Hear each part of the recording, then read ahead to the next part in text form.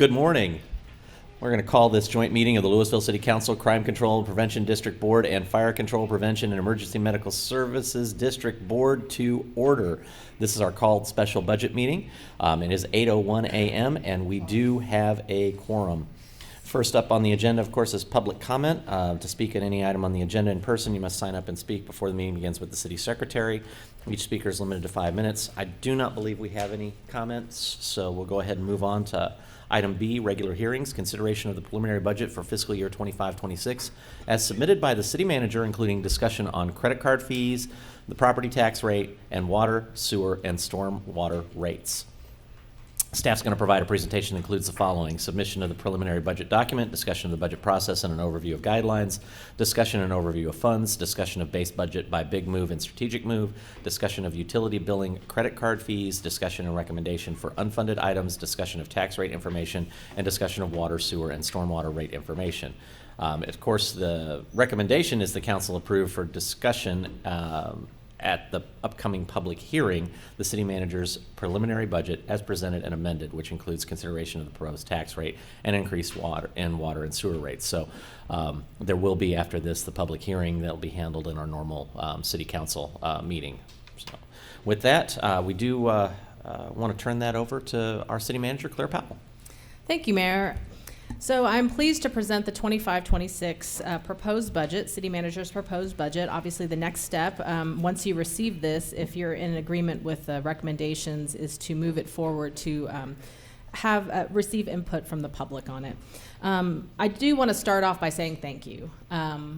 Obviously, thank you for council for showing up, and we changed earlier in the day so that we had a 7:30 breakfast and 8 o'clock start. But I also wanted to thank, most importantly, our staff. This is being presented by me, but I am standing on the shoulders of these great leaders that are in this room and behind me here.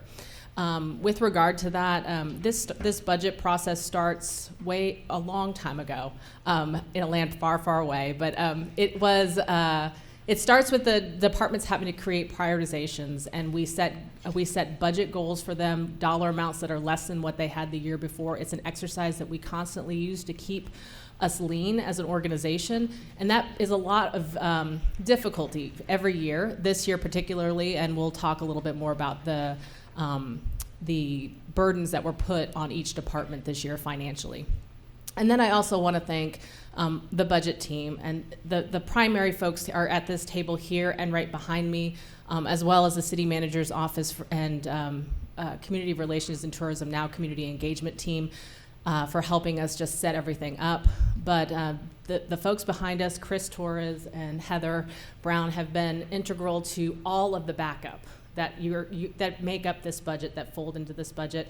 Under the leadership of Ashley, Dave has been integral to coming up with all of the tax rate calculations and making sure we understand the utility rates, and Gina helps oversee all of that and making sure everything's working together strategically. So I thank the team for that. Moving forward, though, I wanted to give you a high-level overview of what we're seeing in this upcoming budget before we even get started. 25-26 is being marked with a sense of economic uncertainty.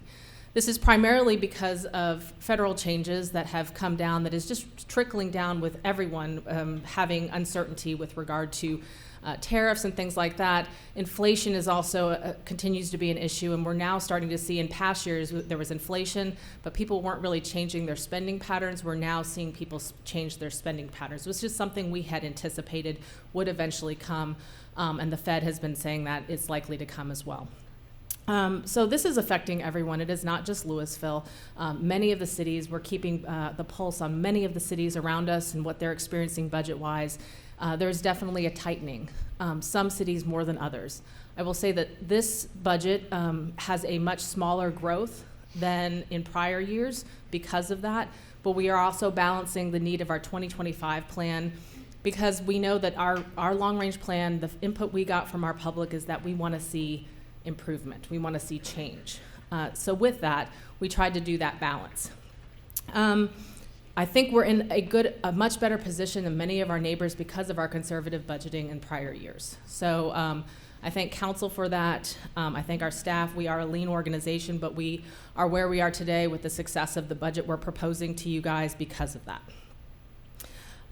With regard to that, we did really focus on big moves. This whole budget will be presented around your big moves in your 2025 plan. Obviously, that will be renewed, maybe a whole different set of action steps, big moves in the upcoming 2035 plan while we're actively working on that.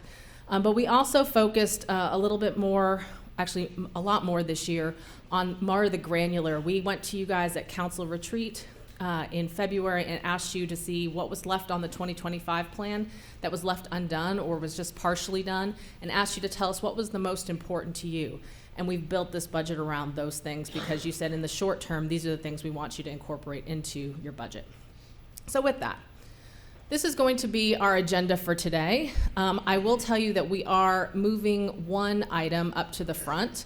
That will be our discussion of utility rates. So I'm going to be going through, I believe I'm going through number 2 first. We'll go through 1, 2, and 3, and then we'll jump to number 7. That's right. So just because of our timing, moving this up, and our consultant, our utility consultant, we needed to shift him around, and that was the only time we could get him to fit in to our schedule on last minute notice. So with that, we'll go ahead and get started. So as I said earlier, and this is primarily for the public's edification and just knowledge, is that our budget process does not start today. This has been a long time coming. It really started at the beginning of the year, at the end of actually December of last year. The departments are expected to create business plans. Those business plans operationalize our 2025 plan. And every year, based on the last year's budget and any type of changes in best practices or economics that are happening in the community, but also like what's happening in their department, they are looking at updating it every year. At that point, that we have a council retreat. The council sets the action priorities and strategic focus areas. We also have an opportunity for public input, and that's when our department budget preparation begins. After that input from you guys tell us where you want to sail, and then we are trying to get you there. The department department is given a goal from the city manager's office that reduces down the amount that they have to budget in or the amount of money they have to work with to accomplish the same goals that they had, the same amount of work, same service level that they had the year before. This is intended to make sure that we stay lean, as I said before, but then there are some difficult cuts they have to make. They then may be able to ask for some of that back. Sometimes they don't ask for it back, and they figure out other ways to accomplish their goals. But then they submit it to the city manager's office. The city manager, and then they also ask for additional budget requests, and they have to prioritize that based on the needs of the department. Then the city manager's office starts reviewing it, make sure all the numbers look legitimate, that there's no mistakes, because there's a ton of numbers involved in all of this. So that's what this team does right here. And then when it's submitted to my office specifically, we look at what the priorities are against one another and try to accomplish what council has directed us to do and still meet the needs of the community, infrastructure, and all that type of things. We finally continue our review until July, and then in August we're here with that presentation to you. You will then, based on your input today, we would schedule it for public hearings. So anytime we put together our budget, we are really focused on rules, just primary rules that council has set for us. Some of those rules, and those are done by city council policy, and also based on best practices. So, for example, we have a minimum reserve requirement. So in our general fund and any of our funds that have long-term debt, we have to have at least a 20% fund balance, and fund balance is basically defined as you can see on the screen. The other thing is, another rule that we have to abide by is that our debt service fund has to have a balance not to exceed 15% of the outstanding principal for general obligation debt. That is basically to avoid over-collection from our taxpayers, and also ensures extra money is used for any other needs other than just sitting in a bank account. Sales tax calculation. This one is an oddity for most cities, and this is why we are so conservative, and primarily when sales tax, which fluctuates be a very fluctuating revenue source, we end up faring better than many of our counterparts adjacent to us. So basically what this says is we budget for sales tax revenue based on what we collected in the prior year. So other cities many times will, all times, will calculate a growth or project a growth. We do not. We just say whatever we brought in mid-year, that's what we're going to project for the upcoming. And we are actually being more conservative this year, and Ashley will talk a little bit about that, just because of the economic uncertainty with sales tax. And then general fund revenue. This just says we don't want to become over-reliant on one source of revenue, so we really try to strive to make sure we have a balance of that, of where we're getting our revenue, and we'll talk about that as well later. So operating fund budget, this is basically saying we're going to have a balanced budget, and we do. We're presenting that to you today. And then one-time revenue, this may seem obvious to everybody, but one-time revenue should not be spent on ongoing costs.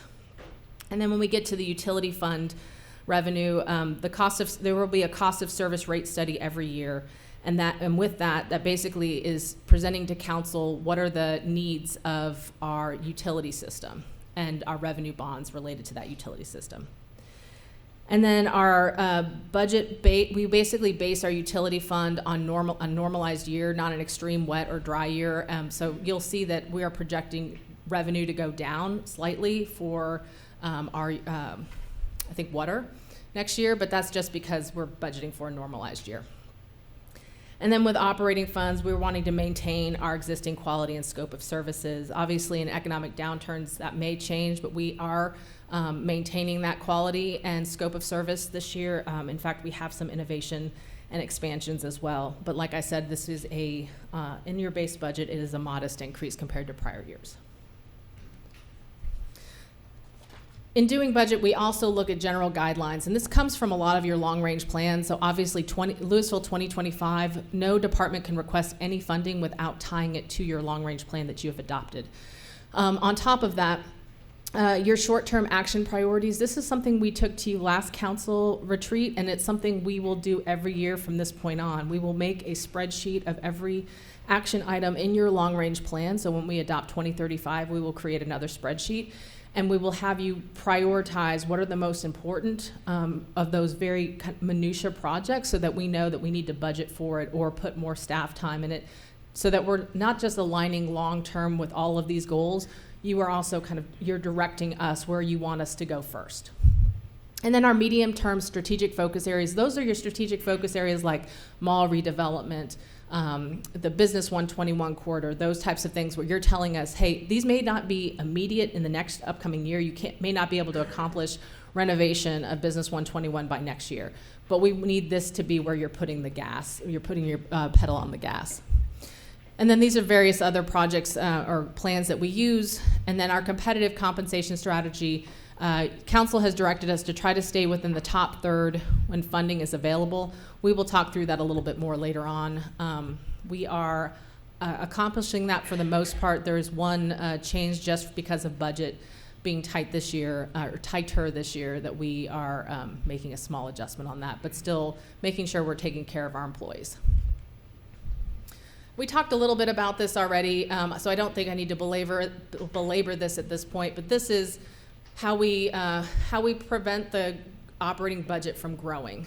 This is based on the city manager setting a lower target every year for the department, and it is painful. And if you come from another city and come to Lewisville, you might ask, why on earth are we doing this? This may be futile, like it's painful. Sometimes if you're a small department, especially when we had big costs associated with our retiree health care, those costs got placed on those departments. They got put in a deficit far more than they would. And I will tell you, there are like, for example, our planning department had to put a position potentially up for being lost, so a planner being lost. That's never something you want to do, and obviously we funded that in the base budget to come back, but it is, I don't want to throw out the baby with the bathwater. It is a process that usually it's not that bad because you don't have this big cost associated with retiree health care. But it does keep the departments looking at all of their expenditures to keep them tight. Those are just the extreme situations that this year has proposed for our staff.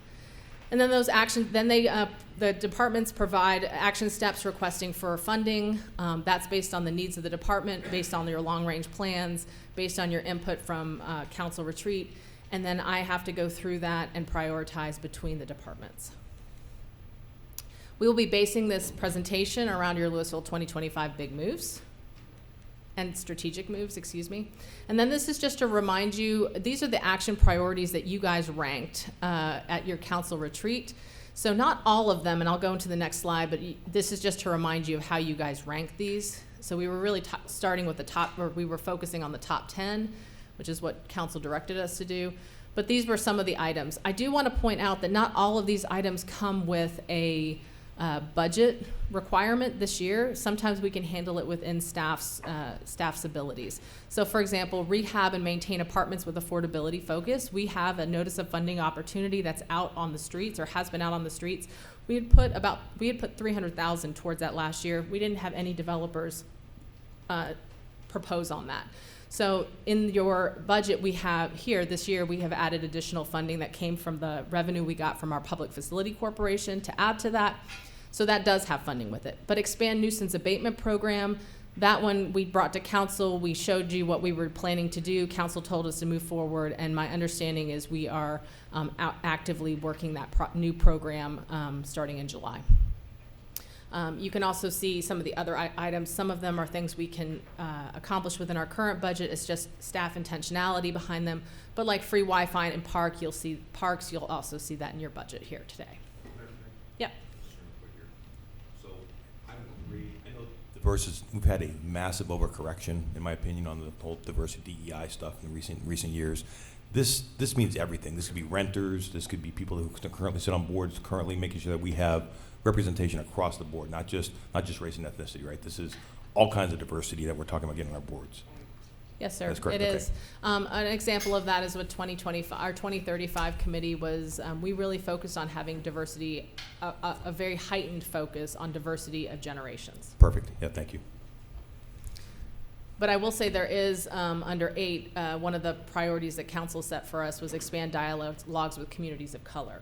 So with that, like our initiatives with 2035 and hiring RIO planning to make sure that we are meeting people where they are in the community, especially some that may not historically come to City Hall to engage, we are doing that as well. And even this one, though, this is a data-driven decision. This is going back and saying, for whatever reason, this demographic doesn't engage, and we want to be a city that makes sure everybody has a voice that's heard. We went out and we purposely did this, not for virtue signaling, but because we found underrepresented groups based on data that we have. Is that correct? That's my understanding. Thank you. So we talked a little bit about the budgetary challenges. We talked about economic uncertainty, inflation. The one thing that is burdening also this budget, and I say burdening, I think they're very much needed, but they are burdening from the extent of they cost a lot of money, is our compensation package. Every year, compensation, we know that the majority of the cost of a city goes towards paying the employees to provide the service. We are a service organization. So compensation, especially wanting to stay as a lead city, we're constantly looking at what other cities are doing and trying to anticipate how they're going to move their compensation packages. And so we had presented this to you, I think a month or two ago. And so we'll break that down a little bit more later. But I will say that, and then our public safety staffing needs. This budget has a lot related to public safety, a lot related to the future growth with regard to our fire department and a potential future engine and crew related to that, anticipating going to 4-man staffing and having that phased in over time. But then also our police department has a lot of technology requests that have high budget numbers as well.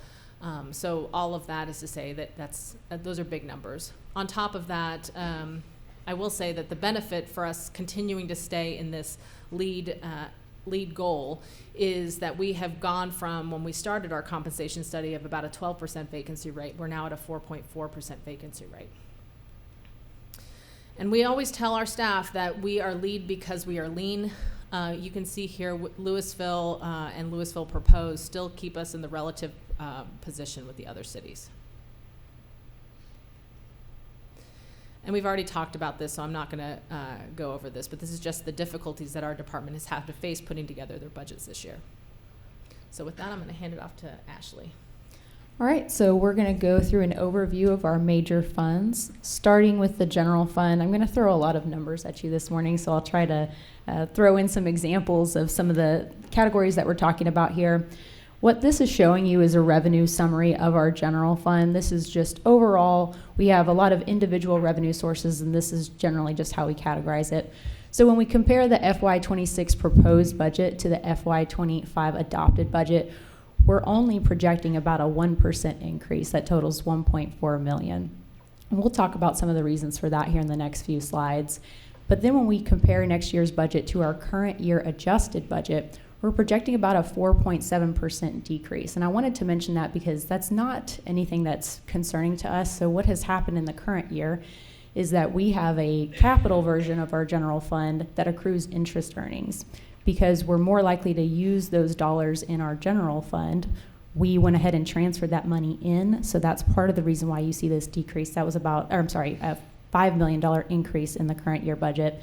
And then also we had building permits that came in better than projected as well. So that's not to say that we're expecting anything bad to happen this year. It's just that we had a relatively good year so far.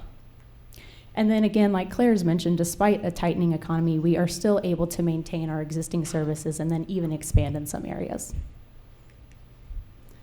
This next slide shows you really our two major revenue sources in the general fund being property tax and sales tax, and then everything else is in that other category. That's the coral color you see here. There's a couple of things I wanted to mention on this slide. So you see the FY26 proposed budget at the very top. When we talk about property tax, there's really three components to that figure. It's just your general property tax revenue that you collect, then your delinquent property taxes, as well as penalty and interest. So those three things make up that amount. Sales tax is the gray bar in the middle. You can see, and we're going to mention this a couple of times today, if you look at the 25 original budget, 25 adjusted, and then 26 proposed, that is flat in all three cases. That is intentional. We were being extra cautious going into this next year. And then the other category, we are starting to see a slight uptick in those other revenues. And really, just to give you some examples, this is your building permits, your ambulance billing fees, landfill host fees, essentially every other revenue in the general fund. And then a couple other things I wanted to mention on this slide, and really it pertains to the earlier years. So if you look down at the very bottom chart there for FY22, property tax values are lower than what you see in 23. That was because we annexed Castle Hills in 22, and then we saw that revenue come in on the property tax side in 23. And then our other category, that $42.3 million that you see there, that's a lot larger than we saw in the years following. That was again partially due to that Castle Hills annexation. So we had a lot of revenues coming in that year in the other category. What you see on this slide is essentially that same information from the prior slide in that general fund chart. So it shows the breakout of property tax, sales tax, and then everything else. It just shows you that percentage breakout here.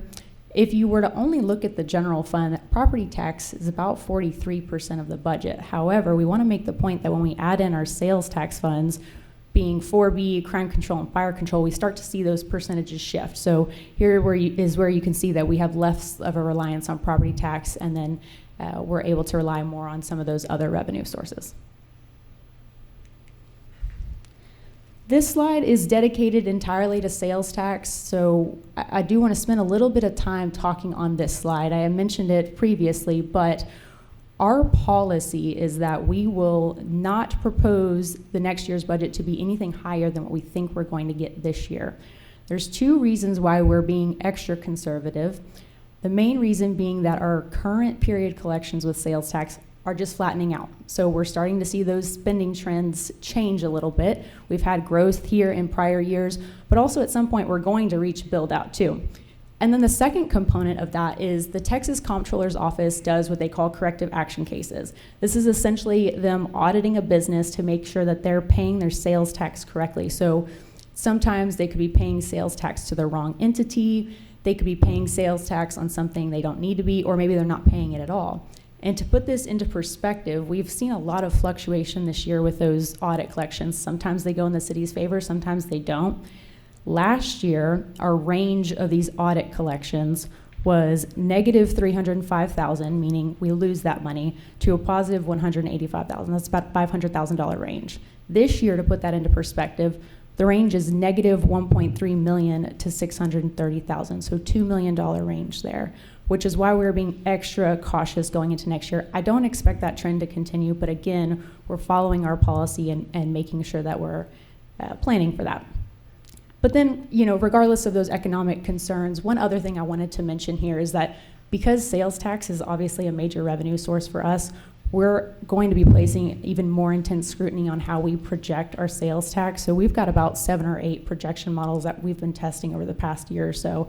And this ranges anywhere from, your simple arithmetic to your complex regression analysis. We've got an AI model we're testing, as well as we have a third-party sales tax consultant that has a forecasting tool as well. So we're testing all of those right now just to see which one ends up being the most accurate. This slide shows our other major revenue modifications. So all of these are in that other category. Everything that you see on the top half of the slide, we're projecting increases, and then everything on the bottom slide will be decreases. Starting with building permits, we're projecting an increase of about 239,000. The total budget for building permits will be 1.3 million. We do not estimate this based on trends. This is based on known projects that we expect to occur. We particularly have a big project that we think will occur in FY26. Interest earnings, we expect to increase about 411,000 to 1.6 million. You're going to see interest earnings will positively impact the majority of our funds today. So I'll spend a little bit of time talking about it here and then maybe not so much time later on. But essentially, the city earns interest dollars from investing our available cash. So we don't just let that money sit there. We want to make money off of that, and that helps stretch our taxpayer dollars even further. Landfill host fees, we've grouped these together. This is really 3 landfills, so Waste Management, Allied Republic, and then we have the Farmers Branch location. And the Farmers Branch location is really, we continue to see increases in that revenue source every year, and that's really what's driving this. It's about 500,000 of the 800,000 that you see here. Franchise taxes is another category where we actually have multiple entities that make up this category. And just as a reminder, or maybe for those of you who aren't sure what franchise taxes are, these are taxes that utility and service companies pay in exchange for the use of our public property, essentially. So we're expecting to see $837,000 increase there. So you can think of like CoServe, Atmos, Texas New Mexico Power, those sorts of companies. And then on the decreasing side, our warrant and other court fees, we are expecting to see a decrease here of about $213,000. We've seen a little bit of a drop in our citations, and I want to mention that that is just a return to normal. So it's not anything that is out of the ordinary. It's just we had a higher year previously, and now we're returning to normal. And so what this means is just less court cases for our court system to handle. And then concessionaire revenues, this is another group of categories, and really what we're talking about here is Lake Park with the change to that lease agreement and Sneaky Pete's lease ending on September 30th. We're just being extra cautious with how we expect that revenue to come in next year. Do we have any projections on the landfill or any updated projections on the length of time that Farmers Branch specifically is going to be in operation? We can get that for you. I don't think I have that unless Aaron, you have, or Jason, you have anything they want to add. We'll get that for you. Anytime I see the numbers go up, that just tells me that they have less time on the other end. Yes, you're right. And are you talking about can you remind me what you just said about which landfill or all landfills? All landfills. Okay. But yeah. Primarily it's going to be the Farmers Branch one, right? Because the other one is C&D. Yeah, the Farmers Branch one has a good, I want to say, 40-something years left, but we can get the actual date for you.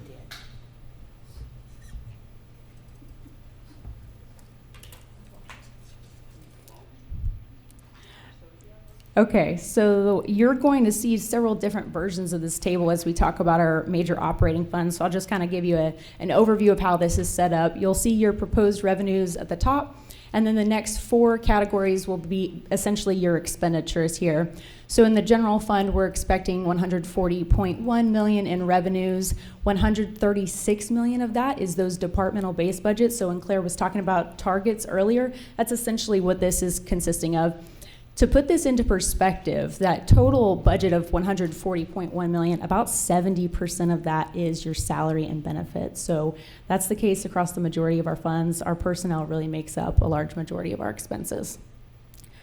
Our add backs totaled $755,000. I'm just going to give you some examples as we go through these so you can kind of visualize it so you're not just looking at numbers here. So examples of add backs this year in the general fund included our maintenance materials, uniforms, special services, and then overtime. New programs totaled $740,000. The majority of that is for future public safety planning for Fire Station 6. Then expansions, efficiencies, and replacements. When I talk about this category in these funds, if you think of the word efficiencies, that doesn't always mean we're adding money to the budget. In some cases, it means we have savings, and you'll see that in one of the funds here in a little bit. But a few examples in this category for the general fund. On the efficiency side, Council approved us to move forward with the TMRS non-retroactive COLA rate. That provided a lot of savings that gave us the capacity to fund some of these initiatives. And then on the expansion side, this includes things like the Axon Public Safety contract, our entire compensation plan, and then the mowing contract. And then the last row that you see here in the chart, our current revenue to current expense balance, essentially what that is saying is that we have a balanced budget, so our revenues equal our expenditures. So on this slide and the next few slides, we're going to talk about our expenditures from fund balance. You're going to hear me use the words fund balance and reserves today. I'm talking about the same thing there. Essentially, we're just talking about those one-time expenditures or expenditures where we have the option to stop doing if we need to. We have $9.8 million budgeted in expenditures from fund balance this year. That leaves us with a 20% operating reserve of $28.1 million. And then $7 million after that is undesignated reserve. It means it's just not planned for anything right now. The next 4 slides detail every single thing that makes up that $9.8 million. I won't go over all of these right now. A lot of these are built into your presentation. But as we flip through these slides, I did just want to call out a couple of items. Particularly on this slide, I wanted to mention the first item here. There's a slide later in the presentation, but when you hear us use the term ERP, just think our finance and HR system. Then the cost allocation plan update down there, it's the second from the bottom. Essentially what that is we have a lot of internal service departments. So you think like finance, HR, ITS, they provide services to other departments. Those services are primarily in the general fund, so we're able to allocate certain dollars from, say, the utility fund or 4B fund back to the general fund to help pay for those expenses. So we try to update that plan every 3 or 4 years. And then the last item here is the streetlight conversion. You heard about this project on Monday night. This is included in your base budget. On this next slide here, I wanted to call out the Urban SDK traffic data subscription. So that's right there in the middle of your screen.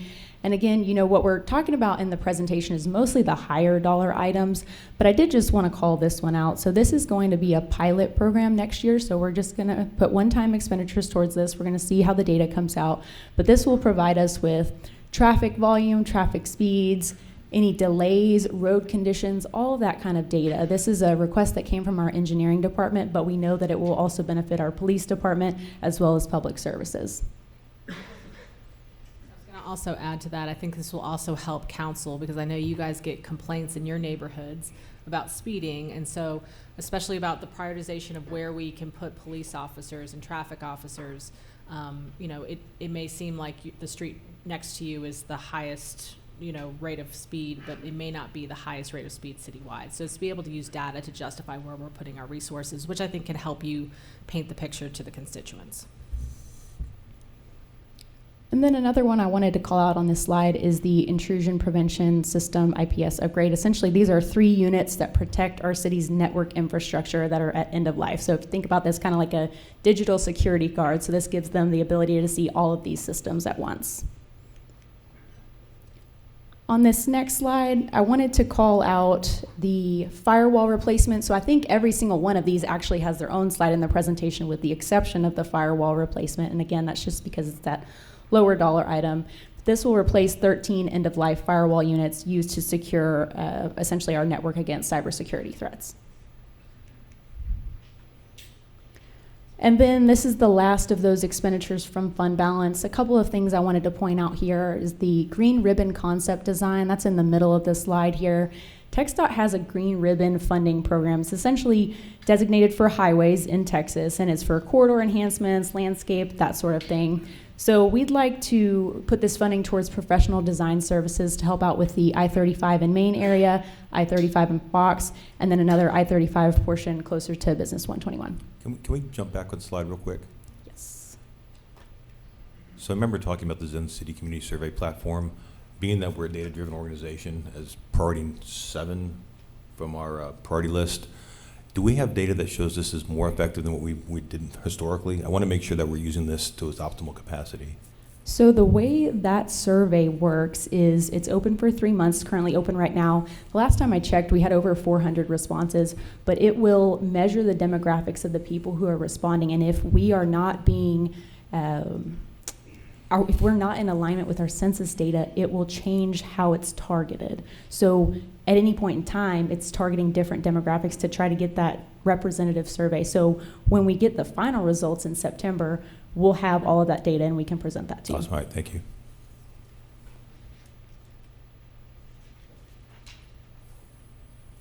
And then sorry. No, go ahead. The other one that I wanted to mention on this slide was the State Highway 121 plant material replacement and screening walls. That's just an increase of what we provided last year. What this slide shows you is our fund balance. So the dark blue column is that 20% operating reserve. Claire mentioned we had a policy on this earlier. And then the coral color on top is our undesignated reserve. There's a couple of things I wanted to point out on this slide. As our general fund operating budget increases, so does that 20% figure. We are able to maintain that consistently throughout the years.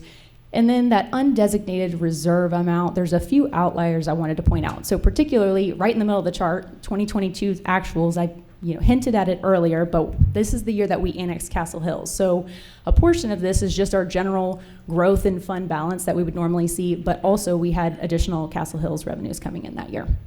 And then the next year, we spent a lot of those reserves for the construction of the Tittle McFadden Public Safety Center. So that's why you see such a sharp drop off there.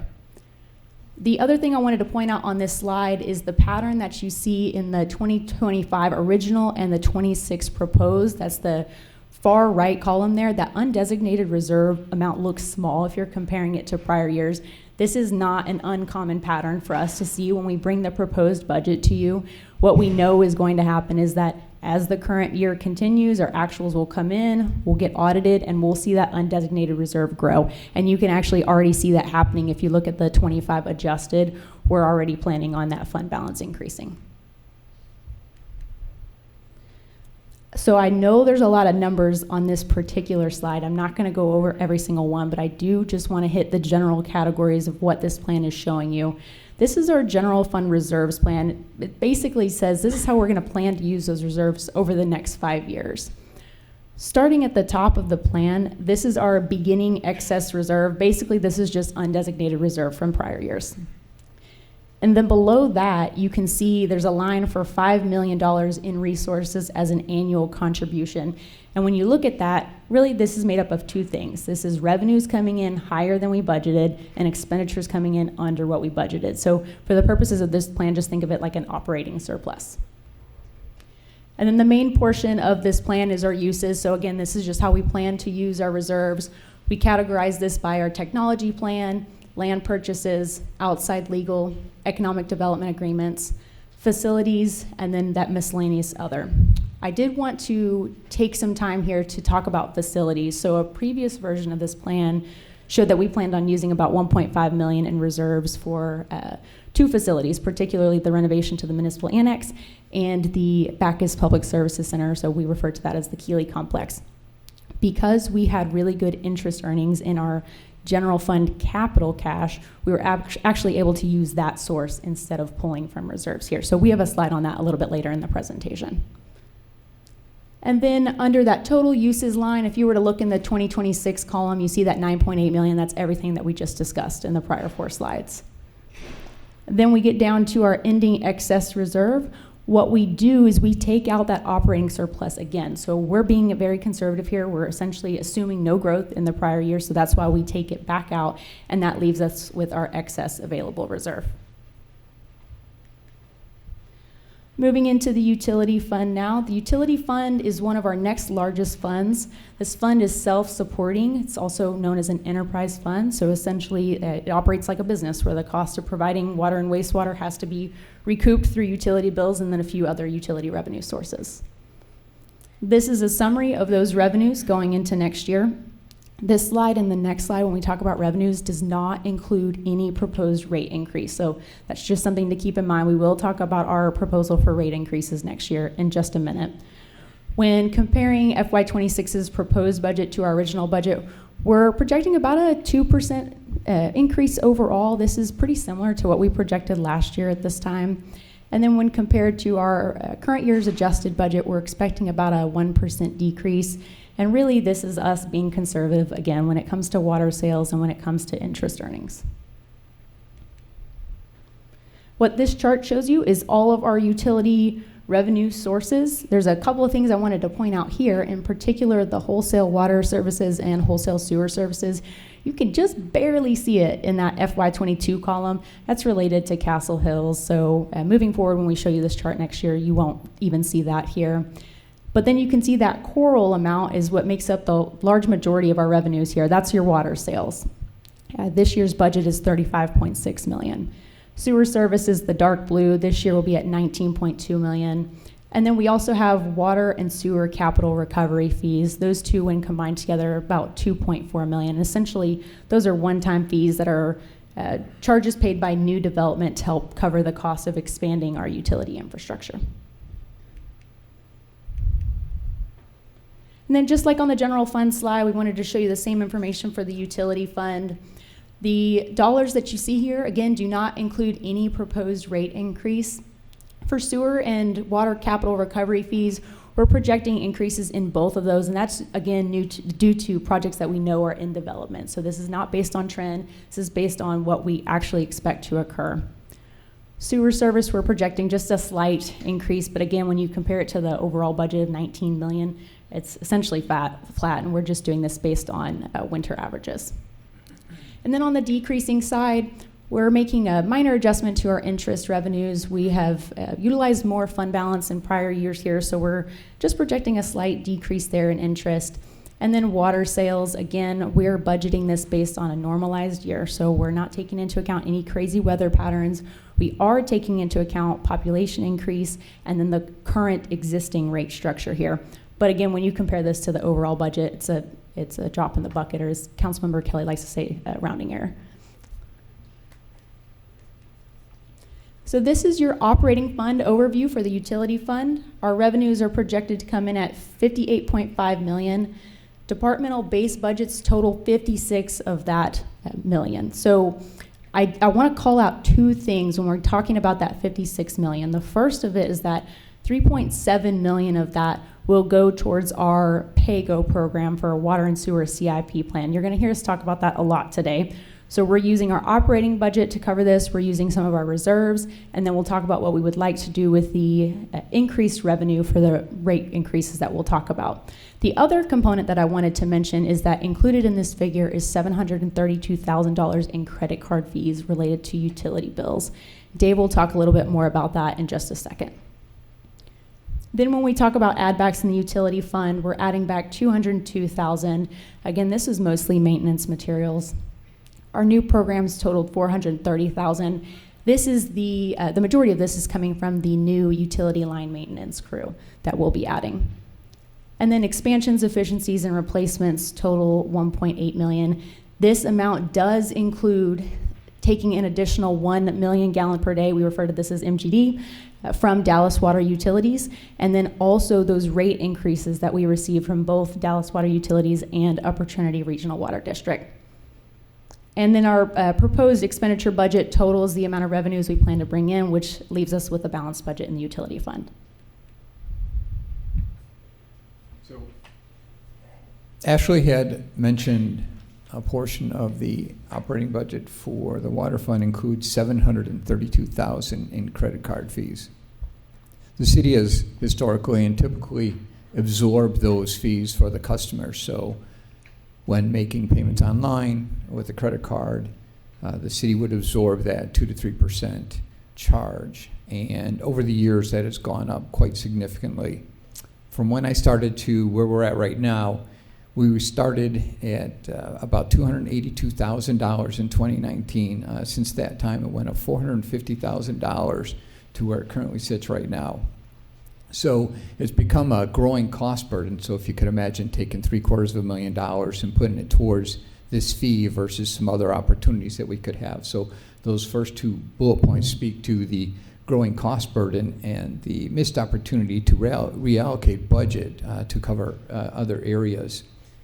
Before we considered this option of possibly passing that fee along to the customer, we wanted to make sure that we weren't removing opportunities for customers to make automatic payments or utilize other options for making payments. So we do currently have ACH option. We have where you can mail in your check. We have a automatic lockbox that processes that. And there's other online methods to pay that are less costly to the city and still provides a high level of customer service to the utility customer. Another big area we wanted to talk about with this absorbing the fee is the equity and fairness component.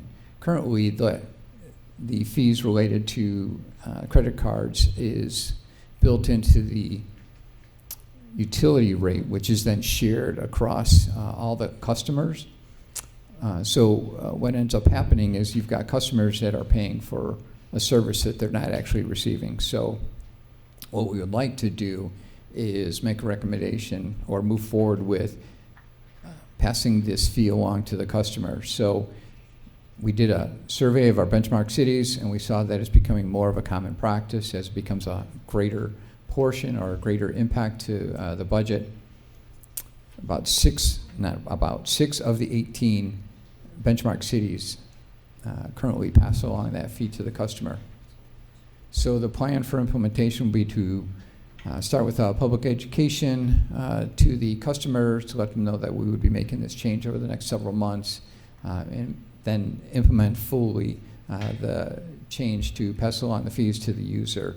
We would plan to amend the proposed budget for half of that right now, so approximately $360,000 would be removed, amended to the budget, and we would reallocate those funds to support the cash funding of the capital program. And I wanted to add one more thing, just to clarify, although it's on the screen. Councilman Tipton, you had expressed, I think, just dislike for ACH, but I wanted to make sure it was clear that you can pay by debit card without that fee being passed along. So I think that resolves some of your concerns.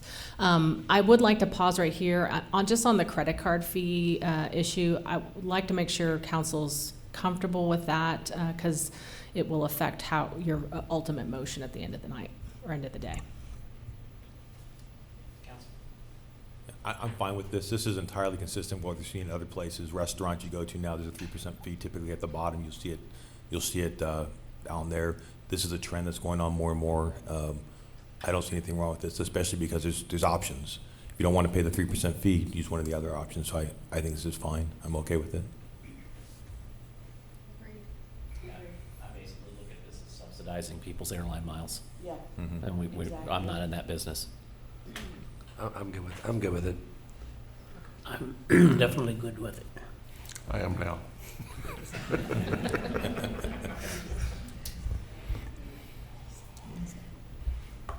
Okay, continuing on. So everything that we've talked about up to this point in the utility fund has been on the operating budget side. So when we're talking about our ongoing expenditures, the next few slides we'll talk about our expenditures from fund balance. So we have $3.3 million budgeted in expenditures from fund balance in this upcoming year. We are still able to maintain our 20% operating reserve of $11.7 million, and that leaves us with about $5.3 in undesignated reserve. These are all of the items that make up your utility fund use of fund balance. I just wanted to call out 2 items on this chart here. One is the utility line maintenance repair crews. So there's an ongoing cost of that, right? That's staff that we're talking about there. But then also there's one-time needs. So in order to outfit that crew, we'll need a dump truck, backhoe, and then an actual crew truck as well. So that's what makes up the majority of that figure that you see there. And then the last one I wanted to mention is that last line there, the capital project transfers. So I mentioned the PAYGO program earlier. We are contributing another $1.9 million in reserves towards that water and sewer CIP plan. I'm sorry, and I hate to do this, but a thought just crossed my head regarding the credit card fees. Is it possible, instead of saying you're going to have a 3% fee, to say you have a 3% discount for not using credit cards? The outcome's the same, but one is a positive message, one is a negative message. We can look at that. I'm not sure how that presents, but we can try to. I was just curious. Yeah, if we can, we'll try to. I understand what you're trying to do. It's just the optics of it. Yeah. Right.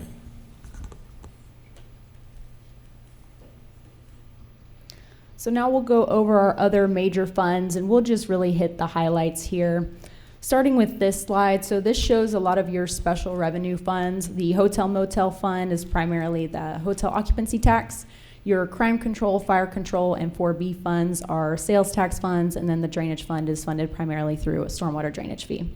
So when we talk about revenue changes in these funds, you'll see a common theme where interest earnings are doing well, and this is also assuming conservative projections. So we're budgeting about 85% of what we think we're actually going to get. So in the hotel motel side, our collections and interest earnings continue to increase. We're expecting about a $269,000 increase there. Crime control and fire control, again, we're budgeting our sales tax flat, so we're not expecting any changes there, but our interest earnings is really what makes up the difference that you see here. So on the crime control side, a slight increase of about $54,000. On the fire control side, a slight decrease of about $33,000. That's really just due to our use of fund balance. We just have less cash in that fund. And then on the drainage fund side, even though we are not proposing any rate increases on the stormwater side, because we continue to have new development, we expect to continue to see overall revenue increase there as well. And then the 4B fund, again, that's a sales tax fund, so really a lot of the increase is due to those interest earnings.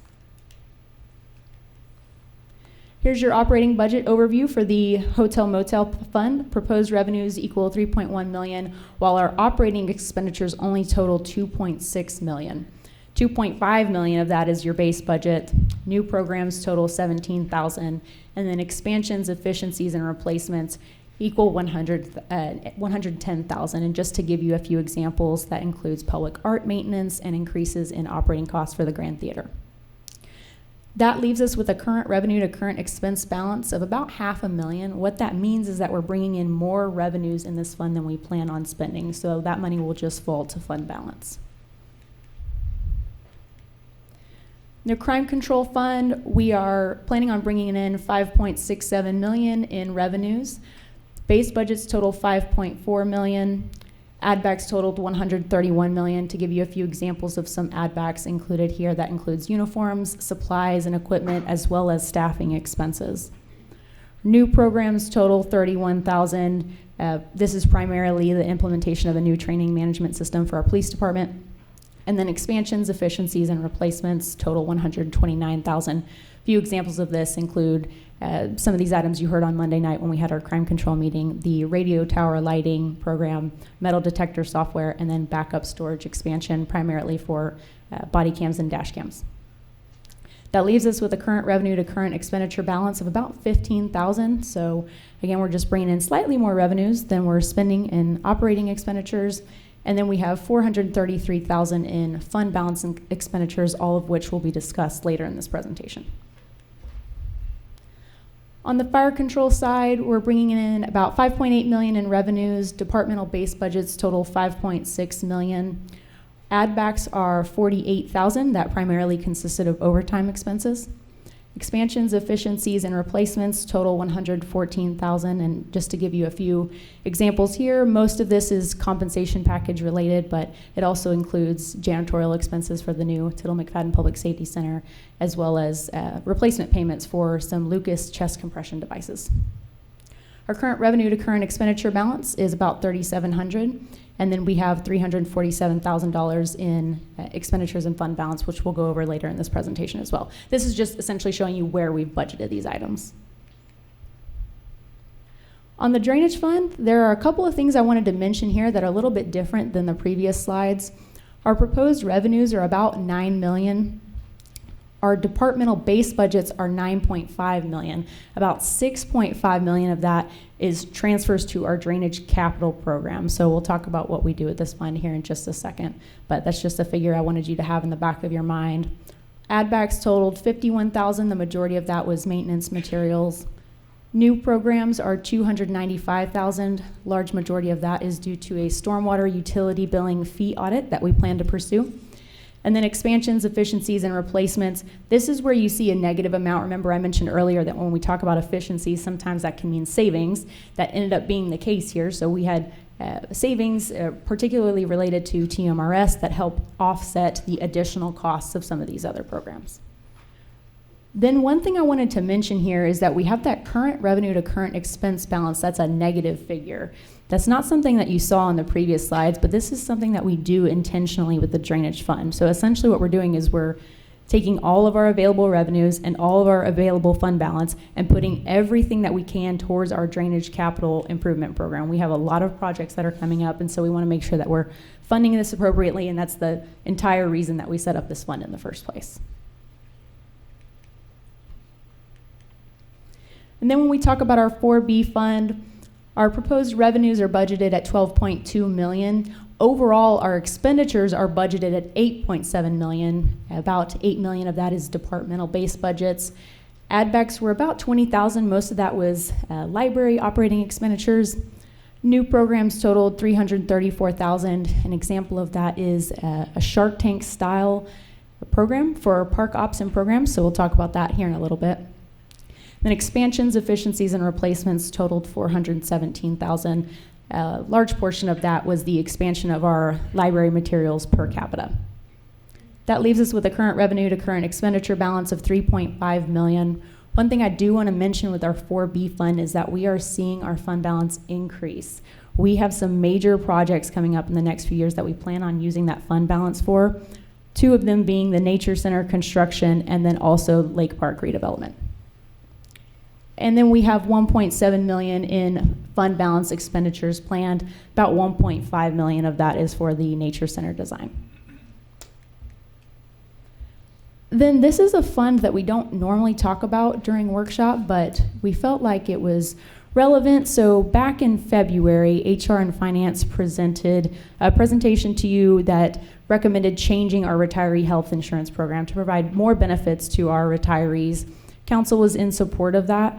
We brought a supplemental appropriation to you in the spring that allowed us to put more funding in this fund to help essentially offset that increased liability because of the changes that we made to that program. So I wanted to put this slide in here to show you, if you look at that box down in the far right corner, that's our ending fund balance. So we were able to make that transfer. It increased our fund balance significantly, and then we continue to see growth next year. Our goal is to ultimately get to 100% funded liability. Right now, we're sitting at about 87.5%. Next year, we'll be a little bit over 90%. And then lastly, I wanted to go over our 4 TERS funds. For those of you that are not familiar with what a TERS fund is, TERS stands for a Tax Increment Reinvestment Zone. It's essentially an infrastructure financing tool. So the way it works is the year you create the TERS, we measure that base property value, and then anything beyond that in future years, that increment, if you will, that's what gets put back into the TERS. And so we reinvest that into that area, and really just helps supercharge that area and encourage development. TERS 1 is in our Old Town area. We have a debt service related to the Grand Theater of about $908,000. We have our usual TERS administration costs, a consultant that helps us out with the management of our TERS. We have a future purchase of land acquisition, $600,000. And then in our expenditures from fund balance, we have $1.5 million for economic development agreements. A portion of the Grand Theater modifications, we'll go over that later in the presentation. And then replenishment of our facade grant program at $100,000. TERS 2 is in our southern gateway, if you think like the Hebron 121 station area. We are making the last payment to the developer in this upcoming year. So this dollar amount you see here, the $431,000, is actually a lot less than you've seen in prior years. So we're excited to complete that. And then we have our standard TERS administration costs. TERS 3 is the Castle Hills area. This year we have bumped up the TERS administration costs. Typically we do around $10,000. This year it's at $50,000. We're seeing an increased amount of draw requests come through, and we want to make sure that our consultant is able to process those as quickly as possible. So we're bumping that up this year. That leaves $4.8 million to be paid to the developer, and then the remainder will be debt service related to the refunding of Castle Hills debt at about $1.7 million. One thing I should mention on TERS 3 is that this is the only TERS where we put not only the increment but also the base value back into this TERS. So that allows us to pay that agreement down quicker. It's just something that I wanted y'all to be aware of. And then TERS 4 was created in 2019. We have our standard TERS administration costs, and then we just have some maintenance dollars for the area along Summit Avenue. We've got some parkland and medians out there that we maintain. All right, and then I think at this point we are going to go ahead and jump to our utility rate discussion. While she's getting there, Mayor, I did get that information about the landfills for you. So thank you to Erin's team for getting that information quickly.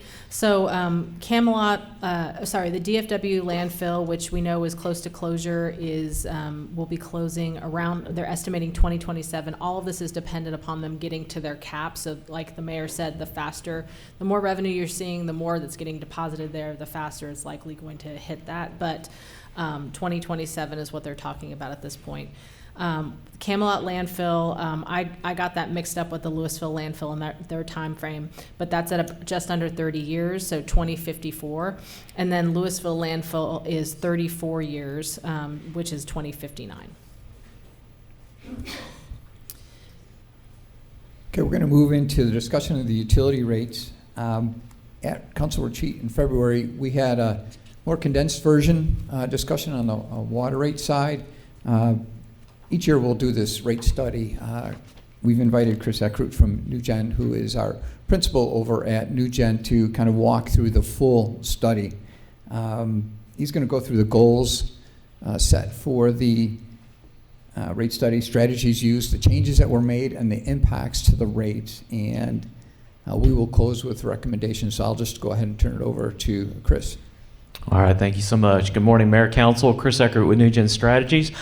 Pleasure to be with you this morning. I'll try and move through this as efficiently as I can.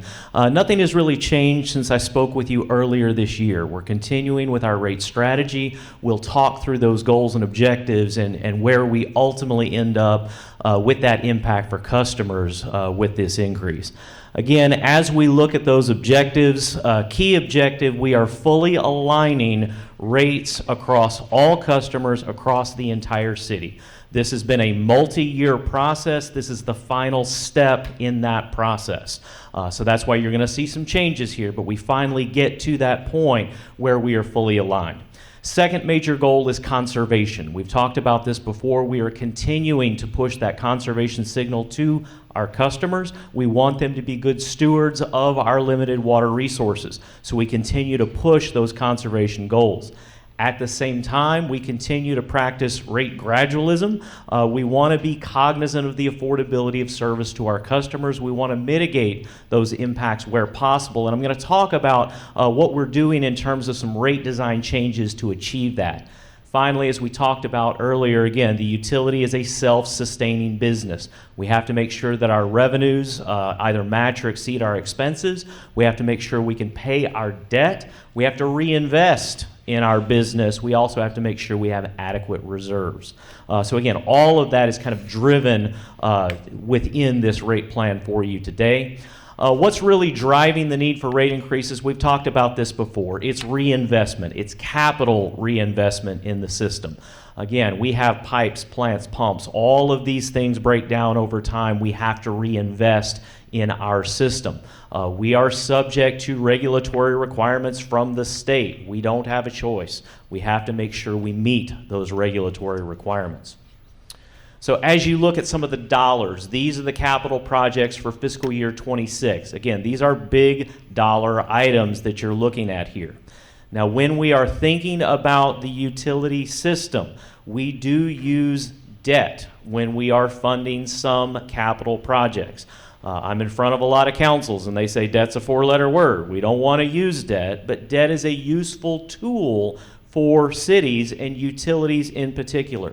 When you think about using debt for capital projects, we are spreading out the cost of that project over the customers that are using that project. So we are matching the cost with the revenues and who is benefiting from that project. That creates what we call intergenerational equity in terms of funding for those capital projects.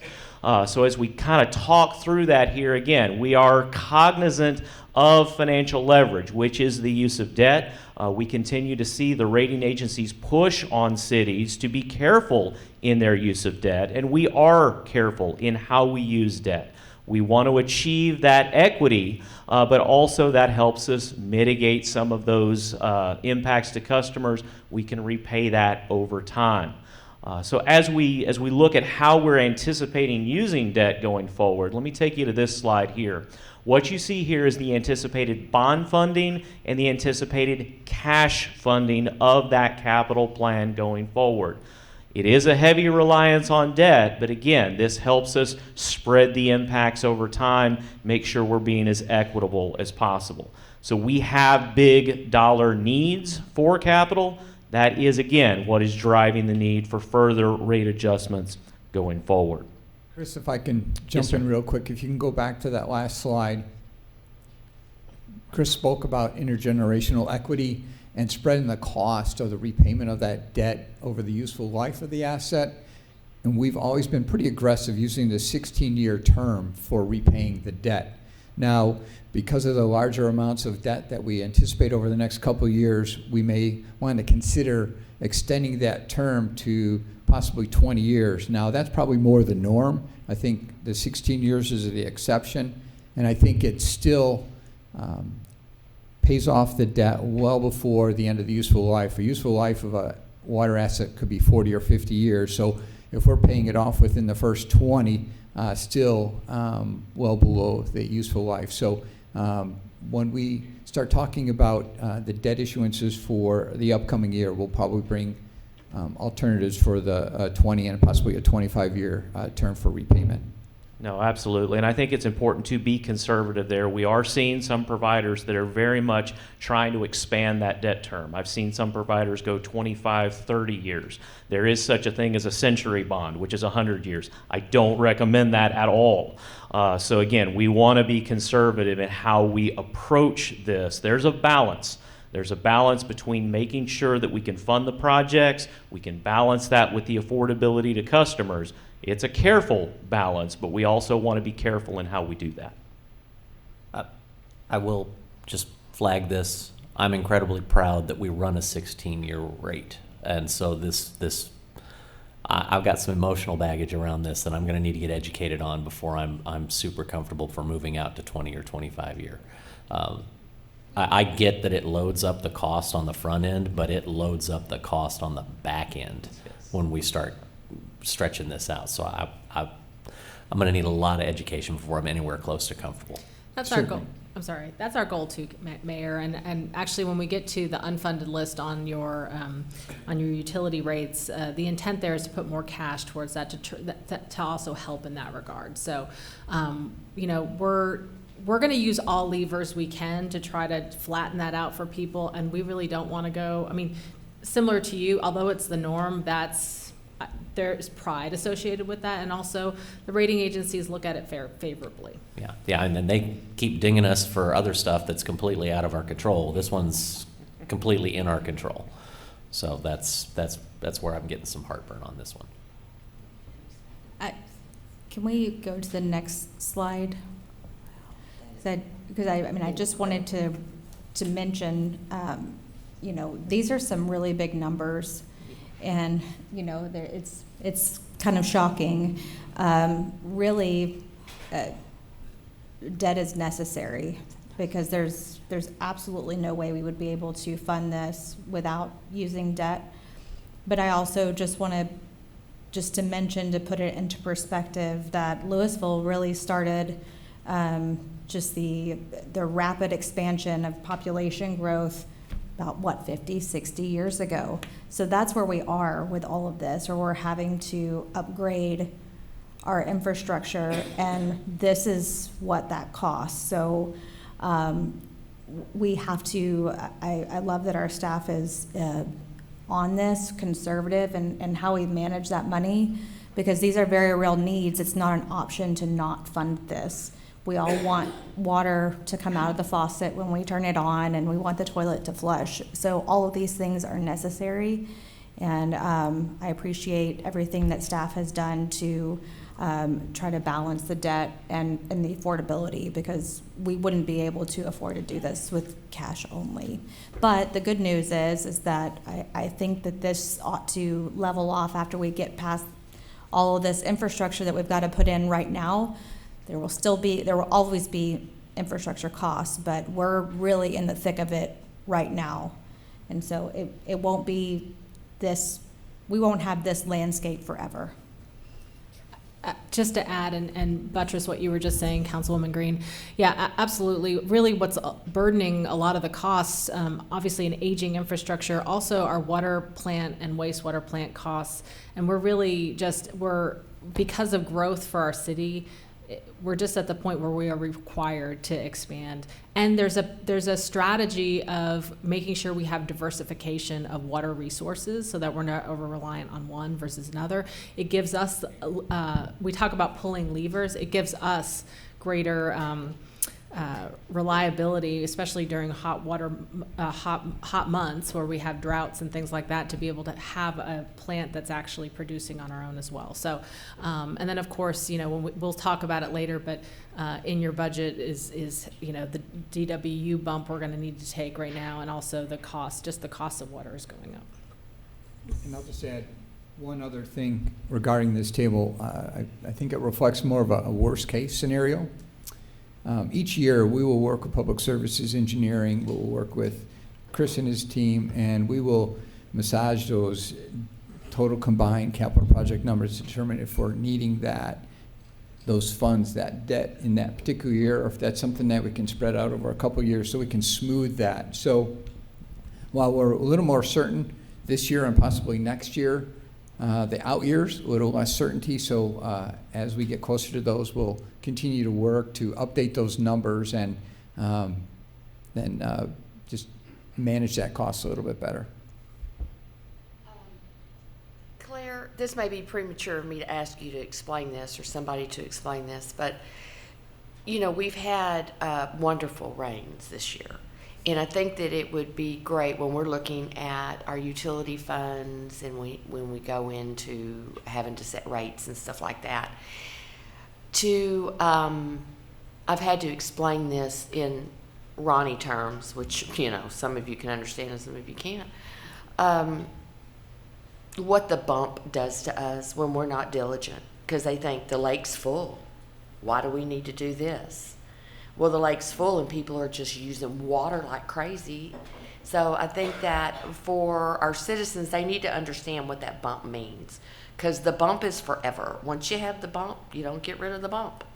I'm happy to explain that now. I also have a slide on it. I can talk about it more later. Would you want to wait, or do you want me to? It's going to cost. The It more will. in the cost will never go back down. That's right. Would you like me to talk it now, or do you want to talk later? If you got it later, let's do it later. Okay. All right, so as we continue to move forward with the water and sewer rate plan, we've already talked about these goals. Again, it's alignment, it's conservation, it's making sure that we provide sufficient resources for the utility while we balance as best as possible affordability for customers. So that kind of captures everything here on this slide within those goals and objectives.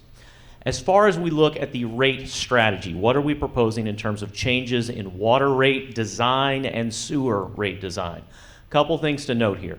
Within your water and sewer rates, you have what's called a two-part rate structure. There's a fixed charge, there's a variable charge. That fixed charge right now includes a volume allotment. 2,000 gallons is included in that fixed charge. When you pay that fixed charge, you get 2,000 gallons whether you use it or not. We are proposing to remove that 2,000 gallons from the minimum bill. This does two things. Number one, this aligns with the Texas Water Conservation Implementation Task Force's Best Management Practices Guide to Water Conservation. I won't say that again through this entire presentation. But what we are trying to do is we are trying to send a better conservation signal. If you use 1,000 gallons, you shouldn't be paying for 2,000 gallons of water. This also provides our low volume users more control over their bill. Our low volume users sometimes, not always, but sometimes are also our low or fixed income customers. So again, this is another way to be responsive to those customers by removing that 2,000 gallons from the minimum bill. As we remove that volume allotment from the bill, you're going to see a reduction in the minimum bill because we're charging for that on the volume side, so we bring that minimum bill down. On the volumetric side, we're proposing to reduce the number of tiers. Again, we have a conservation-based rate structure. As you use more, the price goes up. You pay more. We have a 6-tier structure right now. We're proposing to simplify that. When we first introduced inclining block rates within the industry, as consultants, we all got really excited. We started producing all of these rate blocks right and left. I've seen rate structures that have 18 to 22 different rate blocks. Problem with that is customers don't understand it. It also makes for some administrative complexity in administering how the pricing works. So we're proposing to simplify this a little bit going forward. That's something we're seeing across the industry. At the same time, we're proposing to take that same conservation-based rate structure, the more you use, the more you pay, apply it to both commercial and especially irrigation going forward. So that's where we hit that conservation goal. On the sewer side, same thing, removing that 2,000 gallon allotment from the minimum bill. You will not see a decrease in the minimum bill on the sewer side. The reason for that is the stability of the revenue stream. We want to make sure that regardless of what people use, that we still have sufficient revenue to pay our expenses. So we were not able to bring that sewer bill down, but what we are doing is slightly reducing that volumetric rate, as you're now going to have to pay for that 2,000 gallons. So just note that. As we look at the rate structures going forward, as I said before, we have 2 different rate structures in the city right now. We're coming in, we're aligning those rate structures. So just focusing on fiscal year 26, 1 inch or less meter, that's primarily most of your residential customers are 1 inch or less. The base bill 1979, that does not include the 2,000 gallons. When you look at the 2 current base bills, 2757 for Legacy Lewisville, 3475 for Castle Hills. We also refer to that as the Upper Trinity Regional Water District service area. Again, we're bringing that bill down, but we're taking away that 2,000 gallons in the minimum bill. As you use that 2,000 gallons, you're now going to have to pay for that on the volumetric side. So as we look at the volumetric side, what you see there, that 2,000 gallons, which is included in the minimum bill, that will now be charged going forward. If you use only 1,000 gallons, your bill will come down under this structure. Again, we're trying to be responsive to those low volume users. But you see also the simplification of the rate structure going from those 6 blocks to 4 blocks going forward. I'm really focused on 2026. I have provided you a projection going forward. We will continue to look at this. This is based on what we know today. We will continue to revise. We will continue to update. We will continue to look for mitigation possibilities where they exist going forward. So again, really focused on 26 as we visit today.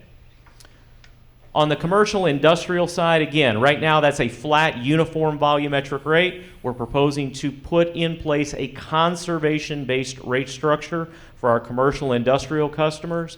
Same thing on the irrigation side. Right now that is a flat uniform volumetric rate. If we want to encourage conservation, this is the place to do it. We don't want people just taking clean treated water and wasting that in terms of over irrigating or letting that run down the street. So this is where we really want to encourage conservation, and so it's very important that we move to this inclining block for our irrigation customers. On the sewer side here, the same thing, taking that 2,000 gallon allotment out of the minimum bill. As I said, we're not able to reduce that residential charge, but where you're going to see the reduction is on the volumetric side. Right now for Legacy Lewisville, $4.92 for anything above 2,000 gallons, dropping that to $3.50. Same thing, we're aligning the structures between the Legacy Lewisville and the Castle Hill customers going forward. We've been at this for years. We're finally to the point that we can fully align those structures.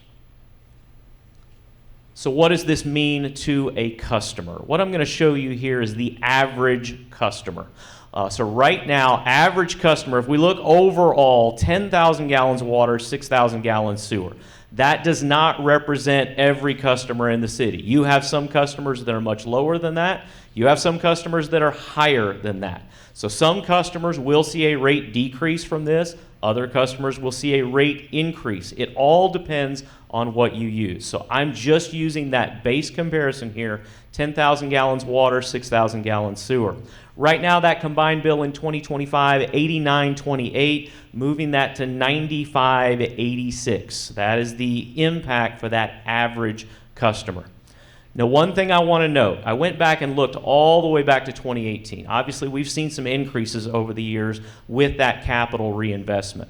But if you run this on a compounded average annual growth rate from 2018 to 2026, what this represents in that average bill is about a 4.7% annual increase. When we look across the industry, we have a number of indices that we track. The Federal Reserve has a water and sewer index. The National Association of Clean Water Agencies has their index. Through all of these indices, what we've seen across the entire industry overall is about a 4 to 6% average annual increase. Again, you're at I think it's about 4.7% here. You are in line with what we are seeing across the industry. So yes, this is an increase, and we've seen increases over the years, but you are tracking with what everybody else in the industry is experiencing right now, all driven by that reinvestment. That is something we are seeing across all water and sewer providers. When we look at this graphically, that's what you see here, 89.28 going to 95.86. Again, I've provided you that projection out into the future. This is based on that capital plan. Again, we've got some potential sizable increases coming. We will continue to look at this every year going forward.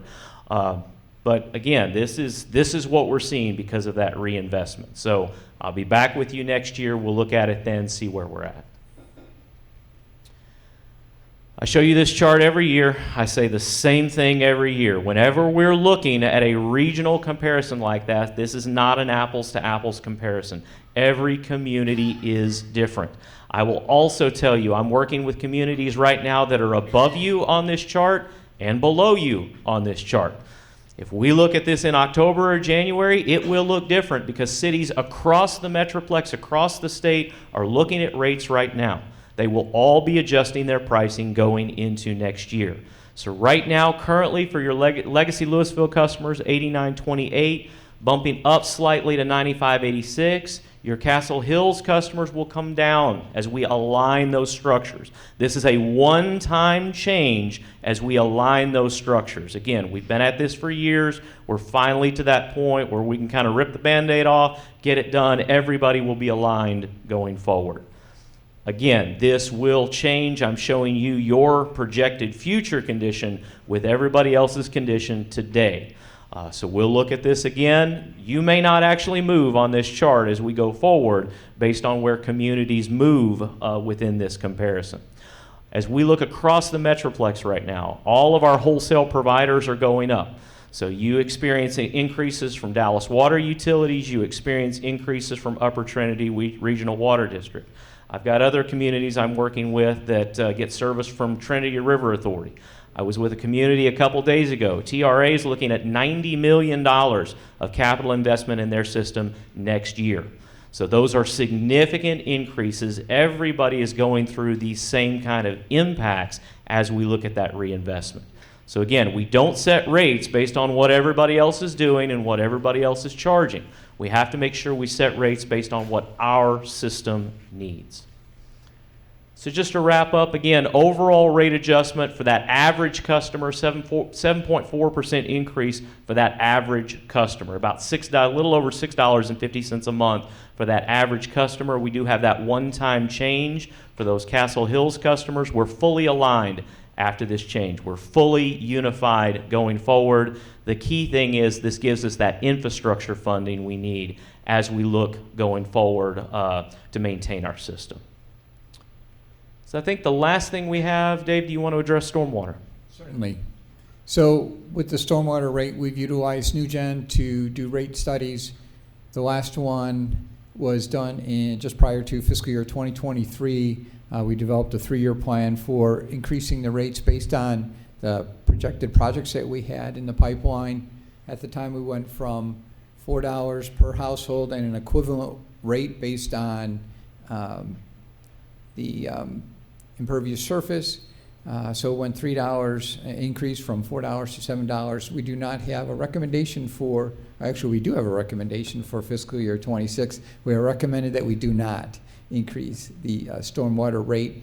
We do have a rate study plan for fiscal year 26 where we'll bring back a recommendation to council with any proposed changes to that rate at that time. So Mayor and Council, you want to go to the next slide? Oh. Oh, we got to back up. Sorry. Hold on. You want to give? We'll go back. We're talking about, yeah, sorry, we went out of order. Here, you want to go back there. So while we're flipping back, I just want to say how impressed I am with the team and with Chris Eckroot's team as well, who's partnered with us. So typically we would do rate studies, bring to you the dollar amount that we need to increase to be able to achieve our goals of running our system and meeting the capital expenditures. This year, there have been a lot of moving targets with regard to what we're trying to accomplish. So I set a very tall goal for the folks to try to achieve, and that was, we heard you at the last council budget meeting, which was, we really want to stop talking about Castle Hills separate from Legacy Lewisville, and which was very hard for us because they are treated different by rates. So we had to talk about them separately.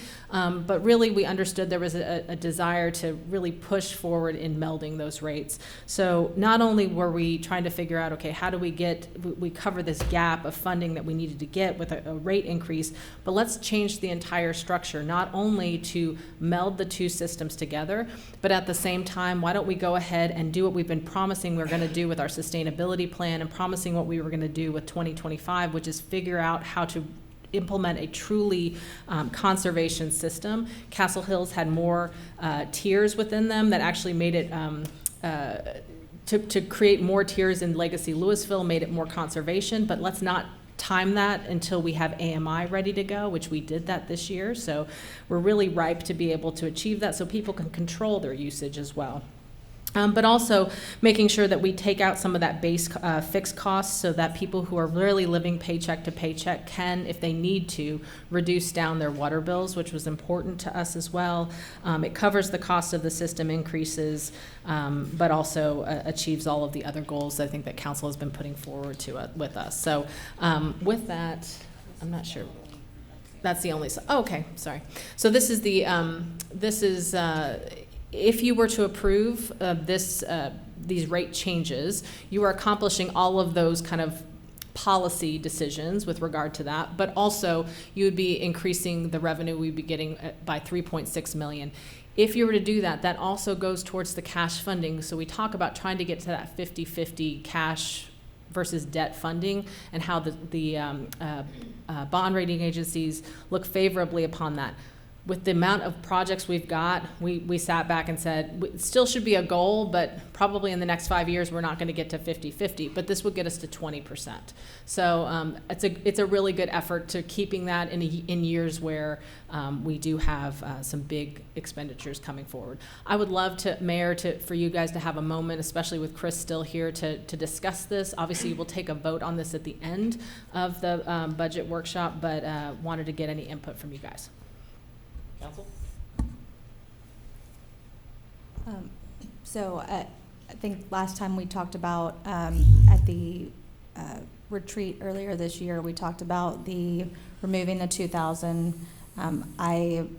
On the water bills, I love that idea. I'm not quite sure how that's going to help people like in an apartment, but I do think that it's going to help some people. So I'm really happy to see that we're doing that.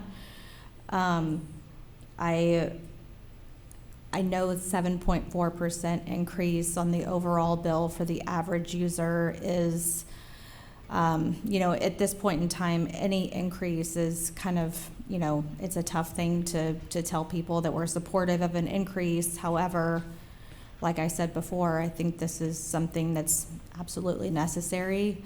Increasing the rates to 7.4% increase, as we can see, only generates enough money to cover 20% of the actual cost of keeping up with the maintenance and the necessary replacements of the system to provide that water. So I think it's necessary. I'm supportive of the increase.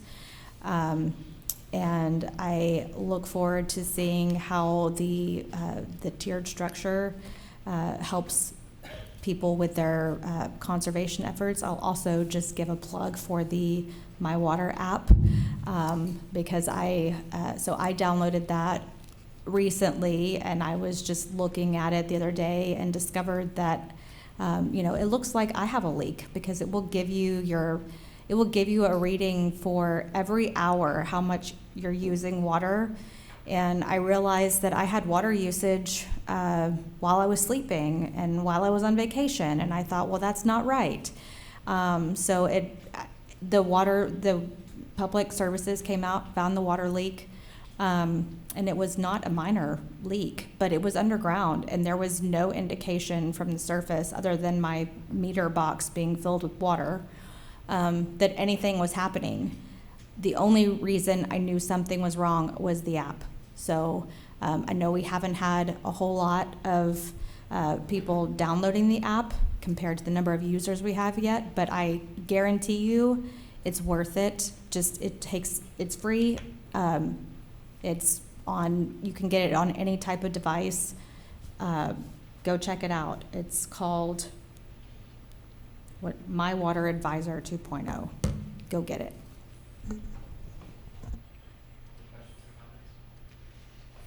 So I love the fact that this is one more way that we can start making sure the message of one city resonates with everybody, both from the legacy Lewisville side and the Castle Hills side, because we are one city. I do know from my time on the 1B board that the water coming from Upper Trinity, which was one of our major suppliers, is more expensive than other places. So I'm wondering about, as we see the Castle Hills bills go down and the legacy Lewisville go up, how much of that is legacy Lewisville subsidizing Castle Hills, and how much of it was just we discovered the margins now and the actual cost of delivering the water to Castle Hills was less than we thought it was, so we can actually bring that down? I believe it's the latter, but Okay. we can get you an analysis of that. Chris, do you have anything you wanted to add to that? Yeah, we can provide you the statistics on that, but it really is the latter. Okay. It is the fact that the cost of service for Legacy Lewisville has really come up, so that differential of where we were is not to the level that it was. Okay. So whenever you talk subsidization, you've got to be careful, because even within a class, as you look at different users, the only way to completely get rid of all subsidization between any customers is to have individual rates for every single customer. Well, that doesn't make sense. So ultimately, we're now to the point where those margins have shrunk enough that we are able to align and unify, but we can get you some better numbers on that. All I need is an explanation. I think I'm fine. Thank you for the offer, though. I think it's also important to understand that the water that we are purchasing is going up, and it's going up significantly year after year after year. So I think part of this is we have a new person coming into the DFW Metroplex every 3.3 minutes roughly. So none of them bringing their own water. And so that is absolutely putting pressure on the entire system. And water has been highly undervalued from a price perspective, so you're also seeing that as well. So not only is it the cost of infrastructure, but it's also just the cost of the raw product and the demand for the raw product that continues to go up with everything else that we have here: affordable housing, power costs. The more people you cram into the space, the more they need, and the more it costs to be able to get that to them, because there's a limited amount of resource. Okay. I think that concludes the comment. So thank you, Chris. Mayor, if you want to take a break now, this would be a good. About to take a little, let's take a 7-minute bio break. Sure. I want to be cognizant of time on the back end, so we'll go ahead and take a break, and we'll come back at 9:42. We're going to come back into session. City Manager, it's all yours. Yeah. You have not. Give me 1 second.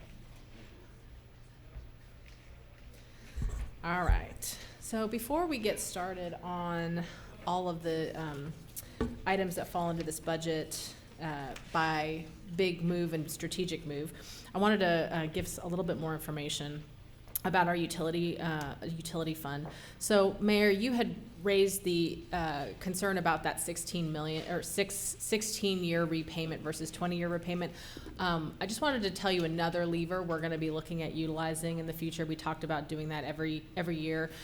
So we have capital dollars for projects that are sitting in interest-bearing accounts, and so we know that we have currently an interest earned about $13 million there. Our intent is to utilize that towards trying to make sure we flatten that out over the upcoming years. So I didn't want you to be next year when we are magically come up with 13 million. You're like, where did you pull that from? Just know that is one of the levers we plan to be utilizing to try to keep that to a 16-year time frame. I think what gives me the most comfort is, I know you guys are going to work every angle you can. I think just don't surprise me if you come at me and say, hey, we're going to be doing 20-year or 30-year notes, because that would not be cool. But if you can come to me and have, we'll have here's data. Here's how we got here. Here's all the other levers we're pushing, and we just can't get there from here. I'm okay with that. Just understand I've got some emotional baggage tied up with that 16-year number. I do too. Okay. And then the other thing to let you know, just for reference, because we're going to be going by big move, and in these we will identify when there is something that's associated with an action step that you had or an action priority. But at your places, you have 2 documents. I just wanted to point them out just for reference. One is your 2025 action priorities. Those are your top ones that you prioritize for staff to look at. And I told you that some of them have budget implications, some of them don't. That's just what this is telling you. Like if we're giving you an update, even if it's not part of the budget, kind of what we're doing and our goals for those, our plans for those. And then the other one is just an update on where we are on a strategic focus area. So they're just for reference for you guys. I don't think you're going to have to be flipping back and forth while we're looking at the presentation, but I wanted to make sure I gave you the full picture of all of those. With that, we'll get started. All right.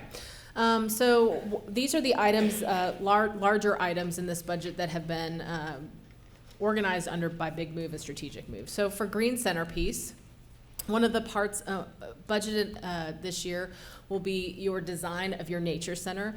Our nature center, this is planned for Keeley. That's really right across the street from the industrial developments across the street, LaRue Winery, just for y'all to realize. And up north of this is Jones Street. So that entrance to Leela, this is just south of that. So this is where we've gotten authorization from the Corps, Army Corps of Engineers, to put our future nature center. And this is hiring that designer, the architect, to come up with the design for this project.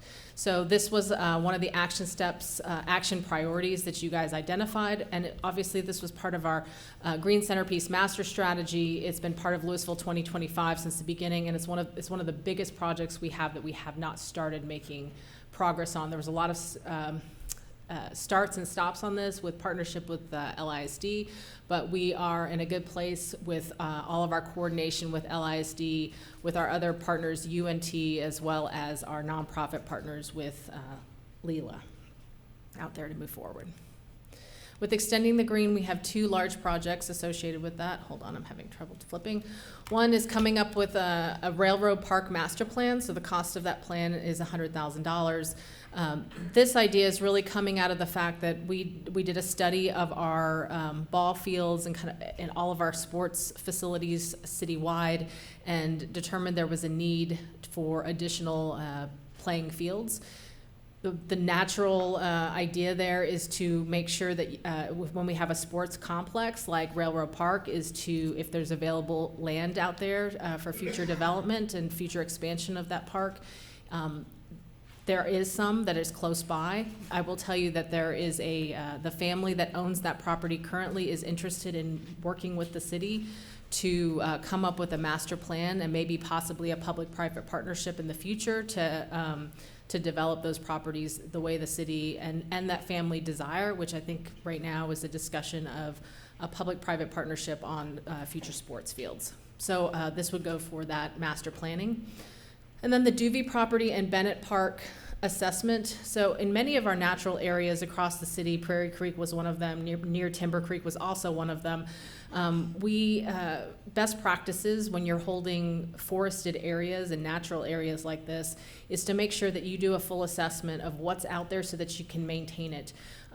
The priority there is to make sure that in 20, 30 years you don't have invasive plants that are taking over an area where you don't have a forest there anymore. You don't have a thriving ecosystem. So part of this is the site survey and tree inventories for these parks.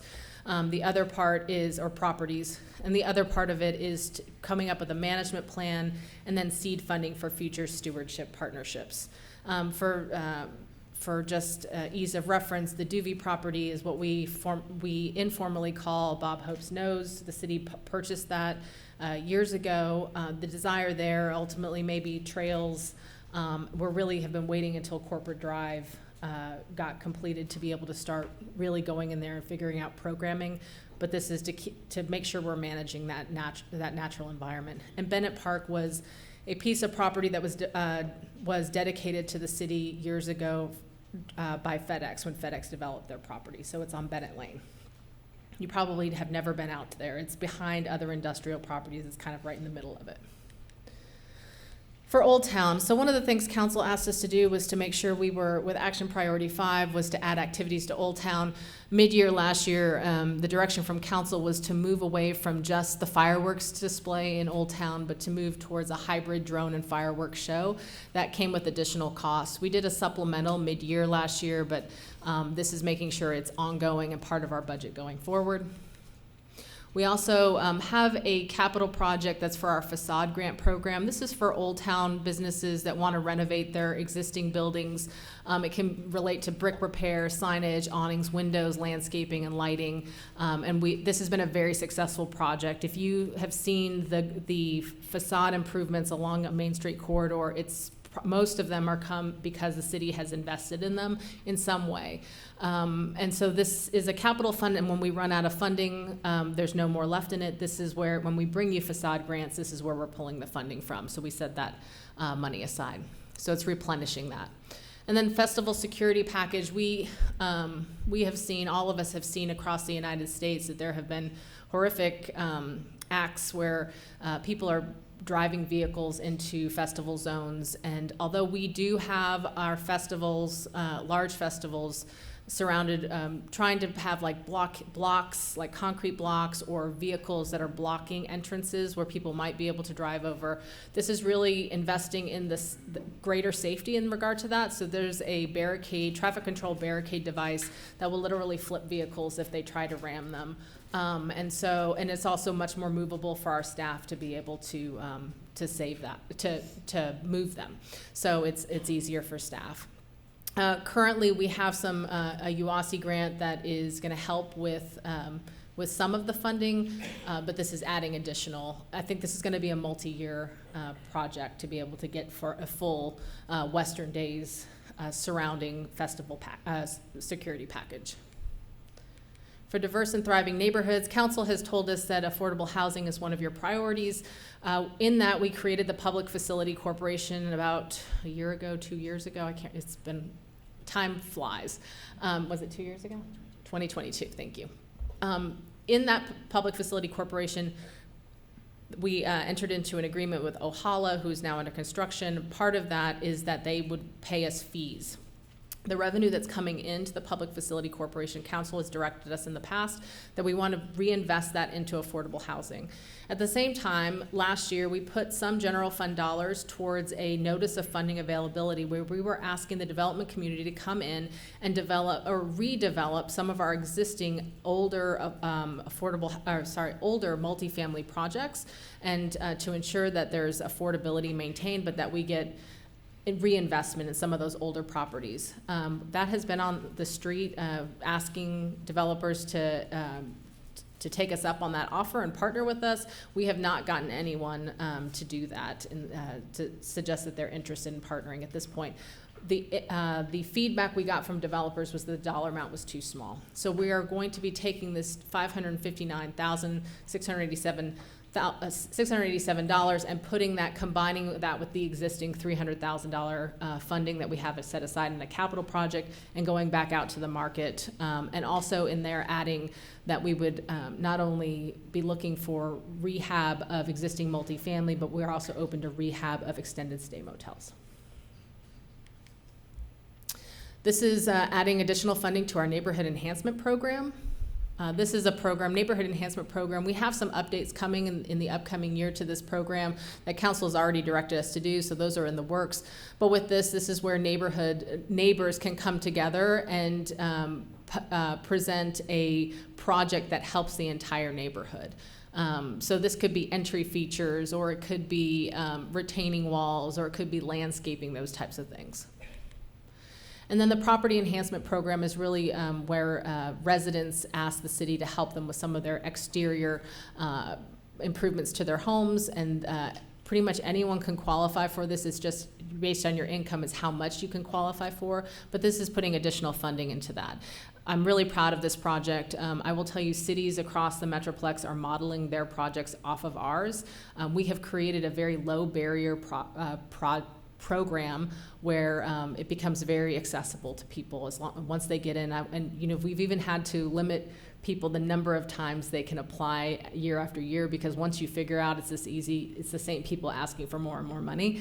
And so we want to spread the wealth amongst the entire community, but it's been very successful. I think this last year we celebrated $1 million we've reinvested in our community. And this is also an affordable housing initiative as well, because it allows people that are aging in place, that may be on fixed income, or just anybody that has low to moderate income. You get additional dollars if you qualify for a PEP grant. So in your base budget, this is the only, you will see additional personnel that are added to the unfunded list. This is the only employees we are adding to the base budget. So this is a new ULM repair crew. And if you have any questions about this, Aaron is here. Our Director of Public Services is here to answer any questions.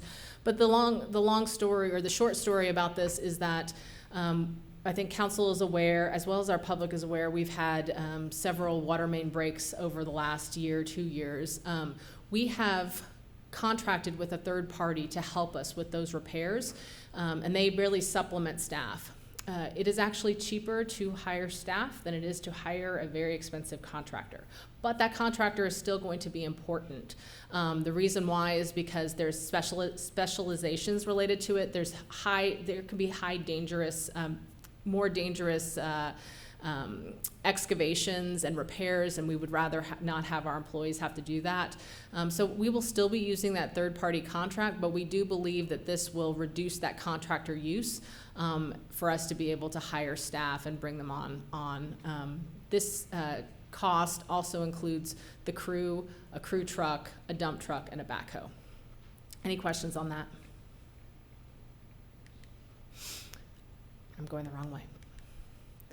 So for public safety operations, this is just putting aside funding. This is the second year of putting aside funding for future public safety needs related to our fire department.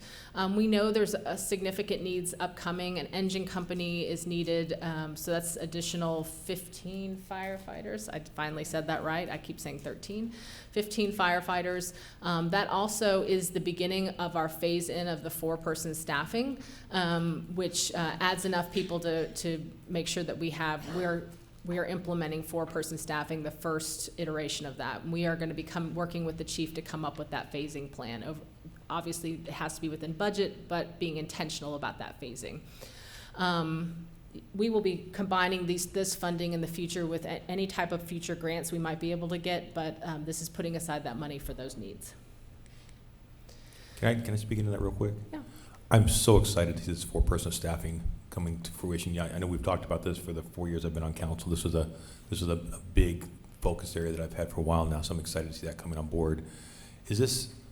I think we may have had some attrition of fire department during COVID. I think we lost we removed a fire inspector position.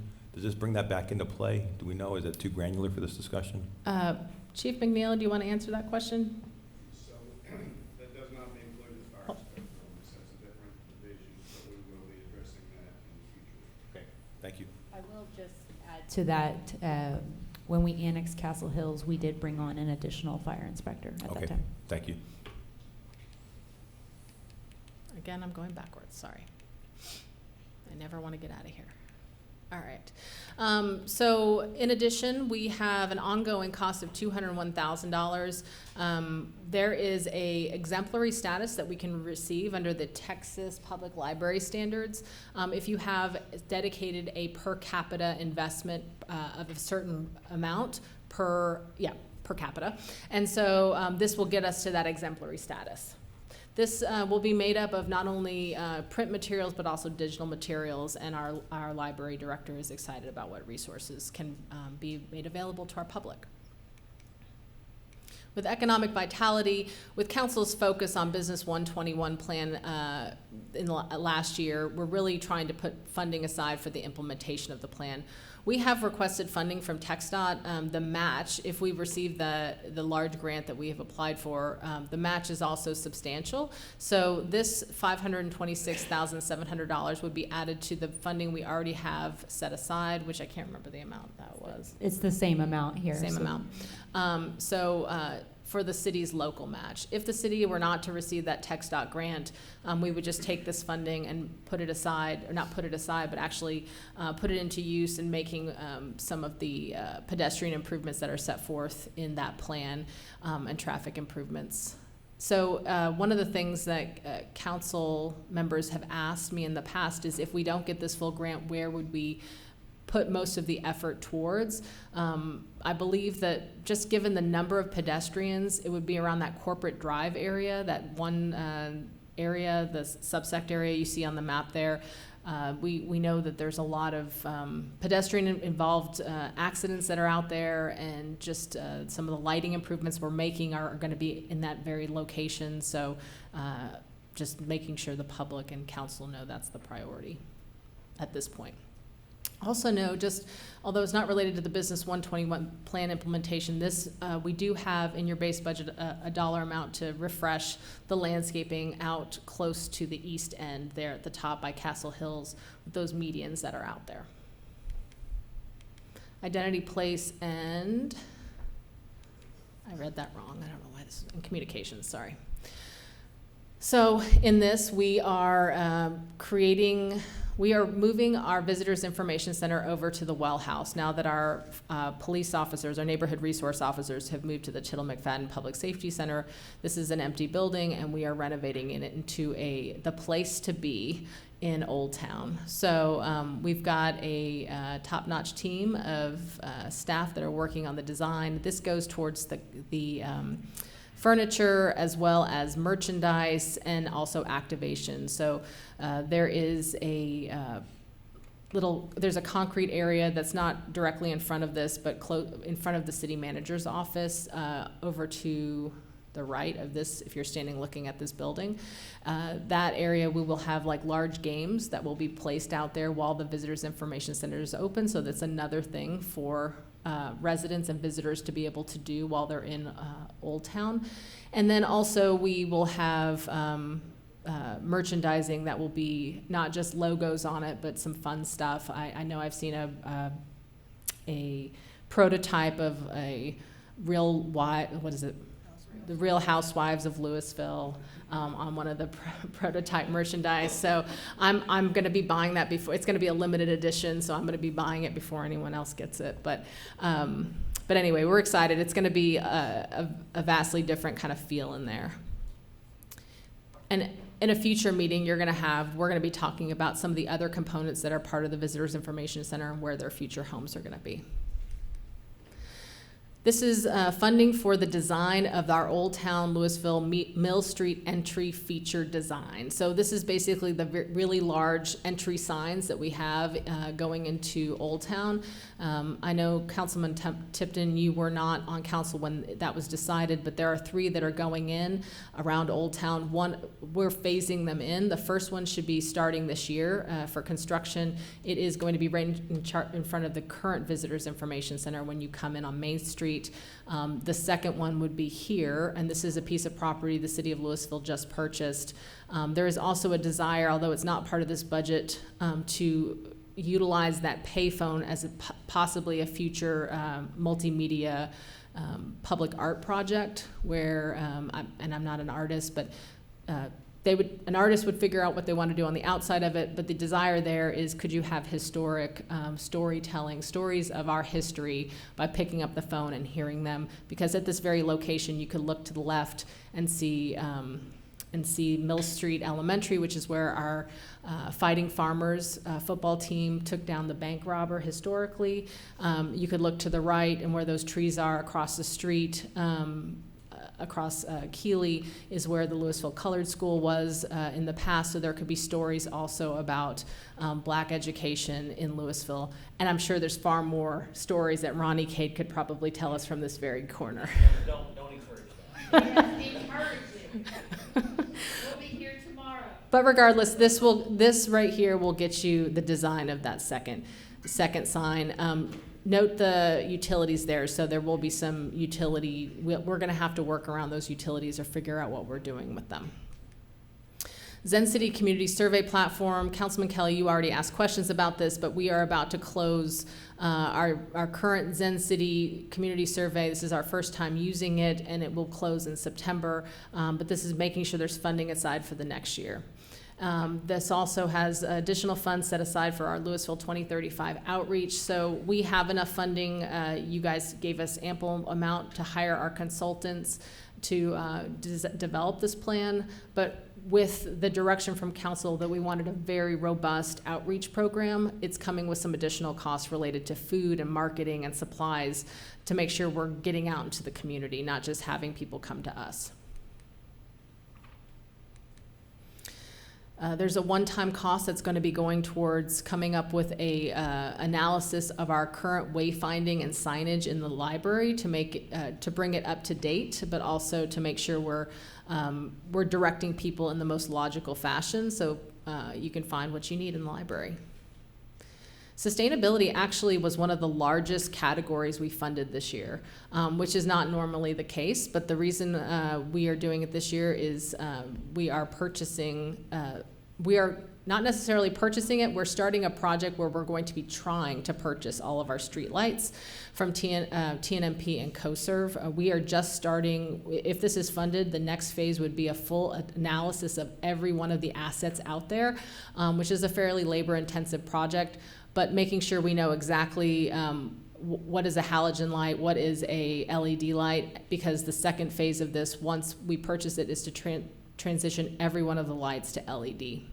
Ultimately, although this costs us much money, council saw in a past presentation, we will be recouping this within a 5-year time frame. Estimated, but we will get a full analysis once we do the full assessment of those assets. The other thing, Councilman Councilwoman Green, thank you so much for that plug, and that's a great story. I think that that's apt that everyone who gets this My Water Advisor and logs on to this our AMI system is intended to, it's sustainability because it's intended to find those leaks. It's also built upon our conservation model for our new utility rates, going to allow people to have control of their usage better because they have knowledge. But what we're seeing is only 500 people have signed up so far in our entire city. We need to do better with regard to our education with our community, so this is putting money towards a mailer. With values-driven organization, this brings us first and foremost to our compensation package, which is usually our largest cost every year with our budget. So with the compensation package as presented, we have a little over 3.3 million set aside. This includes several things. One is to that step plan market adjustment and steps. Based on what we had presented to you guys at one of our workshops, for police and fire, it's moving people through those steps. It's also the market adjustment to keep them as a lead city, as lead. So it varies dependent upon the position, but it's generally around a 3% increase. This year, market adjustments have moved faster. In prior years, things are slowing down a little bit more this year.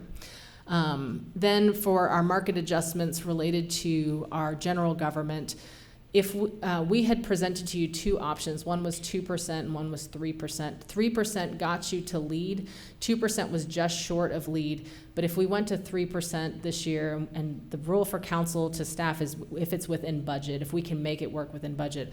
If we did a 3%, we would not be able to fund nearly the things we were doing for our residents. So instead, what we did is sliced it where 2% market adjustments for general government, but a 1% merit increase. So everyone that's on the general government side should be receiving a 3% increase next year. It's just what buckets we're putting it in. So it would be a 2% market adjustment, 1% merit. And then job family progressions.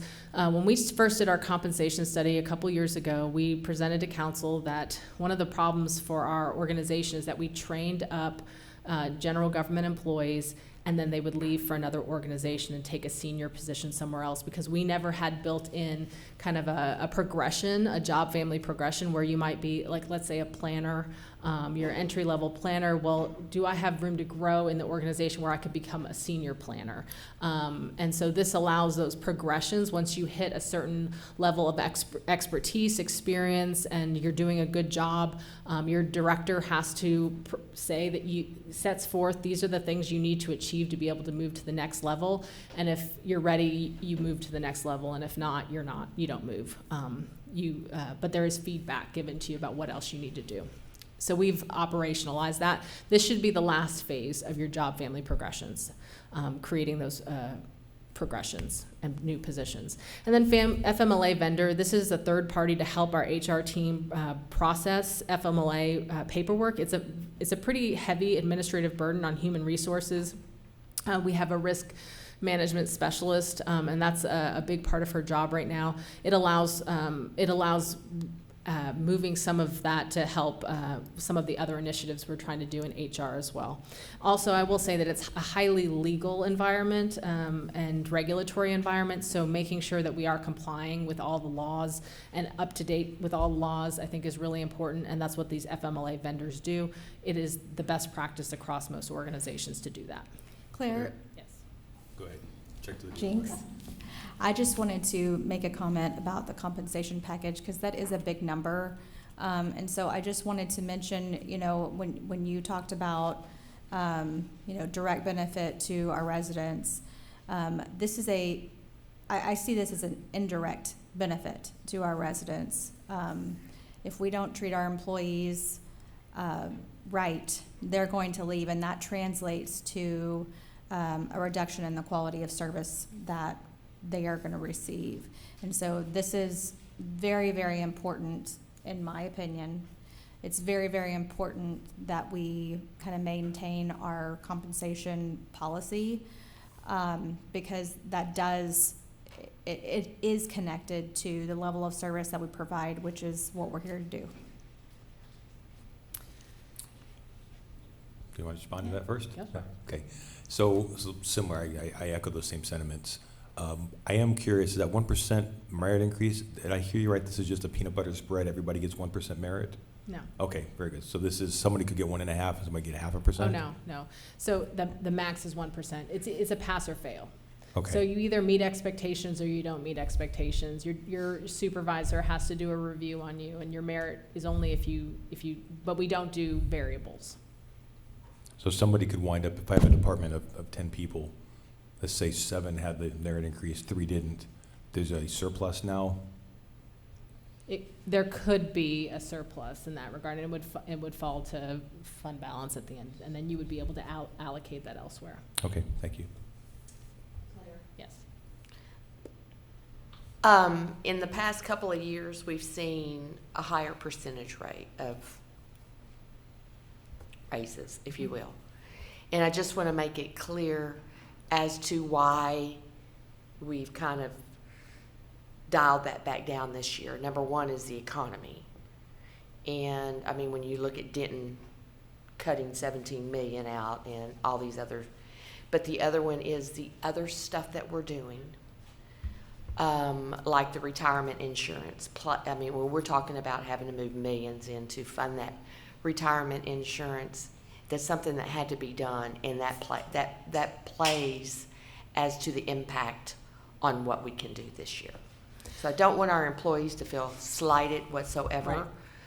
Right. And just to clarify, like, especially like for police and fire, for example, they did see larger increases last year, but that's because of market. Right. So market was moving. We are still a lead city. We are doing those compensation measurements with other cities. And you guys, when we say lead, also for residents that might be listening, it's not we're leading everyone. We're in the top third. That's the goal. And the other problem is you never know where people are moving. So like we try to get anecdotal evidence, and I will tell you, like talking with other cities, there are some that are in the range of 3%. There are some that are not giving any raises. There are some that are doing RIFs right now because they just don't have the funding to be able to even keep the staff on that they have. So we are in a much better position than those cities, but we are still being consistent. The only thing we're doing is for general government, instead of doing the 3% market, we're still, every person who works here is getting a 3% increase as long as they meet expectations. Otherwise, they would just get 2%. So because that merit is a portion of that.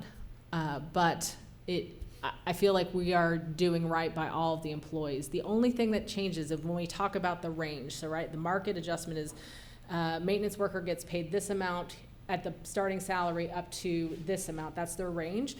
You're wanting to make sure that range is within market. So what that means is next year that market may be slightly behind. Now the employees who are here still get that merit, so they should be fine. They're made whole.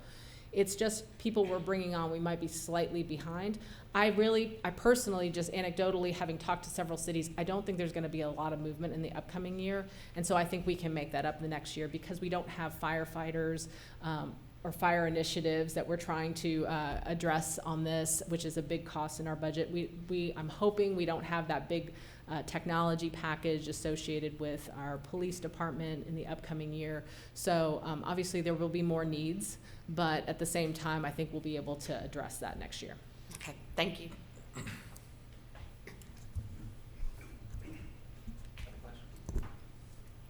Okay, for data-driven organization, this is an expansion of it's our Axon-based contract plus enhancements. This makes sure that all of our users were budgeted correctly for all of the users that are on Axon currently, but also makes several upgrades.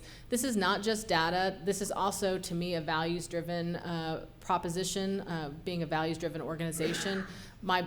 What I love about this is the addition of drones, that we are upgrading some of our taser devices. The drones are, to me, about safety for our police officers, but also about expedited abilities to resolve things out in the field. When our chief first requested drones for the police department, I was a little skeptical about how often they will be used. I will tell you that it is almost every other weekend that I seem to get onto AVL and see notes that are being said that they're deploying a drone for one reason or another. So I do think that this is something that allows us to work smarter, not harder. But also, this expansion would have all of their body-worn cameras have built into it a translation device that would be instant. It will be able to identify what the language is that the person is speaking to them. So then you don't have to wait for that Spanish-speaking officer across town to come to be able to do that translation for you.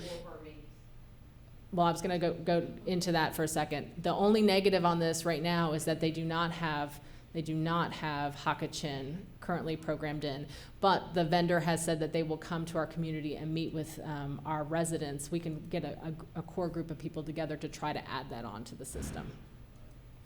I'm thinking back to the Wings program with Walmart, that there were places they couldn't go, like across 35. I'm assuming police drones don't have the same limitation. They do not. Okay, thank you. All right.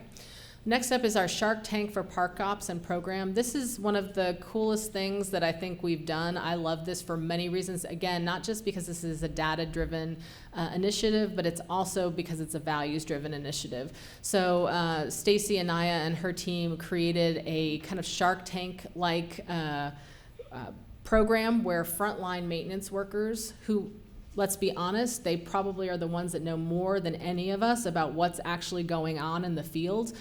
Is there a problem with how we're striping a baseball diamond? Well, I guarantee they know if something's inefficient way more than we know what's inefficient.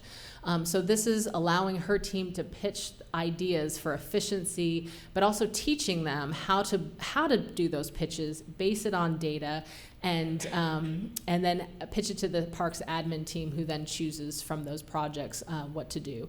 Last year, one of the winning teams pitched removal of the gravel at Wayne Ferguson Plaza, which was creating an issue because it was getting into the street, it was getting into the sidewalk, so it created more work for them.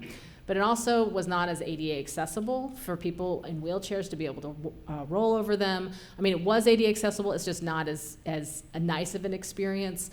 And on top of that, it made it really hot for the trees. The gravel that was out there was a dark gravel, and the trees were just suffering because of the heat out there. So we removed that and put VitraPave, which was a new type of material we hadn't used. And we're actually going to have another action item here where we're asking council to allow us to put that into Thrive Nature Park, one area of Thrive Nature Park, as well as Thrive, because it's been so successful. So this is to give an opportunity for our staff to be able to come up with those efficiency projects that are based on data. I do see I would love to see some type of expansion beyond just our Parks Department in the future, if funding allows for that, because it gives a voice to the people who know what the problems are out in the staff. I love these sorts of programs, and if there's ever an opportunity for council to participate in one of these panels, I'd love to have an invitation extended, please.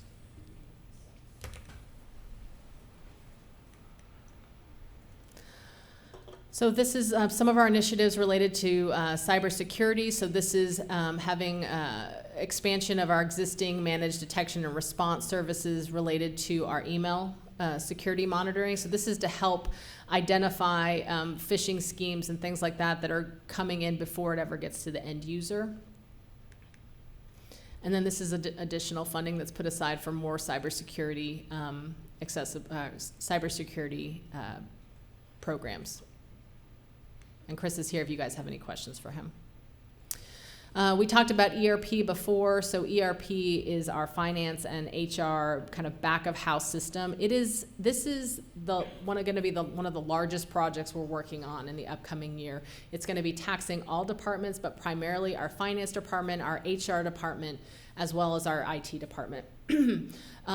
We have spent the last year and a half working to plot out all of our workflows to make sure we're not just programming in inefficiencies that just happen to be with our old system, but trying to find efficiencies along the way. And then we have chosen a vendor to move forward with off of a buy board that happens to have been also with our consultant. We figured out what are the things we had to have, what were the nice to haves, the need to haves, and ultimately chose Workday as the vendor. So we're moving forward with them, but in the upcoming year, to set up the system is very labor intensive to make sure it matches our workflows. So it is going to be pulling our people from our finance department and people from our HR department off of their normal daily duties. This is a one-time expenditure to help get temporary personnel to help those teams while the other people are pulled off. This is an initiative that is really helping us stay lean. This, when we have projects like this, we do not add permanent employees that have ongoing costs that go through, that will then burden our budget for multiple years.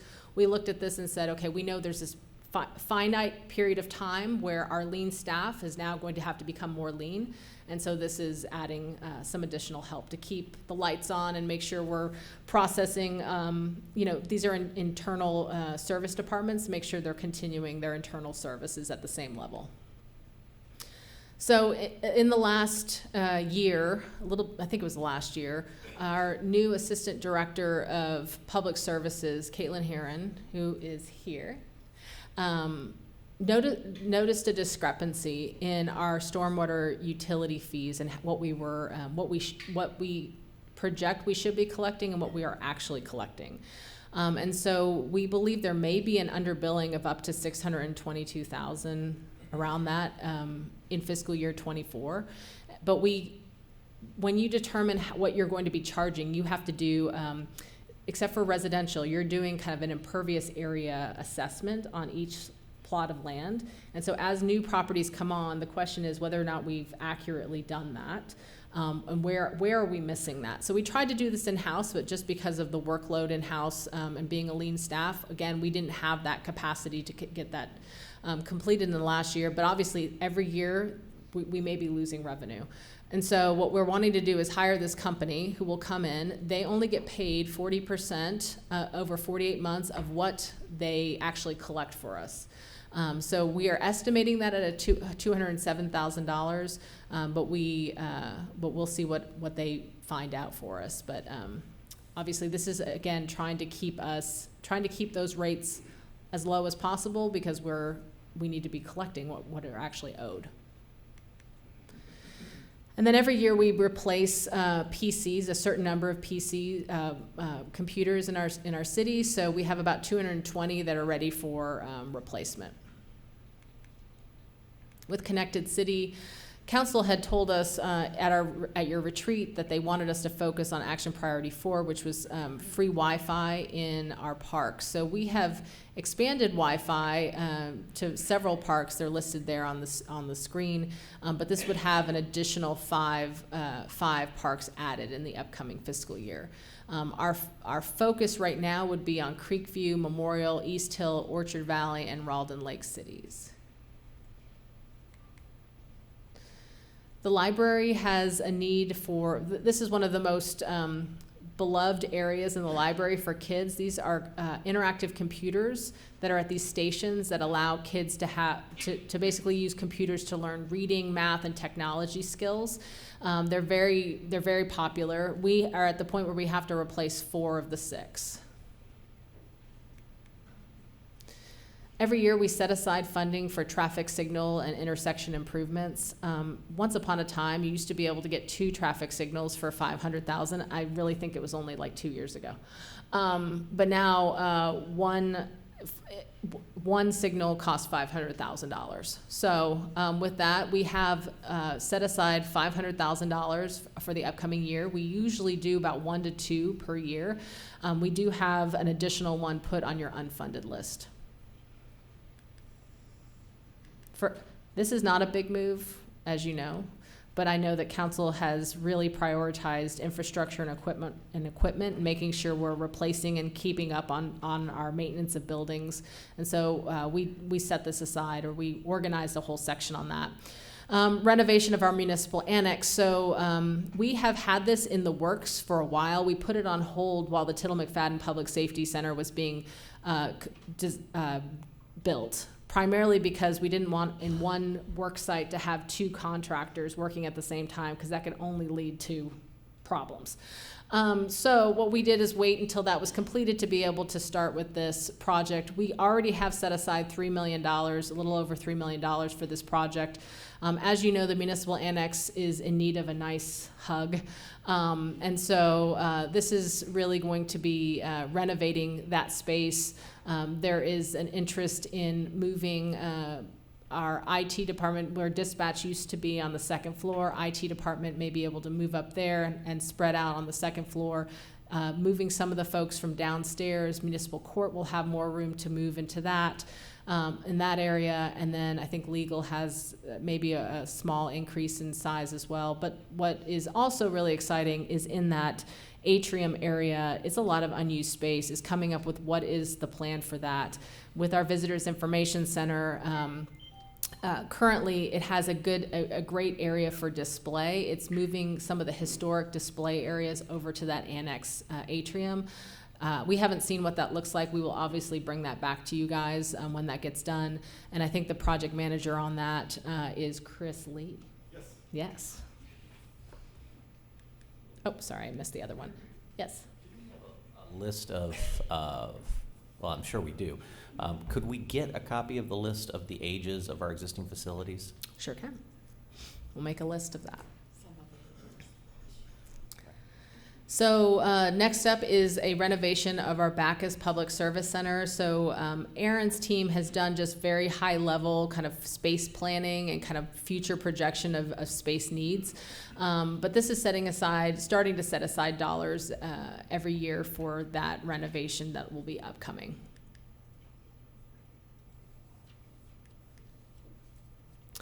We also have a capital fund that's set aside for any unplanned renovations that have to happen. This could be because of an emergency HVAC repair. It could be because of electrical or structural issues that have to happen. Public Services Facilities team uses this. We were able to use this funding to be able to finish out this HR kind of open area where people, when they come into City Hall, can then see a friendly face who can then direct them where they need to go, which I think is really a lot of it's working exactly like planned. I see people come straight into the front door and they go straight over to the HR counter, and then they help them. It also helped with security. But that's putting $300,000 towards that. There's also additional funding put in your unfunded. Yes. I want to double down on that. I know that, being the greeter for all of City Hall is not necessarily HR's role, but they have done an amazing job. Every time I pop in there and see that staff, they're friendly, they're super helpful and gracious, and I cannot think of a better way to have remodeled the City Hall, because before this it was just kind of an empty, echoey chamber, and people just looked around and didn't know where to go. So I'm really, really proud of staff for stepping up, and I'm really, really glad to have this. Thank you. It's not me, it's all the rest of them with their design. So, Ronnie, this is where I'm going to talk to you about how our water rates work. So, with our 2026 Dallas water utility, we have another 1 MGD bump that we are going to need to take. This is based on our projection on growth for water demands, and this is an interesting dance you have to do every year. So similar to what just to address Ronnie's issue for the public is when there's heavy rains. Claire, yeah. Just a second. Go ahead. Explain what an MGD is, because most residents do not know what MGD means. Yeah, I'll do that in a second. Let me just talk about the rain, and then I'll go back to that. So you can have a heavy rain year, and that can affect the amount of water use, because people will then not water their yards as much. So there may be less of a usage. But with regard to the amount of water we have, it does not really affect, because that's raw water, or that's rainwater, not treated water, which is what people are drinking. So we get our water from various sources. We are producing, and sometimes when we have hot months and we are kind of up to that level of usage, because people are, even though it might have rained really hard in the spring, in the summer, it's just really dry, people are using a ton of water at that time and pulling from the system all at once, you can have a situation where our plant is operating at above 100% capacity. And since the last 3 years, that has happened. And I will tell you, there is nothing scarier to our public service director than having that be the case. The way we can address that is it's an interesting dance you have to do. We have to plan our millions of gallons per day, 1 MGD. We have to plan our purchase of water from Dallas Water Utilities. And the reason why, because if we never want to worry about putting water restrictions, we could buy a ton of water from Dallas Water Utilities. The problem is, if we're not actually utilizing it, I'm taking all this funding, I'm passing that along, so now our rates are super high to our public, but I'm not actually utilizing that, and at the end of the day, you can't just sit on water. Sometimes you have to dump that water too, because it can get stale. So like, there's all of this efforts in making sure we're getting the right amount. So what you try to do is plan to where you're not taking too much and you don't have a glut of water, but you're not taking too little where you're going to have to be on a razor's edge. So every year we look at this with our public services department to make sure we understand exactly the needs. We're projecting, the usage for the upcoming year, and obviously AMI and ability to check if you have leaks also goes into that. We're hoping that it will slow down some of our use if people are actually watching their water, and our conservation initiatives as well with our rates. So all of that goes into, just because it's raining doesn't mean that we don't have a need for water. It may mean you don't have as much need to water your lawn that given day, but it doesn't equate out to an entire year of usage and how our plants operate. Do we have a history document on when we've taken bumps? I feel like we've taken a few bumps recently. We have taken a few bumps recently, and the reason why is because, and we can get that for you. Yeah. The reason why that's changed recently is how we've been taking bumps is we have to be more proactive now. Dallas Water Utilities, because all of the other cities used to do exactly what we would do. When we came into a crisis situation, we would take the bump then. And so we would take as little as we had to not be proactive about it, and wait until there was we were really at a crisis point, and then we would take the bump. But Dallas Water Utilities was like, we can't plan for usage, and everyone's doing that now. And so they really locked down about 2 years ago about that ability. So we had a period of time where we were trying to take a bump because of hot months a couple years ago, and it took them 3 months to be able to process that. When we needed it that month. So we really need to be proactive about it more than we had in the past. Okay. Thank you. And when you're discussing bumps, I think the public needs to know it's not just we can go 1.2. We can't bump it like 0.2 or 0.25. And whatever we bump it, that is forever. I think, and thank you for reminding me. That's something else I needed to say, was that once you take it, you're basically stuck with that dollar amount for the next 5 years. And if you use any bit of that take, you're stuck even longer. So let's say I take it, does it make sense besides the financial, you're putting all your money towards water you're not using. Let's say we wanted to do that. Not a good idea, but let's say we did that.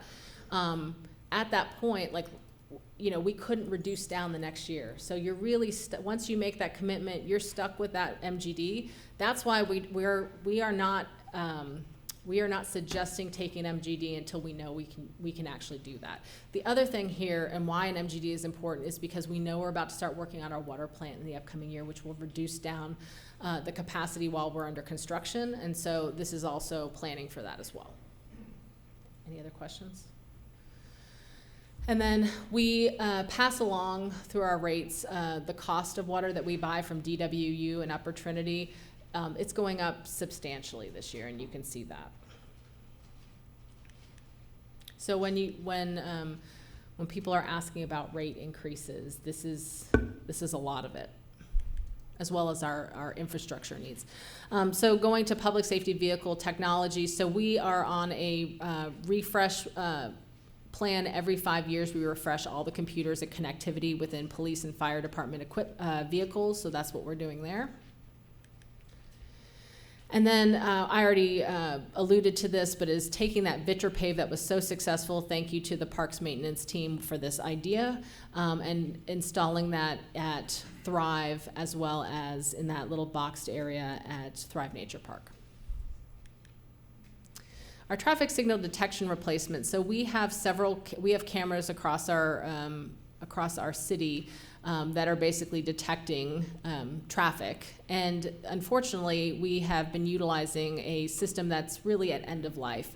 We had a vendor that had no planned fixes. We have a vendor that has no planned fixes, but we did have a contractor that was readily at fixing these for us.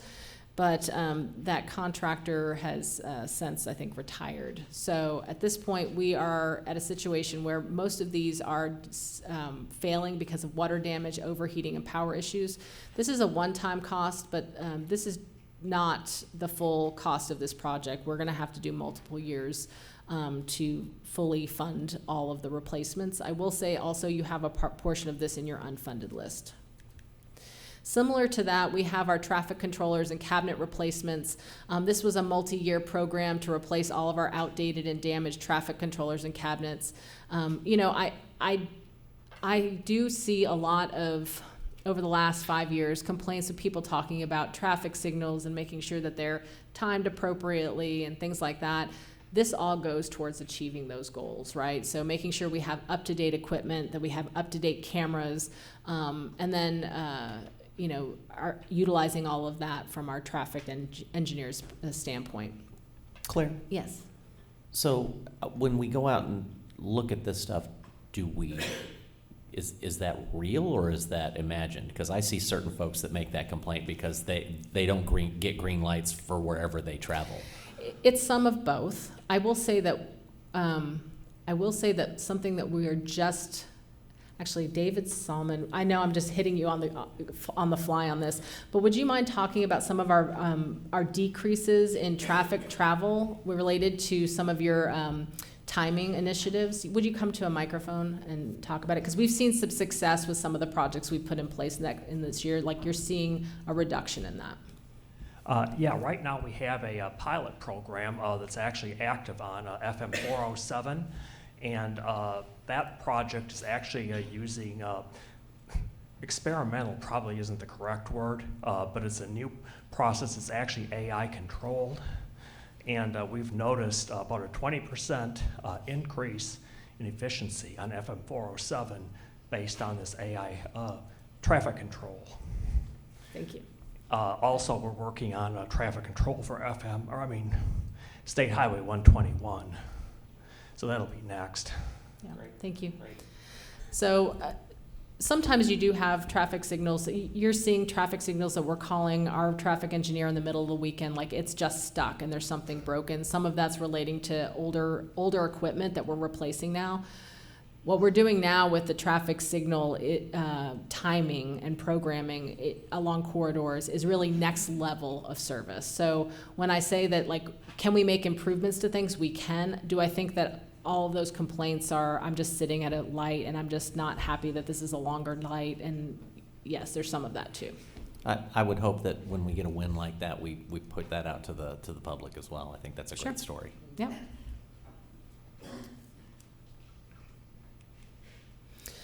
All right, council had requested that we move forward with the home plan for our Grand Theater, and so this is that final bit of that home program. So the first phase of it was buying, obviously the design aspect of it, but then it was also to buy all the equipment that was part of that plan, to upgrade equipment, and this is putting that the architectural changes in there, and you can see some of the drawings of that visioning.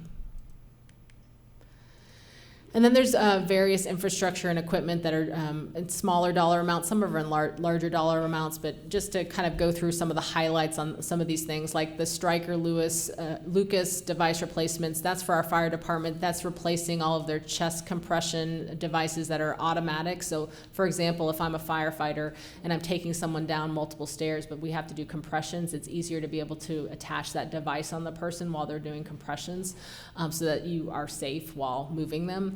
Ocean Botics, I'm ROV. It's like an underwater drone. I'm really excited about this just because we know that we cover, our fire department covers our lake for not just for us, but for our surrounding cities. And so with that, there's a lot of times that our firefighters are underwater diving for, unfortunately, bodies that have people who have passed away. And so those can be long to find those folks. Ocean Botics has better sonar, and you're able to move it around like a remote control. So it goes under the water. It also has grabbers, so it can grab things underneath the water. So to me, this is about efficiency, providing better service to our public to be able to recover people. Hopefully before there's any type of demise, but then also recovery of bodies if we have to. There's also additional, you can see additional funding for vehicle parts and fleet. That's really trying to make sure we're getting more to the proactive rather than the reactive. This is an ongoing struggle. We've been working towards right sizing that. And then the brine extreme advantage brine maker. This is for storms, to make sure that we are, for ice storms, making sure that we are brining our streets and we have equipment that's efficient for our staff to use. Right now, my understanding is that we've been soldering the current brine maker and just basically keeping it on its last leg, but this would replace that. Claire? Yes. Question. So, and I don't think I've seen this for a while, but at one juncture, I don't know, maybe 8 months ago, you and I were talking about branding on our vehicles.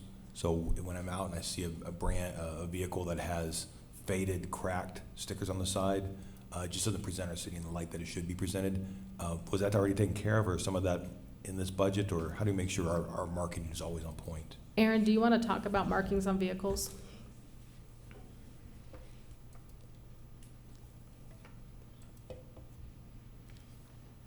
Sure. So that's something that we were already looking at, and we have a solution to that. It's really not a cost issue. So, but what we've come up with is we're able to make decals for the vehicles. So if you look at the vehicles now, it's a big sticker that has a white background. Our sign shop can make decals that go on there that is basically a cutout of the logo, so you don't have that white background that can yellow. And then it's also UV protected, so it doesn't fade. So it looks much sharper, lasts a lot longer. So it's just a matter of working those through the process. So we have a solution, it's just not fully implemented yet. Thank you for that. And I think the other thing in that is that there are some vehicles that are holdover vehicles right now, and we're actively looking at that. So these are vehicles that are not on necessarily replacement plans. They've just been kind of kept by departments, and maybe they're not utilized all the time, and those may be ones that you're seeing, but we're actively working with our public services department to try to roll those off. There's been a very big intentionality in the past. It's just something you have to keep on because it'll slip. So based on your base budget, we just wanted to give you kind of a highlight of where those biggest buckets were. So the values-driven organization, that strategic move, 15.3% of your expenditures are based on that. For sustainability, I'm real excited that we have such a big spend on sustainability this year, and that's 11.8%. Diverse and thriving neighborhoods, which is a lot of your public safety, is 11.5%. And then infrastructure and equipment is 36.7% of this budget. I think the sustainability also goes to our conversations last year of really making sure the sustainability was embedded within all of the departments as opposed to it being a entity that kind of hovered over everything. It sounds like staff has really taken that to heart. I really do think that has been that different way of approaching it, and why we're kind of building that into our 2035 instead of having sustainability be a separate plan is because when we operationalize those plans, the business plans of the departments put operationalize those, right? So then that becomes what staff is looking at to fund, and it doesn't need to be a person who's running a program independent of everyone else. It's all of us rowing in the same direction. Quick question. This is where I forget things a lot. I want to ask this question. I bet you everybody's going to say, Patrick, you're at the meeting. We just did this. But when was the last time we defined values for the organization, rather than saying a values-based organization, and we actually said these are the values that we believe should represent our city? So values-driven organization is based on your 2025 plan. So it's written out exactly. But embedded in that is our Lewisville way. So all the shirts that we're wearing right now say our value statement, which is value, build, serve, or value, serve, build. I get those always out of order, but value, serve, build. That was, what year was that created? Carolyn would know. Is Carolyn here? 2018. So we did it in 2018. It was based on staff input. It was really a grassroots effort from the organization to come up with those value statements, primarily because we had a lot of retirees at the time, and we knew it was something special to work at Lewisville. We are less siloed than most cities, and you call someone up in a department and usually the answer, not just me, if anyone calls up someone, usually the answer is yes. How can I help you? So it was, how do we encapsulate that into a values statement? The staff, we created multi-departmental staff to just say, we're not going to tell you what our values are, you come up with it, and they came up with that. So we have currently been, our HR team has been working with our staff to figure out, we do, what does it mean to lead the Lewisville way? And so we have those statements, but what does it mean as a leadership opportunity? And so we are living and breathing those values as we speak, and it's integral to everything that we do as staff. So there's not a plan to update it now, because I think there's such buy-in for that. I think that's what I'm reading you right now, but I'm not quite sure what you're. Play poker with you. I'm you know what? I have some thoughts that maybe for our next one-on-one's more appropriate. So yeah, thank you. So every year we include this in our presentation, but City of Carrollton does a cost of service comparison. This is basically saying how much value do you get for the services that you receive as a resident from your city versus how much are you charged for those, and that's the value you're receiving. And even though we don't produce this, we have for a very long time, I don't know when this was first created, but we sit at the top of this as best value for our residents. We have been at #1 for over 10 years now. There we go. Thank you. This is my favorite survey of all the surveys we see. It's my favorite because we don't even produce it, so it's great.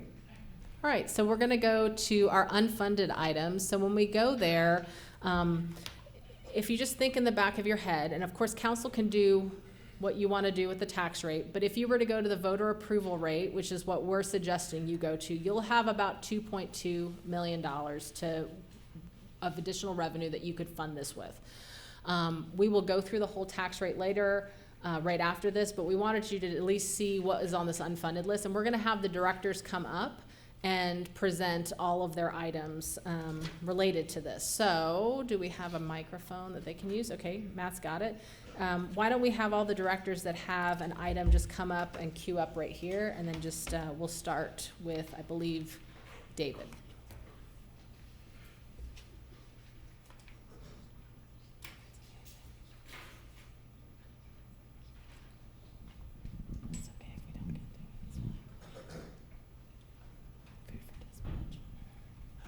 Okay, so the first one here is an additional staff engineer. Obviously we just had a bond program pass here a couple of years ago, and the first couple of years we're really trying to catch up on some old projects, but now we're starting to get into some of our new projects, and so we still have old projects we're working on. Now we're taking on new projects. With the help of Ashley, we've kind of put together a spreadsheet, and we've figured out that in order to keep up with the pace that we're going to be selling bond money for, we really need at least one more engineer and possibly another one in the future, but we're going to focus on this one and get them online so that we can keep up with our projects, because obviously when we sell bond money, if we don't use it, we're paying interest, and we want to get these projects out the door as quickly as we can. So we're asking for an engineer in this coming year to get them online and start helping us keep up with our projects. And just to add to that, although I'm not going to add to most people's, y'all have to fight for it yourself, but I do want to add that in the long run, if we don't get to these projects within the 10 years that we're planning, it's just the inflationary costs on these projects will be, we've just seen it. Inflation is so high. So at the end of the day, I believe this is going to be a savings to us because we can move those projects. But we know that if we don't fund this, we will not get to that. So. Yeah, as it stands right now, if we didn't hire an engineer, looking at our schedule for issuing bonds over the next 10 years, just within the next couple of years, we could basically have each engineer would probably have somewhere in the neighborhood of 7 to 8 projects to manage at one time, which is really unsustainable. That's almost double what realistically one person can handle at one time, especially when we get into construction. Is this the entire salary and fully burdened cost? It's fully burdened. This is okay.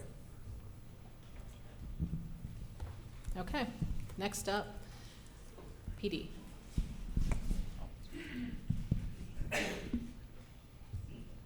All right, good morning, Mayor and Council. So what you're looking at here is a request for what we're calling, or I'm calling, a research and development specialist. This is a position inside the police department that doesn't currently exist that I would like to create. And so what we're trying to do is formalize a role that we have in our PD right now that is kind of served throughout the organization. We want to make it more permanent and centralized. This will help us risk losing any of the momentum that we have for all of our technology investments that you've approved over time. And this allows us to do that with this new position. We have big systems. We have RMS, we have CAD, we have Axon, we have Taser, we have Ticket Riders. We have all kinds of software that our PD runs, and right now it's all managed by just a couple of people, and a lot of them are just people within the organization that carry that workload from the day the program was created. As they move through the organization, they continue to carry that workload and their current workload as part of their job tasking. So we would like R&D to kind of oversee all of those projects as its centralized job duties. This will manage our Axon program, our accreditation, all of our new systems and technologies that we're rolling out as well. This is something that was addressed in our police department audit when we looked at access control and the ability for people to have access to certain systems within our police department. Right now, that's managed all throughout the organization. We want to centralize that to just one place. This allows us to free up a sworn officer in doing this. Right now, we're paying for a sworn sergeant their full salary to run this position, and I would like to do this a little cheaper by using a professional staff member who is specifically trained in this area to run these programs and initiatives for us. This will also allow us to increase our ability to manage our accreditation, which is a big part of what the police department does. We can centralize it in this office as well.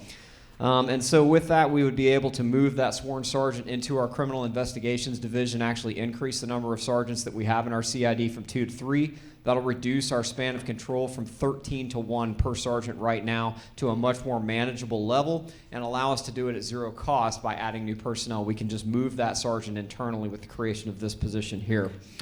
So that helps us maintain our accountability, our efficiency, manages our programs with 130 current tickets that we're working in our RMS program as we're onboarding it. We need somebody like this that can just be centrally focused on it and not have to deal with their day-to-day operations as well. And so with that, I'll stop unless there's anything else needed to be added. Any questions? So when you say direct, so we move from 2 supervising sergeants to 3. In criminal investigations, yes, sir. So, and it would go, so basically they'd be reading reports maybe more closely than they've been read today, looking for red flags in those reports, opportunities to train officers better if something doesn't look quite right. Is that what they do? Yes, sir. And then last year you guys approved some additional criminal investigations detectives too, which added more workload to those sergeants. So yes, sir, this is critically needed. Okay. Aaron? Good morning. So this request is really related to funding analysis that was performed back in 2023 related to our street maintenance program. So prices continue to go up as we've talked about this morning. And this would continue that process to provide a high level, honestly, a high level of street maintenance for the city of Lewisville. I did put in, so there at the bottom, the pavement condition index. We measure the condition of our streets. Historically, every 3 years, we moved this one up by 1 year. But back in 2023, it was 81.79 was our average PCI value.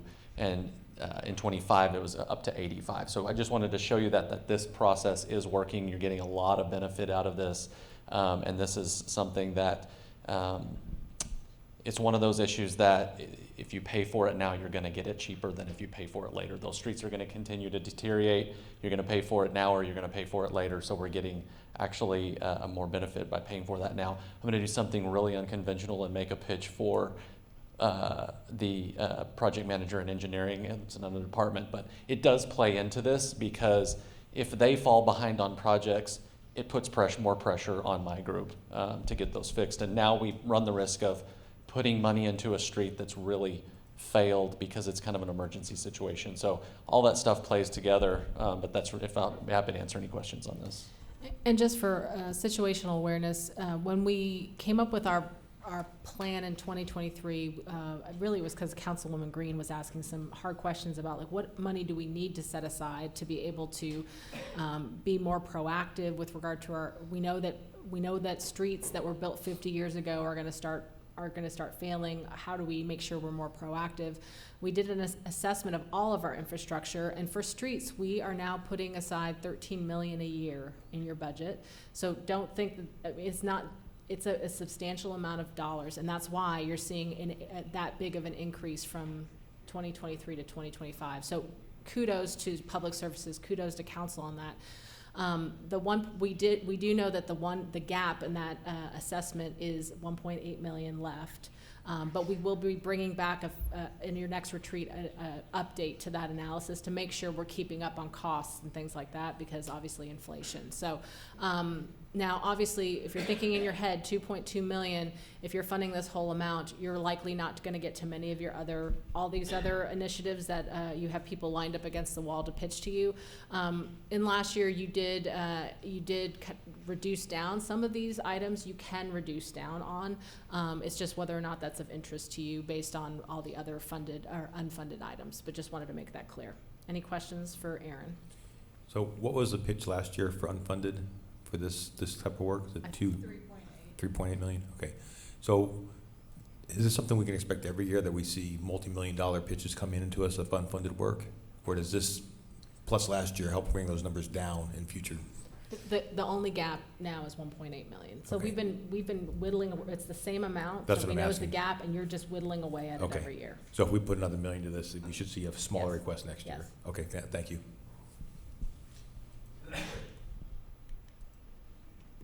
Chief. And just for the public, I know the council knows this, but the prioritization that we have is based on my prioritization, just as a point of information to the council, but obviously council can reprioritize this all however you want to reprioritize it. Okay, Mayor and Council, so what we're looking at here is a request from the police department to add a rank to the police department that does not currently exist. That is the rank of lieutenant. This would exist between the sergeant and the captain's rank as we're currently structured. This used to exist. We had this before, and it went away several years ago, but I'm asking to add it back. This is a request for 2 of them to be added in this coming budget. It's a scaled request. The initial request to the CMO was a little bit bigger, but it's scaled to be a little more responsible with what the rest of the city is contending with as far as our revenues and our expenses.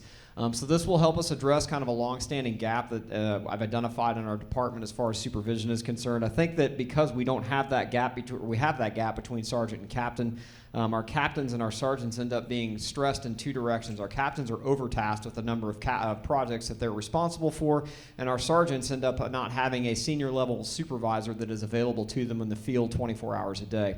So this is a scaled up approach, or this is an approach that will go over the next several years to add the rank of lieutenant to our police department and then increase that number year over year as available and as we're able to. And so our matrix study identified this as a gap. from years ago when we did it. We were one of the only agencies in that study that did not have this intermediate rank between frontline supervisor and senior supervisor in the police department. Without going into too much detail, some recent issues in the police department involving some misconduct and overview of supervision kind of highlighted that lack of consistent supervision that I think is what is causing that, or is motivating me to bring this forward. So this helps us maintain our consistency with our commander duties. It supports our sergeants in the field a lot more by giving them some senior level supervision that's available to them at least 7 days a week and eventually 24 hours a day as we scale this up year over year. Right now what we would do is we would propose to add these 2 lieutenants to the ranks, ultimately scaling this up to a total of 8 over a number of years that we do that within the budget. And at the same time, we would then reduce our number of captain positions from 6 to 4 and not replace them. So we would give that back as one of the ways to compromise or to manage the upcoming costs that this position would create. This will help us maintain 24/7 day-to-day operational senior level coverage on every shift of every department or of every patrol shift we'd have, and eventually into our support operations as well. And so this entire request looks to fund those 2 positions right now, and eventually as we come back year over year, we would look to increase or scale up that request as needed. And I'll stop there for any questions you may have. And Mayor and Council, this is exactly how we dealt with adding those battalion chiefs, was over time with our fire department. So we're using the same strategy of being able to do this a bit at a time. Any questions for Chief? These lieutenants would have direct supervision over what divisions? So if this was approved, these first 2 lieutenants would go to our midnight patrol shifts, and so 7 days a week there'd be a lieutenant here. In the day shift, right now I have 2 captains that are responsible for 4 patrol shifts between the 2 of them. So 2 people working 7 days a week, about 12 to 14 hours a day. There is nobody above the rank of sergeant available to the patrol officers that are in the field. So the first resolution, Councilwoman Cade, is to fix the midnight review, and then next year we would then move the 2 more to the day shift and reduce the captains to 1 in patrol, and then look at support operations for lieutenants as well. So I hope that answers your question. It does. Thank you. Okay. Thank you.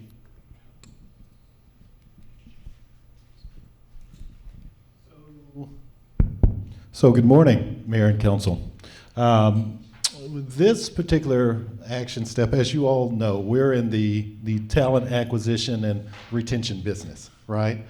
Quite frankly, the way in which we're able to, in my opinion, function at a higher level than you see a lot of shops in muni government operate is really due to the talent that we have within our staff. This is an action step that we're actually bringing back from last year. And when you look at our goals, one of our 5 goals in our department is to evolve the human capital, right?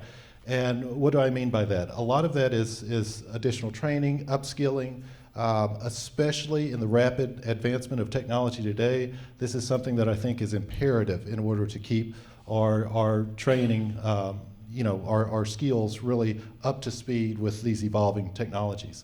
With that, we currently, when we do a SWOT analysis, we believe that one of our strengths is our skills-based pay program. This allows us to be more competitive, not only on the private or on the public side, but honestly on the private side as well. It enables employees to gain these skills that are both obviously good for them, right? And we're investing in the employee, but in turn, the organization is also benefiting. Now, in that same SWOT analysis, we consider our funding a weakness in this area. When you look at roughly by department, by employee, we're roughly $971 per employee. Depending on the training class, especially some that are, when you're looking at security, artificial intelligence, you can have a training class for 1 employee being upwards of $10,000. So it's, as you can see, where we're at right now, we feel like we're just not funded adequately.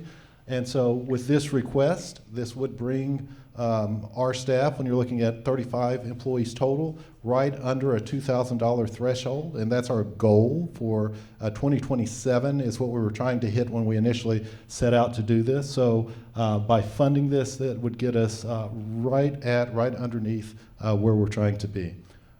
With that, I'll be glad to take any questions that you might have.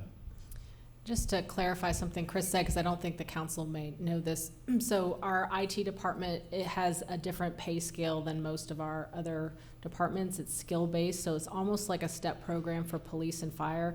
You bump to the next step if you get a certain number of training, or like you're able to accomplish certifications and things like that. That is correct. So it's a 10-point scale. And it really allows you to move from entry level to mid-range depending on the number of certifications that you get. Once you get to mid-range, then you're on the general merit that all general government employees are functioning on. Yeah, it is an oddity, and I don't think it's done in a lot of other cities, but I will tell you, I think it is, I always talk about creating systems that create outcomes. I think it is a system that has created an exceptional IT department that is really driven by being the best of the best. Was this requested last year and we didn't fund it? I'm trying to remember. It was requested and did not make it into our base last year. That is correct. Okay. All right. Yeah, this has been in tech for forever, so I feel a certain kind of camaraderie here.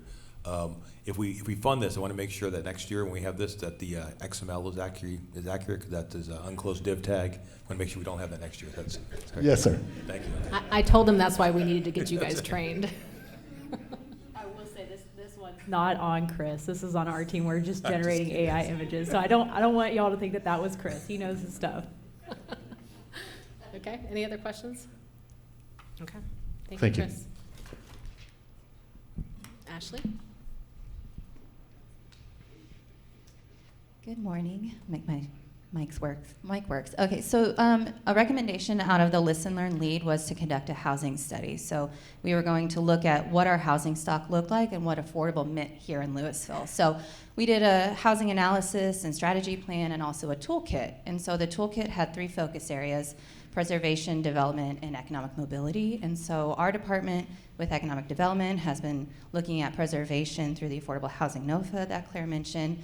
And this is to focus on the economic mobility. So we are looking at creating programs with our nonprofit partners to create and build financial empowerment for our residents that have kids in Lewisville ISD, and also those adults that are reaching retirement or about to retirement, so that they are sustainable after they retire. And then also building on our housing, first-time homebuyer education classes. Any questions? Okay, thank you. Thank you. Oh, sorry. Of the pilot economic mobility program, what's an example of what something like that would look like? Yes, so we're going to be working with United Way. They're going to be building a education program for our residents that are near retirement or about to retire, so that they have financial empowerment, so that they are able to be sustainable in their financial ability to live in Lewisville after they don't have that sustainable income coming in. Okay, thank you. Yeah. Anything else? Okay. All right, Jeremy Booker. Morning, Council, Mayor. So as we know, AI is expanding across all technology, and that includes building services and specifically plan review in this case. So we've demoed some softwares out there. We're impressed with what they offer. I know Claire has looked at what the City of Austin has to offer. And so what this request is for AI plan review for our commercial building permits and for our fire plan reviews. So one of the things it'll do is that it'll greatly increase our efficiency. And I just want to give you an example of a kind of a typical apartment complex. It's about 500 pages on average is how many pages an apartment has. And if you do just a quick review, on average about 5 minutes a page, that's over 40 hours dedicated to one plan. And that's over a week, and we just cannot do that. So the company that we talked to, they said that they did a full review on a set of plans that was over 630 pages, and they did it in 29 minutes. So this software will not replace a plans examiner. It's a tool that they can use to make them more efficient. So we can go from a plan review that takes about 40 hours to a complete review, deep dive, to about 4 hours. So it greatly increases our time review. And I was telling some people that if we can increase our averages by 1 day, these contractors and developers are having carrying costs on their construction loans. They're paying hundreds of thousands of dollars a day in just interest. And if we can increase by 1 day only, that's hundreds of thousands of dollars that we save across the construction community. So it's a great asset not only to us as employees, but also to the construction community, to our developers, and to our property owners out there. Second thing is that it helps increase our consistency. So our different plans examiners have different experiences, they have different levels of knowledge. So sometimes one plan review might be a little different from a second plan review. So this will cut that out. With AI doing all the reviews, we will be consistent from one plan review to the next, and there won't be any surprises that one plans examiner might call out that another one won't. Also, it helps us find those deep dives, the problems, and catch them on paper rather than out in the field. So much cheaper to correct something on paper than it is out in the field, and that will help save money. The third thing is that it'll allow us to absorb a lot more work. So in construction, there's peaks and valleys, and we're kind of in the middle point right now. The construction interest rate's about 7% right now. We know that's going to go down. We know construction is going to go up. With AI plan review, it allows us to absorb all that extra reviews, that extra work with our current staffing levels. And we'll still keep our efficiencies. We won't increase the time reviews with extra workload. We keep our efficiencies. In fact, our efficiencies will go down, or time reviews will go down, efficiencies will go up with this. So I think this is a great asset. They demoed it this week. They said that they are in the process of working with our software company that does our permitting to integrate. So we won't be working off of two different softwares. We'll be working through one program that loops together and works together as a system. Yes, ma'am. I'm going to let her go. I've got 5,000 questions in my head right now. I know it's shocking. I've got a few questions. So one, the first one would be easy, I guess. So is the $68,000, is that a one-time cost, or is that an annual subscription? That's an annual subscription. Okay. So then, So this is actually being funded as a one-time right now because it's a pilot program. So if it's successful, we will then budget for it in future years. okay. So the second, and I think this is kind of getting into a bit of where she's coming from. Let me back up a second. When we're looking at AI doing the review, what's the standard they're looking across? I'm assuming they're taking standard building codes, but can we incorporate in specific modifications that the city of Lewisville has adopted into that? Yes, so that's a great question. So it's customized to us, to the city of Lewisville. It takes our local codes, our local amendments, our local ordinances, and it programs into the system. So it's not just a generic review, it's specific to the city of Lewisville codes and regulations. Okay. And then my last question for now is, obviously, you can't just rely on a computer to do it and just assume that it got everything correct.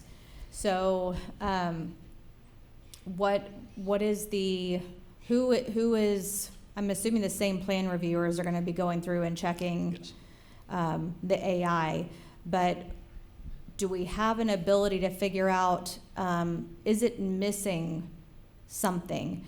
Or if it is missing something, or if it's getting something not quite right, can we update the software to fix the problems as they go? And is that going to cost extra money to do that? So even the developers admit this is not 100%. This is just a tool for the plan examiner to use, not to replace it. So they admit that, hey, it's not going to catch everything. It's going to miss things. And so it creates a report, and it prints, the page, the correction item, the page, and the plans examiner says, go in there and look, is this in fact a violation? So we will have to look for errors. We'll still have to do a review, but we don't have to do that deep dive, that thorough review like we're having to do right now. And then, so when we talked to them about setting the process up, they said, we want some plans from you guys. We want the plans that are good. We also want the plans that are bad, so we know what to look for on your system. And so as we catch things in real life, and we go live and we say, hey, you missed something, this is not correct, we let them know and they correct it. And then also they kind of, as far as it changes, they said too, is like we adopt new codes, we change our ordinances, add something new, all that's included in the price. So we don't have to pay extra to change the system. Okay, so I know we've talked about AI in the past in a way that it kind of, it teaches itself. And so like when it gets something wrong, we can help, the system kind of corrects itself. That's not the case here. There's actually somebody we have support staff from the vendor that changes or updates things. Yeah, and I don't know enough about it to fully answer that question, but just from the discussions we've had, my understanding is that they do go in and manually change that system.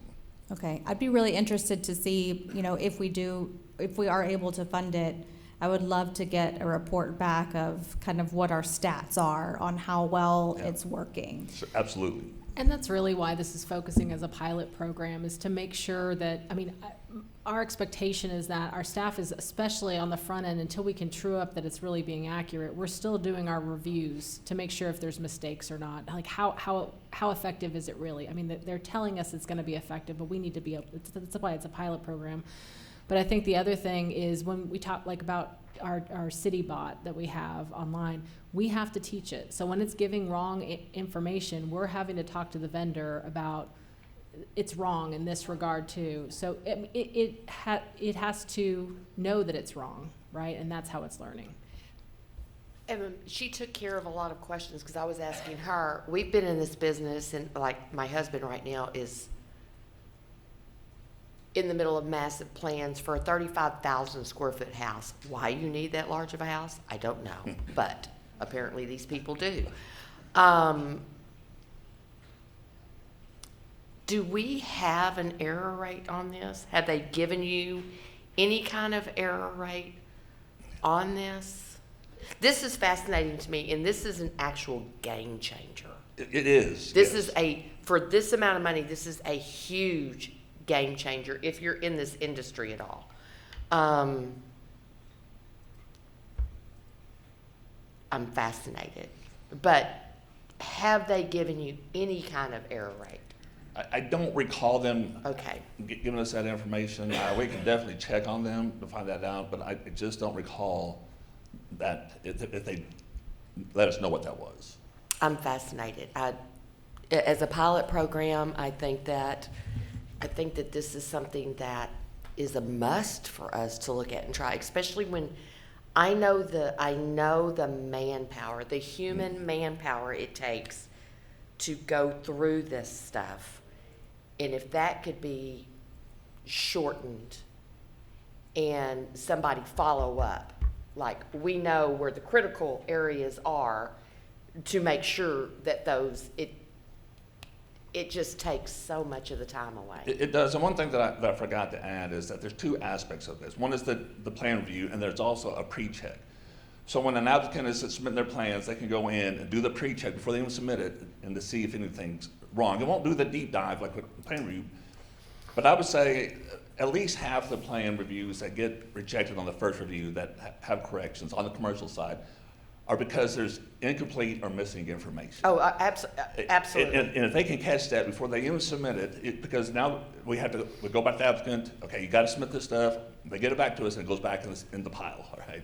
Yeah. And so they're losing 2 weeks of time. 2 weeks, but we're under a certain time constraint with the legislative changes, and that's only gonna get tighter. Every 2 years, we're gonna find that eventually they're gonna give us a 24-hour turnaround. And then we're gonna get fined if we don't do that, so, at the rate it's going.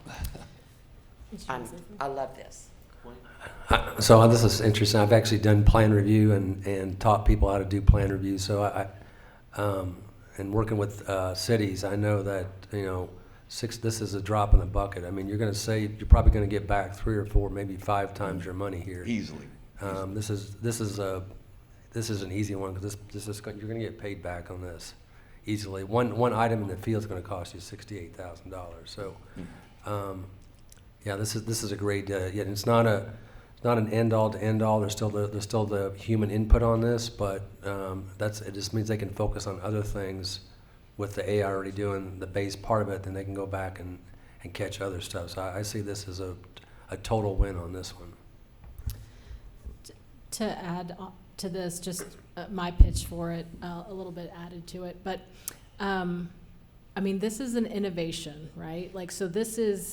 Are there other cities that are dipping their toes in this? They're big cities. They're not cities our size, but I'm proud that we continue to be willing to be on the front end of kind of experimenting with regard to AI and technology and things like that. The thing ultimately, in my vision of this, if it's successful, if this pilot program is successful, is I know it sounds like it could be cold because there could be, we're dealing with just computers identifying this. But if we could free up staff's time to put that human touch, which goes back to some of the conversations, Mayor, you and I have had, where we already are lean staff. If we can free them up from an economic mobility standpoint, when we've got small businesses that don't know how to navigate systems like this, can we be more of that personal touch because they have more free time to help them along? Those are the goals. We have plenty that our staff can do to make our service even better. A couple quick questions here. So, one, have you worked with Chris's department to say, okay, we vetted this out, this looks good to us, and Yes, sir. So we actually did another demo just this past week, and Chris's team was there, Fantastic. involved in the questions. This entire body of work around AI is we use this all the time for coding, which is very similar. Right? We're not getting rid of any developers, but now my developers can work at a higher level to the degree, right? They can work up and not doing this route stuff. The way it works in the development world, I imagine it works similarly. You may ask it to go through and code something, write a DAX query, whatever. You'll look at it and you'll go, okay, that's pretty good, but what about, so I'm chatting with it back and forth, just like I would a mid-level developer. I'm assuming this is very similar. It comes back with some sort of plan. You say, but did you consider this? I'm assuming there's a chat feature for this where you're actually interacting with somebody, or AI as if it's somebody? I don't know the question to that. The demo that it had is that we just upload the plans, it reviewed it, and it came back with a report. So I don't think there was any kind of chat feature going on, at least not what they showed us anyway. That would be interesting, because this is the way I always kind of pitch AI for the development world, is it's about a mid-level developer. It's not perfect, but it's about what I'd expect out of somebody with 4 or 5 years of experience. And now I can ask it questions as if I'm talking to a developer, that's where the big benefit becomes apparent, because now it's just like I have a staff person I'm talking to. And it actually does get very personal. It's like, yeah, that's a great question. Thank you for asking that question, Patrick. And it gets very personal back with me. Anyway, interesting if it has a chat feature. And then let me ask this question, because you had made a really good point that the developers will benefit from this from not insurance, but interest. That's the I word, is interest. Is there a way to, if they're going to be getting that big a lift, is there a way to pass some of this along, the cost along in permitting fees? That's absolutely something we can look at. Okay, for sure. Yeah, it's interesting. So Austin's pilot program, what they do is they allow this to be available. I don't know if it's this program, but their program that they're using allows the public to utilize it as kind of the first review of stuff, so that it helps them. They allow one free use, and then after that they start charging you extra, so that it is a revenue generator. Even if it just covered the cost for this, and you go back and say, okay, we're going to partner with you, but we're going to guarantee your turnaround time will be half of what it would be somewhere else. But that's why our permitting fees are 30% more, is because you're going to benefit from this. So I'd just be interested in exploring a way to let everybody invest in this, but also reap the benefits from it. And I think that's all I have. I bet you didn't expect this kind of energy and excitement for this. I was hoping for it. I really was. Like I'm excited about this, and I was hoping this is. Cream for lunch.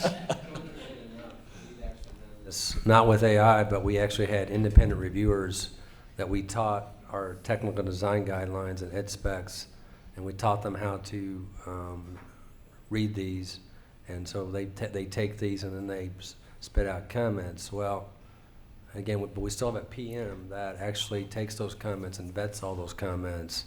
But obviously they have way more time now to analyze plans than they had before, because they're not focusing on the technical design guidelines. Right. They're focusing on what they need to for the project, and going through somebody else's comments is way quicker than having to do comments on your own. Yeah, correct. Absolutely. I'm assuming if this is really using AI behind the scenes, and I say that because there's been actually some companies have been exposed, not using AI, but actually just paying cheap labor overseas to do things. But if it's really using AI, the way it should update itself, or have somebody update, is through prompts and rules. So instead of cracking open a code base and having to get a developer like myself or somebody from my team to come in, write new code, it just says, here was a mistake you made, here's what you should have done. And it should be super easy to update the knowledge base for this thing, I would think. Okay. Yeah. I don't know enough to comment on that. Chris, back me up. Were you listening at all? Well, not only that, you guys asked another question with respect to the error rate. And so we inquired about some of those same things, and we were told roughly 90% is what they're achieving. And so we'll see, when we go through but again, at 90%, that's pretty darn good. And you were asking, I believe, Councilwoman Green, about the human in the loop. And so in essence, this does not, there is human interaction from the standpoint of approving all of the plans, and you're right in that it's going against the current rule sets that we upload. So I'm not so sure about real-time training of AI, but yes, is the answer to your question, sir. Just to also point out that I'm very, Jeremy has an initiative this upcoming year about having a building construction innovation task force with a multi-departmental team, really to find these efficiencies in all of his processes. I'm very proud of his initiative in this regard, but this is part of that. Thank you. Any other questions or comments? Yeah, this seems like a pretty low-risk opportunity to figure out what we can do. I've seen the impact on plans with the flooring industry. It's a game changer as far as it being able to look at plans and spit out data that's needed for construction. So I'm hopeful we find opportunities, but it's anything that's as well documented as this plays right to AI's strengths, because they can use our own stuff for us. With that, I'm gonna go ahead. Lunch is available, so we're gonna go ahead and take a break since we're halfway through the list. And I'd ask if everybody, in the interest of time, we can be back and ready to roll here in about 25 minutes. So with that, we're gonna take a lunch break. All right, welcome back. We're on to the second half of the unfunded budget list. I believe that's where we are. So when y'all are ready. I think next up is ITS drone program.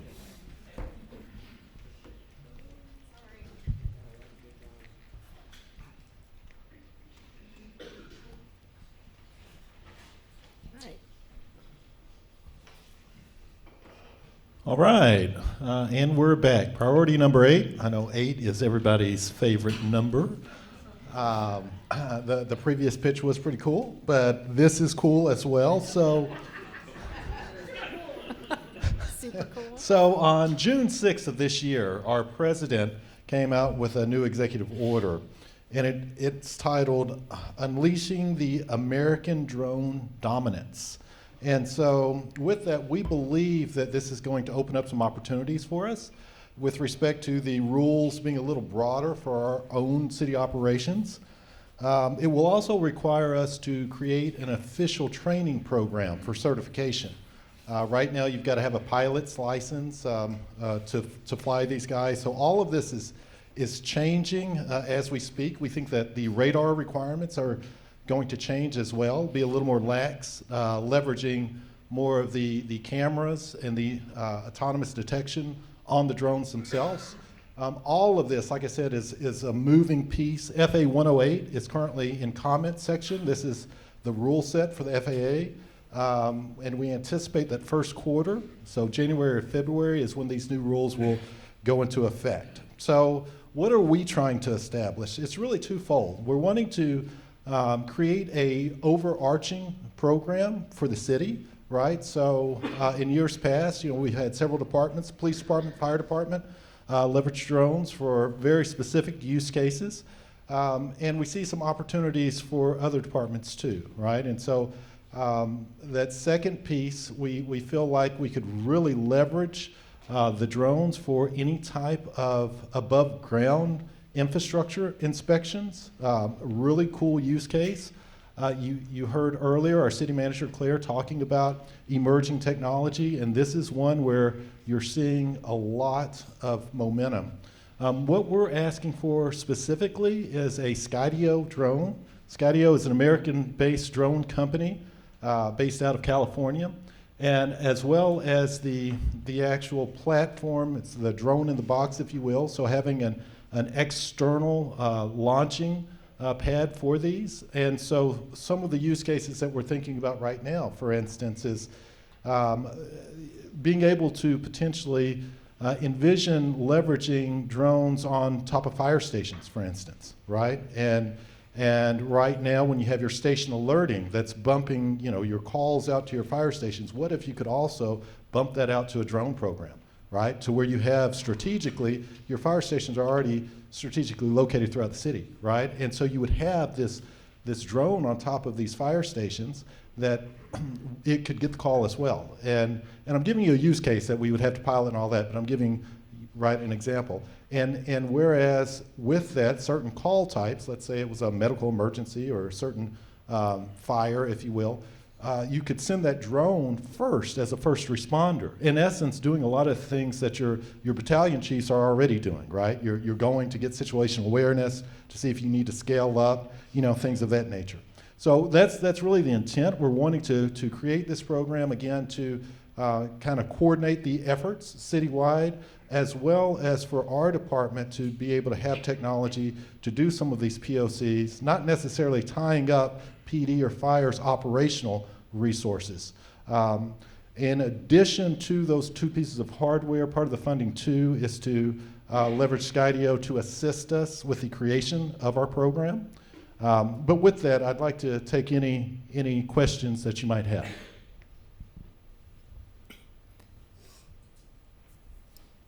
Okay. Thank you. Ronnie, did you have something? I might. Okay. And so it would take all the drones and centralize them? No. No, ma'am. New drones. Right. So, no, I don't. And I might have been confusing in the way in which I explained it. PD and fire, they've had long established programs. And so by no means are we wanting to change the trajectory of what they're doing. At the same time, there are some shared responsibilities, right, that we could coordinate with to collectively do this overarching throughout the city. So this could help in certain areas. It could help like our public services detect leaks out in places where we are not. Right, that was the use case that I think I've been using as the example. Just recently, we had a water main break, and the situation there, our public services department was like, we can't identify where it is. We know that with this amount of water pressure loss at our water plant, it should be a geyser, so if it's not visible somewhere, it's probably somewhere no one's got their eyes on it. So they eventually found it was behind a wall close to a city facility, but at one point there was a thought it might be on a water line that's crossing Leela, and there was talks about we may have to go start hiking across Leela, which is a huge waste of staff time. If you have a drone, you could have just sent that drone across. So luckily we found it. We were actually in partnership with the fire department to talk about leveraging their drones to be able to go utilize that. If we couldn't find it, we found it pretty quickly, so it ended up not being an issue. But if that were an issue, to me, the excitement about this program is the police and fire department are actively thinking about how to utilize their drones. Our building inspection department is not, because they don't have a drone. Our engineering team is not with regard to inspections of infrastructure because they don't have a drone. So this enables this to be a resource for all of our departments, for all of them to start thinking, how do we use this innovatively? How many drones is this? This is for one drone in our department. It's one drone, it's one autonomous launching station, and then it is the professional services from Skydio to assist us with the creation of our program. Got it. So I think the way I'm thinking about this is I don't want to key in on what he's got here on this slide. Enable automated infrastructure inspections and mapping. Where I am seeing a tremendous amount of utilization of AI and drones is in mapping your tree canopy. We talked about having somebody to come do that. We're trying to find all of our lights within the city, doing the road infrastructure, the 85-point thing that we do. So many, if not all of these things where we've got people driving out in trucks and taking video footage of things and then getting that video processed somewhere, because there's not a person flying a drone and counting. They're just flying the drone to get the video, and then there's an AI bot that's going, I know what street lights look like, and I'm going to pick them up. I know what garbage cans look like, and I'm going to count those so I can pin them on our GIS maps, so I know where my guys have to go to pick up trash. So in my head, that's where I'm seeing this. And I think our IT team is capable enough of being able to take a drone and it's not just a guy flying it and using it as a way to not drive somewhere. That I would hope that you're using this to capture video that we could then process and turn that into actual data maps that we can put in GIS. Absolutely. Mayor, to your point, what's exciting is to see really the combination of these technologies, right? We all know how fast AI is advancing. Well, autonomous drones, if you will, are at the same, not quite the same rate, but at a fast rate as well. And the autonomous feature is what's really key here too. In years past, beyond line of sight was hard to achieve unless you were really in the public safety sector. And now we feel like this is going to open up that autonomous flight for other areas. And just like what you're talking about, like for street lights we were talking about, right? Mm-hmm. Or for PCI values, or if you're looking at things that we would like LiDAR on, for instance. You mentioned the tree canopy.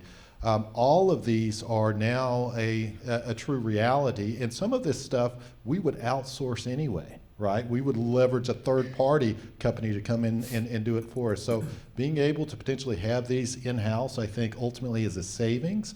But to the city manager's point, it also gives us the ability to look at all the various use cases, not just ones that are specific for one department, mm-hmm. right? And so I think collectively, it really opens the door. I know you were asking me, Councilwoman McGrain, how many are we getting? And I just said one. And I know that might seem like, well, one, right? But for that dollar amount, again, additional services to assist us with the program.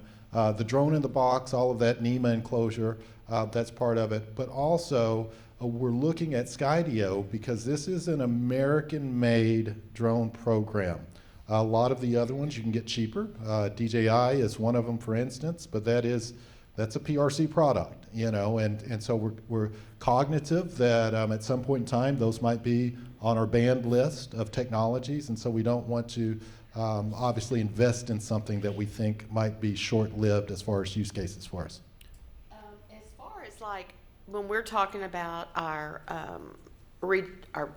master lake park plan and the redevelopment of that, this could also be used to go along our shoreline and to locate for erosion control. That's another very good use case that you just came. Absolutely. This is anything that you're looking at, again, above ground, right? So anything that you're trying to look at from an assessment type scenario, any of those assets. Okay, so I'm going to risk setting off Ronnie, but I'm going to go back to this wing thing. Don't worry about it, honey. It's hard to do. So when we had the people from Wing come over and talk to us at council, they talked about not being able to go over. Because we were east siders. Yeah, over 35 or even 121s. The highways were a problem. Do we are going to have the same? If we have one drone, is it going to be stuck to a quadrant bound within highways, or can we go over? Could this one drone serve the whole city if needed? Right, I completely understand the question. I can't answer you 100%, meaning that until these rules are established, we won't know. As of today, it would be problematic. But again, we're envisioning first quarter with the adoption of the 108 rule set. We believe these rules are going to be relaxed, meaning just like I was telling you with the pilot's license, that's not something you're going to have for autonomous operations.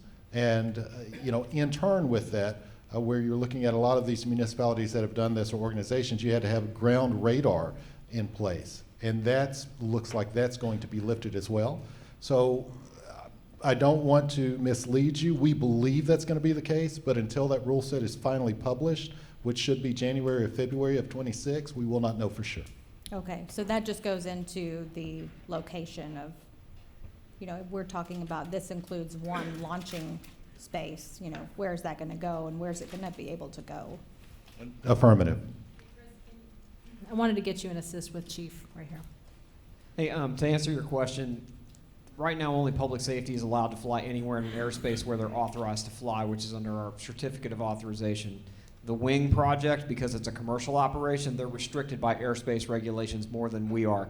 What he's alluding to, that 108 authorization would allow them to do so if all of that is authorized by the FAA at the same time. So the potential is there. The Skydio system that he's referring to in here is also a part of our base budget that we've presented to you from the police department's technology side. The Axon contract includes 3 Skydio drones and hives that are going to go into the public safety deployment for what we call a drone first responder program. Like he talked about with the use case from a fire department's standpoint, if we had a box response, is that right, Mark? A box response, a fire thing. A box response where there could be a fire going on. They would you could send a drone ahead of the engines. They would be able to see in their vehicles and control the drone and have eyes on long before a fireman even gets there. From the police department side, the same. We have a crash. We have an intersection light outage. We have a suspect that's running from the scene. That drone can launch ahead of time with officers controlling it, not having to watch and man it. This public safety and infrastructure management aspect, this is a huge investment in the same direction. What you're looking to approve here supports and bolsters what you already have in your base budget and gives us a lot of more directions we can go, if that helps answer your question. Yeah, thank you. I do. Actually brings a question up to my mind.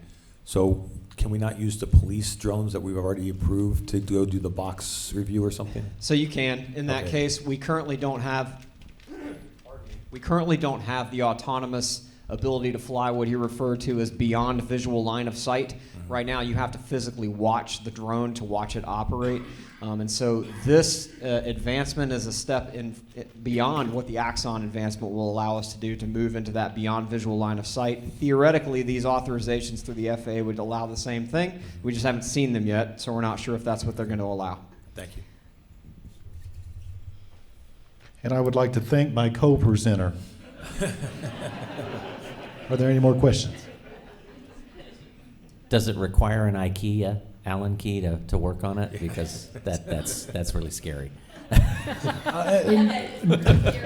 No, I don't believe it requires IKEA. I think the 160,000 would cover that if it did. I would hope. So. Okay. Thank you. I think you're next up, Chris, too.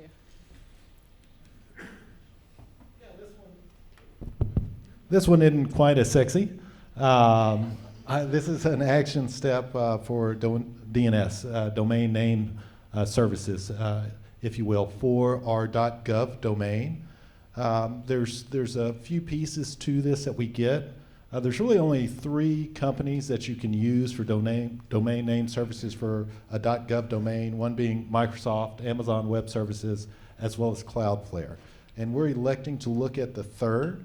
Packaged with this is also web security. You also have an enhancement with respect to your sites being cached closer to the browser. So in essence, you should be able to resolve our domains faster. It also has security built in as pertains to SSL encryption.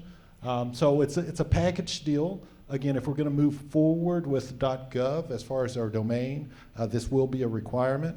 What we're wanting to do first is to look at changing all of our outward-facing websites. And the reason you do this really is for public trust, right? In the age of misinformation, it's only going to get worse.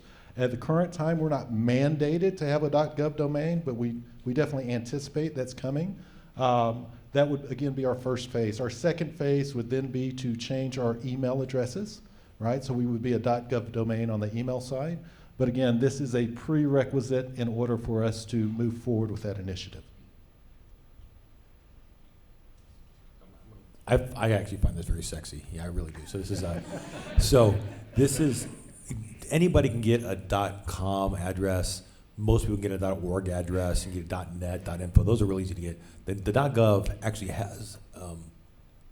Not everybody can get one of these. You have to be qualified to do this, right? That is correct. You've got to be a government agency. Yes. And that goes back to the trust in the .gov. Now, for clarity, this wouldn't be city of Lewisville.gov. This would be Lewisville.gov. This would be Louisville, Texas. LewisvilleTX.gov. Yes, sir. Okay, Louisville TX. Okay, and then this doesn't mean we have to rebuild a bunch of sites, right? We can take our site, lift and shift it over into the .gov.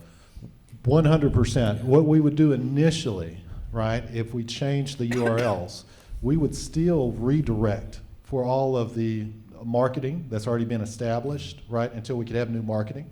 That way it's not null and void, right, what we've already done. But yes, this does establish new URLs that would actually have a .gov domain on the end, but that does not, it's not a creation of a website. Right. And you can go through, I think Plano does this right now. If you go to plano.gov, it redirects to planotexas.com or whatever. Do that for a bit, then flip the switch to go the other direction, I'm assuming. 100%, sir. That would be the way in which we would implement it. This is another thing that goes back to optics trust. I was a little bit surprised when I joined that we didn't already have a .gov domain. So I think this is a great project and worth doing for sure. Thank you. All right. So I'm going to talk about the next two kind of together because they're both traffic related. Who loves sitting in traffic? No. So I briefly looked up a People magazine sponsored survey. They surveyed 2,000 Americans and revealed that 61% would do almost anything to have more me time. Even higher, 86% said having time to themselves is vital for personal well-being. And then another survey, well, that's enough, sir. You get the point. Time's important. If you're sitting in traffic, do you not have time? No, not with your family. Is this a DCTA plug?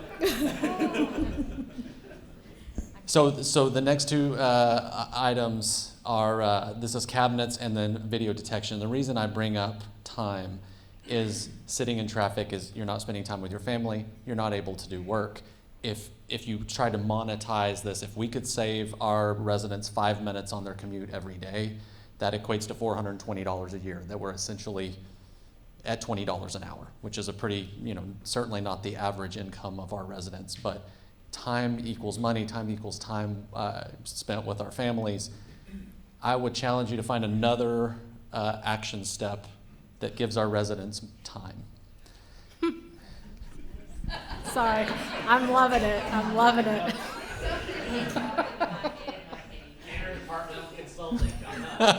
So how that relates to these two items is how much time is it going to take? Depends on how much funding you give us.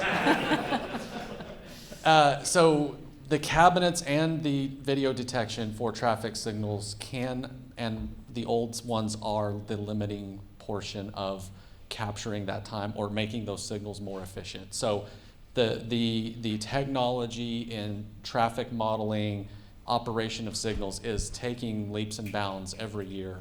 It's moving very quickly. If you have old cabinets, you have old video detection that either can't capture the data you need to do that modeling, or the AI, take advantage of AI technology or those kinds of things, or you have a cabinet that can't implement it, then you obviously are not able to take advantage of that. So that's what these two are all about. We already have a program for both of these, and this is just continuing that program. So the video detection, we already have it in the budget to fund $210,000, basically to replace, to finish the program and upgrade everything in 10 years requires $420,000 a year.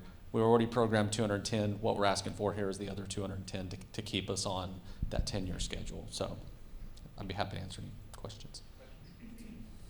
Where would be the first lot to be replaced? Would it be south? Would it be Business 121 and Railroad by chance? Is that critical for you approving this action? It's very critical. I would ask the police chief right now to cover your ears, please. I have sat at that light more than 8 minutes, more than 10 times. And I have run that light more than 5 times. And it's always when a DCTA train comes and it changes everything, and then we're sitting there still, and we're all sitting there even though some of us can turn. Safely. This doesn't help your cause, but So I some of us will tell you that turn safely DCTA is anyway reworking against that. a red light. So that DCTA is working on that. That is something that technology can improve a lot, because the way it traditionally works, the train comes through, it resets. Think of traditional. We need to signal. reroute the train, is what you're saying. They're just simple clocks set on timers that go through a progression. When the train comes through, it resets all of that, and it may take a cycle or two before it gets back. 2 or 3. New technology can make that happen much better. So where is the first box But going? hold on, so 121, if it's a state road, are we control the signals. we still control the signals even on a state road? Yes, ma'am. Okay. There you go. All right, let me go through. So maybe I missed this because I just want to make sure I'm hearing it in my head right. So right now we've got 60% of the infrastructure replaced. I thought I heard in my debrief that in base budget we will get you to 70%. Yes, sir. Okay, and so this ask is going to get us another 10% on top of that to 80%, correct? It just continues the program that we work through these every year. Can you take me to slide 11? Priority 11. Okay, so I'm just looking down here at the bottom. So in our we've got a 10-year replacement plan. So $421,000 a year for 10 years. We'll get our system to this next tier. We're not still 10 years away, so we're about 7 years away from having it completed. So if I continue to fund this at 210,500, am I going to stay at 7 years, or am I going to accelerate that to 3.5 years? What is the math doing there? So I think if we stay at this funding level, we will stay on that 10-year schedule. Which is 7 years left. Yes. Okay, but if we accelerate this, if I give you this money, do we go faster than 7 years? No. We go 7 years. If I don't give you this money, we're going to slide out. Correct. Beyond 7 years. Correct. Okay. I can't take that. My psyche does not take that. Can I invite you up here to help me make my? Yes, you can. Okay, I wanted to see where what needle was moving with this, so thank you for that. All right, next up. I think that's Aaron. I think this might be yours. Oh. Not important. So this is so we have already programmed 300,000. So this really is planning. It's a capital project that we establish. And we refund it as needed, and it's time to refund it now. It takes care of primarily emergency HVAC failures for really the big systems. So like like Thrive or City Hall, the big chiller systems, when those go out, they can be very costly. And then storm-related roof damage, those kinds of things. So it's only used as needed and spent down as it's needed. But when those things happen, it is serious, and it needs to be addressed immediately. It also this capital project is also used for remodels. We talked about the remodel that's happened here in City Hall. That process gets approved through City Manager's office. Those are prioritized. So it's not like you're putting money in a you're not giving me the power to remodel everywhere I want to. So essentially. So should I be thinking about this as a fund as opposed to thinking about it as just a project? I mean, it's a capital project that we do this pretty regularly. So you may have capital projects on general sidewalk repairs, and then we just start making those sidewalk repairs along the way. This is the same thing. We have it for facility improvements that we set aside. So this would be general fund dollars when we're talking about the fund. But we've earmarked them for. Yes, for these kinds specific of uses. Yeah, like yes. we earmark for sidewalks or fences or. Okay. I've just never seen it. Yeah, because in my head we put $1 million something for sidewalks, and then you'll come back to us and say, hey, we want to top that.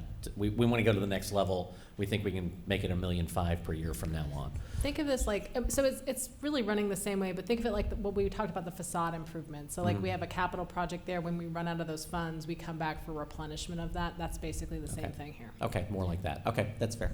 One other thing I'd like to add on to this is we're talking about unplanned repairs here. The Public Services Department does have a 5-year planned repair list. So we have a separate project for that where we're putting ongoing funding. I want to say it's about $1.6 million each year towards those planned initiatives as well. Okay, so that's how I was thinking about this, was as a planned.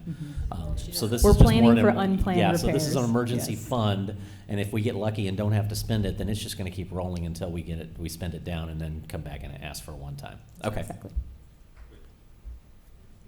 Help me understand, there's already 300,000 dedicated to unplanned, right? There's be another In the base 200,000 budget, on top of yes. that? Okay, thank you. Okay. Thank you. And that's actually why they were, because we were able to fit some in base budget, they didn't rank higher, but that was the only reason. I mean, they're all important, but we have some in base budget. Okay. Good afternoon, Mayor, Council. This is lucky number 13. You're almost done.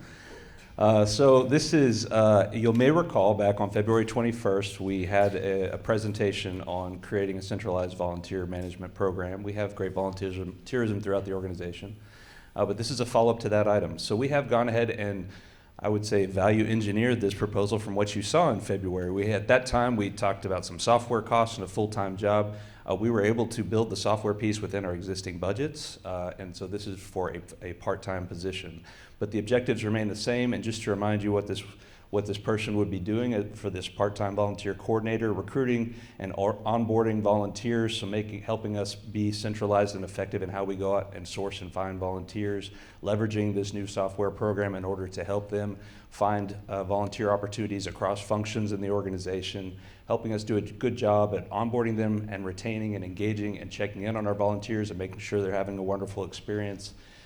There's a community engagement element with building partnerships on the nonprofit side, on the faith-based side, et cetera, but trying to build some connection points there and source more volunteers out in the community, and then just managing the program. So those are the concepts. The value add for this item, right now we ballparked when we talked in February, we're doing about 14,000 hours a year in volunteerism. We think the number is actually a little bit higher than that, but regardless, seeing what we saw from some of the benchmark organizations, as we add some resources to centralize and focus this function, we think we could at least double those numbers as we get to a fully realized program. So I'd be happy to answer any questions that you all may have about this one.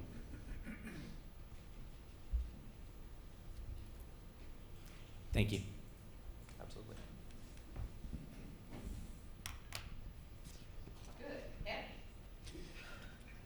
Hello again. This is definitely not a very attractive request, but a very necessary one. So what we're looking at here is a request to increase the police department's base budget for overtime usage. The whole point of this is going to allow us to close a gap from our unfunded to what we're actually doing year over year on a historical basis. This covers our overtime and then any adjustments we have to make to TMRS and Medicaid that are tied to that. This directly supports our patrol, our communications, and our jail. All of those operate on mandatory minimum amounts of staffing that we don't have an option to drop below. And so when we have issues that impact the department, from critical incidents to personnel issues, challenges, injuries, leave, what have you, we have to manage that by putting people on duty, and sometimes in a mandatory fashion that's covered through overtime. And so this gives us a better perspective to have kind of a realistic base budget. It reduces our need to come back at mid-year for adjustments and asking for additional money back from council to manage within, and also helps us manage our own internal bookkeeping without having to trim necessary services in order to make our overtime budget work better. And so what we've done to manage this internally is, over the last, at least in my time here, we've been able to reduce our overtime consumption between 30 and 40% on a fiscal year, based on controlling our scheduling, controlling some of our approaches to how we are bringing people back, or how long we're keeping them, or how we're paying them back on the other side of the work that they put in from that week. But even in addition to that, with those adjustments, we still anticipate a $300,000 to $400,000 shortfall this year in overtime, just based on operational need of the police department and public safety. Overtime is a necessary evil of public safety. Unfortunately, it is a requirement that we have in several areas of the city in order to keep us essentially operational. With this funding, this will give us a more sustainable and realistic approach to what our budget actually is with respect to overtime, helps us maintain that continuity of service that we're operating within the city. And it's really, this is not an expansion of our program. This is a kind of a correction of our underfunding. So hopefully you'll be able to look at it that way. And with that, I'll answer any questions that you may have. Chief, I just wanted to add one more thing. So typically what would end up happening is if he would be over on police typically are over on their overtime. But what we would do is say, find this in your budget. And so they would have salary savings, they would reallocate that to this. That's why it's lowest on my priority, is just because, or one of the lowest, is because they have been able to make it work. It's not best practice by any means to know that there is a budget that's over that. The other problem has been with the police department is not feeling that there was adequate management of that overtime usage. But since Chief has come, they've done an exceptional job in trying to control that and kind of putting them in kind of an order with regard to priorities of who gets approved and things like that. And with those rules in place, we feel like they have, this is a true up number. So we are comfortable recommending it. We have not been comfortable in the past until this point. If I could make one more point that my boss wanted me to make, which was talking about some of our vacancies. Right now, we're holding about 12 hard vacancies in the police department. In addition to that, I've got about 14 to 16 that are in training. So while I have 14 to 16 I'm paying for, they're not usable right now because they're in training. So you're really looking at closer to 30 positions that are hard openings in the or that are openings in the police department, and we manage that through overtime. Some of the other things that we've been doing is we have something in our budget this year, which is a scheduling software that will allow us to better understand who's using overtime, when, and for what purpose, so that we can better understand how our expenditures look. We're also working with human resources for some different approaches to how we can manage extra time beyond regular time. And I'll stop there. Thank you. So when we have an officer that is working overtime, is that a time? How does that pay? Is that time and a half? How does that work? It's overtime calculated at all time and a half. Yeah. Time and a half, basically. Okay. And we have, you said 12 vacancies that we can't fill, or they're frozen. Talk to me about the vacancies. Oh no, they're completely open, but we maintain right now with our current staffing, we are at about a 1.6 to 1.8 per month attrition rate, just based on the last couple of years look back. Mm-hmm. So every month we have people that depart from the organization for any number of reasons. And sometimes it's higher and sometimes it's lower. Last year we had a moment or two where we were higher than we have been in the average, than we've been lower. So all of that balancing out over time catches up to you, right? And we don't seem to have any problems recruiting people to come to the organization. We have dozens of applications for openings. It's just processing those applications and getting them into the pipeline, and then getting them trained and available. A new officer takes about 6 months in basic police academy training, and about another 4 months or so in field training, and then our own internal mini academy that we put them through. Generally speaking, it's about 12 months from hired to now you're fully counted as a police officer, from 0 to that point. Lateral transfers, it's just the mini academy and then some field training, so there's a little quicker return on the investment. Yeah, you read. I was just going to ask about lateral transfers. Yes, sir. So, do we have a plethora of lateral transfer applications as well? We do have a plethora of lateral transfers. I like that. We tend to do. It would probably be fair to say we're probably operating about 70-30 in laterals to new hires. I have pushed them a little harder into new hires because I think it helps balance the culture of a police department. I think bringing on new staff in addition to those that are already police officers help us balance our approach better. So we're probably closer to 60-40 right now. Okay. I guess where I'm going with this is it'd be more palatable to me if instead of overtime money, this was spent somehow trying to fill the gaps. If we gave you extra cash or extra resources to fill the gaps and alleviate the need for this overtime, that I want to understand why we didn't take that approach. Yes, sir, and you're a data-driven person, so I can appreciate the approach. I wish there was a way to alleviate it altogether. There are things that I just cannot cure that are human nature, that just kind of evolve with the way our schedules are set up or the way our personnel are assigned. We'll bid an entire shift, and then I'll have some officers that go on extended leave. Some of our officers will get pregnant, and those deployments in military, those long-term things, It doesn't matter how many people I hire, I still get impacted with those from a mandatory staffing. Okay. And just remember, you guys have authorized overfills, so we've been trying to do in that regard as well. The one thing also to note is overtime is not just because, although there is overtime related to vacancies, there's also overtime related to Western days, events, things like that, which is a substantial dollar amount. Okay.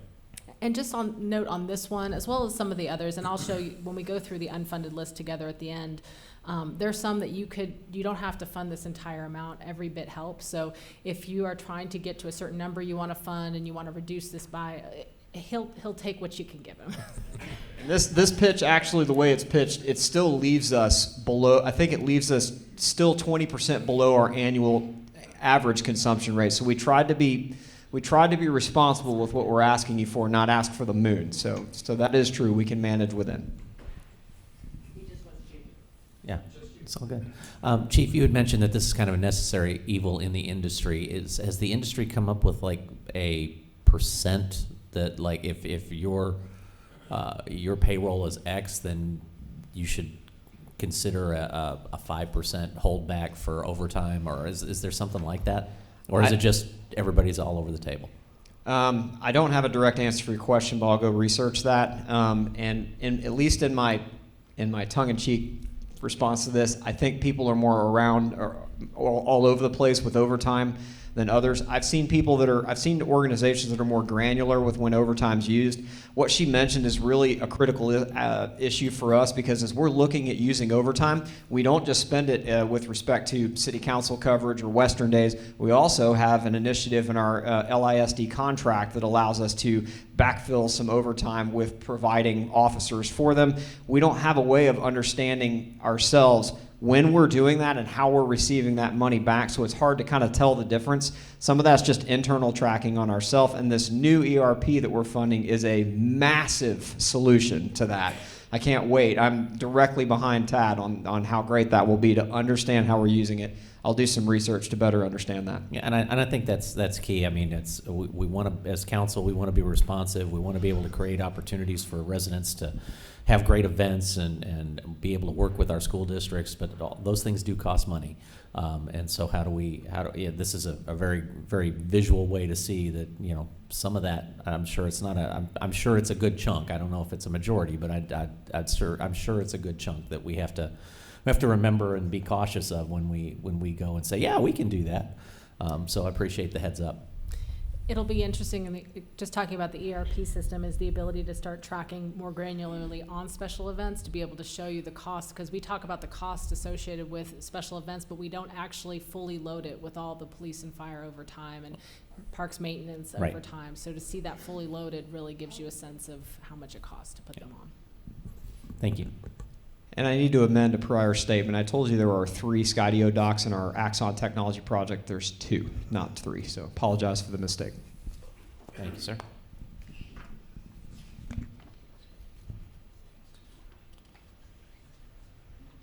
When you're ready. Sorry, Dave. There you go. So last, but hopefully not least,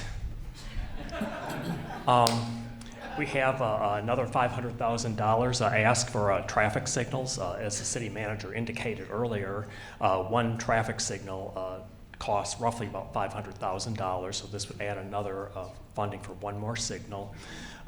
We've got a number of intersections in the city that are close to meeting traffic warrants for a signal, and we continuously monitor those intersections, and we do warrant studies from time to time, and so when those warrant, we want to be able to jump out there and start signal design.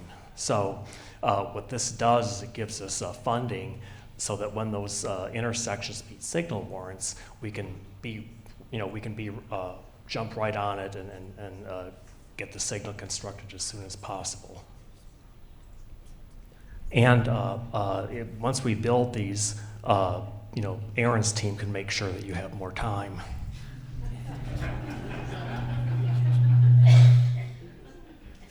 Can you repeat yourself, please? The mayor was distracted. Oh. Okay, any questions on that one? Okay. This is a traffic control budget, is what I'm looking at here. infrastructure, right? It is, absolutely. Okay, so that's the list we have total, but we're going to jump into our tax rate, and then we'll come back to that unfunded list for you. So, Dave. Okay, this is the last piece before you get to start selecting those options for the unfunded. But let me just start with just a little background on the rolls that we receive from the appraisal districts. Typically at the end of April of every year, we'll get that first rollout of the estimated rolls, and then from that point on, we receive about a dozen updates from the Denton appraisal district, and then probably a half a dozen from Dallas. And what that does, it allows us to track that over time and just see where things are trending. But statutorily, by July 25th of every year, we have to have the certified rolls. Now, a certified roll is defined as all the property has been assessed and certified at a greater than 95%. So 95% of the properties must be assessed, certified. If that happens, then we get a certified roll. If less than 95% is certified, then it's a certified estimate. But either way, we are preparing our calculation based on the rolls that we receive at that point.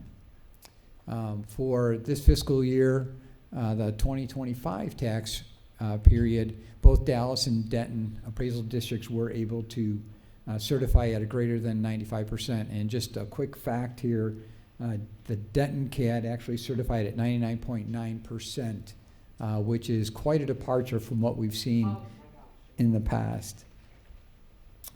So why is this important that we have a higher percentage of certified rolls? Well, it has to do with just the level of confidence in the value. When we set our rate every year, if we're assessing it at a 90% certainty, then there's that 10% that we're not quite sure, and it could ultimately be appraised lower than what we estimate, and then we've set a rate that's not going to generate sufficient revenue. But by having the higher level certified, it removes that uncertainty. So with that, budget and finance came together, and we spent some time preparing the rolls. There's a number of calculations that are required. The first is the no new revenue rate. That is the rate that generates the same amount of property taxes revenue as the last year based on the current rolls. And that's typically, as you see values grow, that is going to be lower than the current amount. So that no new revenue rate is 0.409667. The next rate that we are required to calculate is the voter approval rate. The voter approval rate is the highest rate that council can move forward with without having an automated election. Senate Bill 2 a couple years ago turned that from a not an automatic election, but it was just an election that can be brought forth by the taxpayers. But if we were to exceed the voter approval rate, it would be an automatic election required by the city. There's two components to that rate. One is the M&O, and one is the INS. M&O, maintenance and operations. The INS is the interest and sinking, and that is the amount that supports the debt service. So the calculation of the voter approval rate for this year, 0.419009. In the past, you've seen a voter approval rate that included unused increment. Last year is an example where we had some additional unused increment that we could add to the voter approval rate that would then be the ultimate rate that we can move forward with. We no longer have any unused increment. We utilized that last year. There's a 3-year look back for any capacity that you've had. And last year, if we didn't use it, it would have fallen off. This year, as we go back 3 years, we have no additional capacity. So the voter approval rate is the same whether it's with or without unused increment. And just for comparative purposes, last year's tax rate, 0.422435. So we would be moving forward with a decrease in the tax rate for this year. This next table just shows values of the tax rolls from last year to this year. Last year's certified was 19.4 billion. Last year's final supplemental, or at least the most recent supplemental that we have, 19.3 billion. This year's 20.3 billion. So the 2% increases on the right-hand side of this year's certified reflect the increase over last year's supplemental and last year's certified. And we grew 4.45% over last year's certified and 5.33% over last year's supplemental. Just as an FYI, last year's growth year over year certified was about 2.5%. Bottom half of the table reflects the new value or the growth that's on the tax rolls, comparing last year's growth and this year's growth. Last year, $780 million. This year, $462 million. Still a healthy amount of new growth that's added to the rolls. While we did decrease from the previous year, that's not a trend that we're seeing. That's not any indicator of something that's not going well. It's just changed from year over year. And we're going to have that from time to time based on the development that's out, what stage it's at, when it finally hits the rolls. It just so happened in the last couple of years we've had a lot of property value hit the rolls. This year, again, $462 million.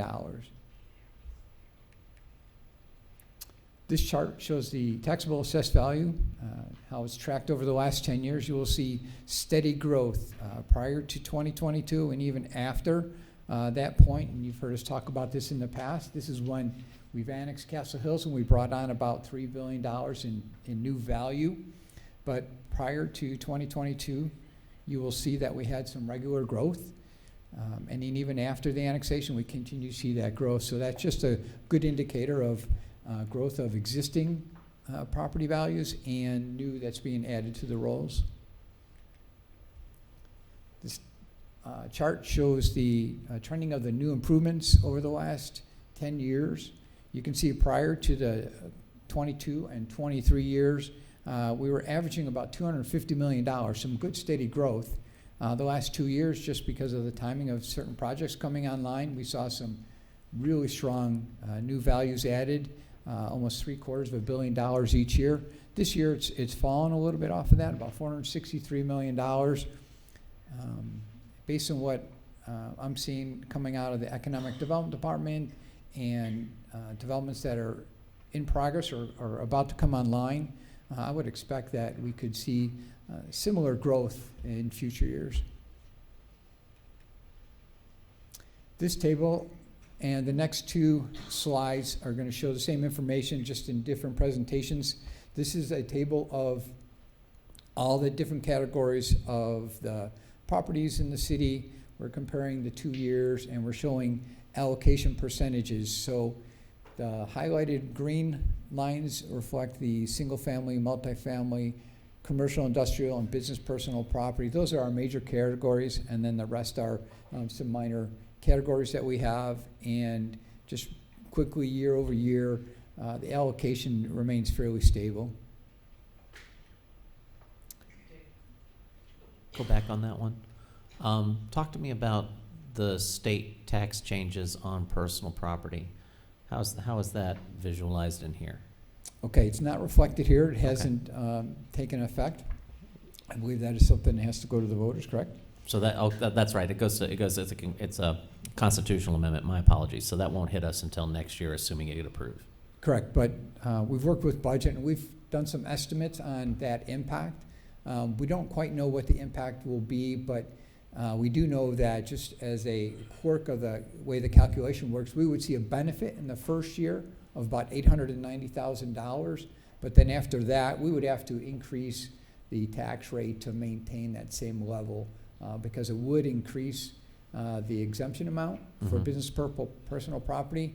And I think just quick and dirty calculation, it was about $200 million in additional exemptions because of that. Okay, thank you.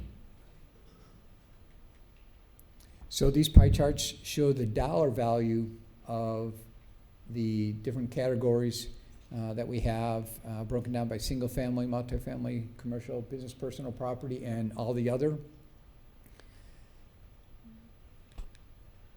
This is the percent value, same information. What I would like to point out here is that we have a really good diversification of our property values in the city, so that if we were to experience a downturn in any one of those particular sectors, it wouldn't have as a significant impact on the overall values, and I think we'd be able to weather the storm fairly well. I think we're going to primarily be a single-family community, but again, we've got some good diversity in the other major categories. This is our property tax rate history. Over the last 10 years, you can see it's been fairly stable. In fact, if you went back about 30 years, you'd see pretty much a similar chart. We did a little extra research as far as tax rate history going back to 1975, and this year's proposed rate of 0.419009 will be the second lowest in that 45 plus years. There was 1 year, I think in 1985, where it dropped to about 40.9 cents. But in every year prior and since during that time period, this year's would actually be the lowest. I've seen this chart before with things like the utility billing, so we've got a similar chart here showing our position relative to our survey cities. Our current rate of 0.422435, or the fifth lowest of the 18 communities. We do know that there's going to be some changes in some of the other communities. I believe it was McKinney that was going to drop down below us, so we might move up one level, but I think this is one of the things that reflects well in that Carrollton study.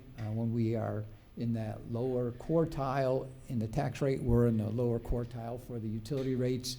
Those all result in us being the number one community in that Carrollton study. This was just for informational purposes, showing the combined tax rate of the different entities in the city, comparing last year's and the prior year and the change. And you can see that the school district has the higher portion of that total. When council's making a decision on the tax rate, know that any 1 cent change in the rate, either up or down, is going to either generate or remove $2.1 million in property tax revenue. Here's a number of options that we can have that discussion regarding setting the tax rate. We've provided these in the past. We have the base rate, which sets the rate at an amount that returns the same property tax revenue as last year. That's different than the no new revenue rate. We have the current rate, the no new revenue rate, and the voter approval rate. And the voter approval rate with the unused increment, you can see those two lines are the same because we do not have any additional. So starting with the current rate, we would not be able to levy that because that exceeds our voter approval rate, so that's not an option. The no new revenue rate there would generate $152,000. Again, the unfunded list that you saw, not a lot, would be accomplished going with that rate.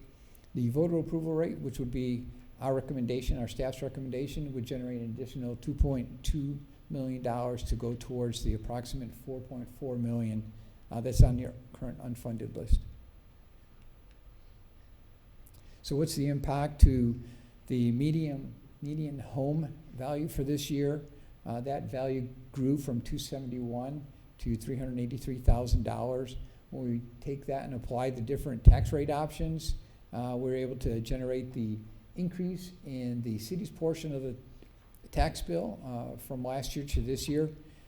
At the voter approval rate, the additional cost to the homeowner is $50.68 per year, or $4.22 on a monthly basis. So I know we're going to have some discussion around this, but staff's recommendation would be to move forward with the voter approval rate of 0.419009. The no new revenue rate does lower the base budget revenue that's available for funding the unfunded. We do have those needs that have been identified on the unfunded list that would be not sufficient to support. And then the additional revenue helps in how the bond rating agencies view the city. There's our breakdown between the O&M and the INS rates. Again, just a reminder that the current tax rate is 0.422435. So that would be a decrease from last year. And at this rate, it generates approximately $2.2 million.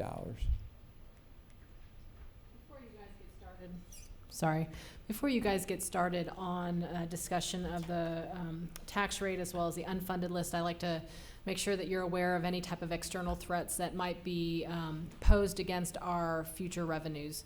So one is what the mayor has already brought up, which was House Bill 9, that increased business personal property tax exemption from $2,500 to $125,000.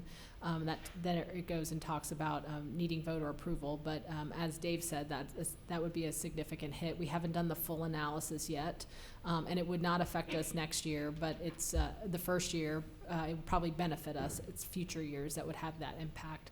You also have the Castle sales tax litigation. Just a reminder that the comptroller's office changed their rules, which would, without legislative authority, and that shifted sales tax from collection at collection where the location of the business is to destination. So, for example, if you're building an industrial facility across the DFW Metroplex and you're buying for concrete from a Lewisville company, those trucks are on our street.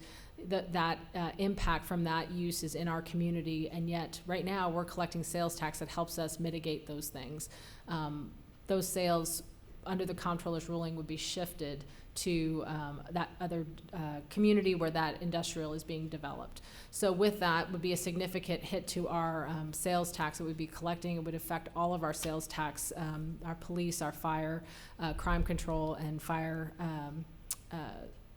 tax funds. But on that, they have been in litigation with several group of cities called the Castle Group.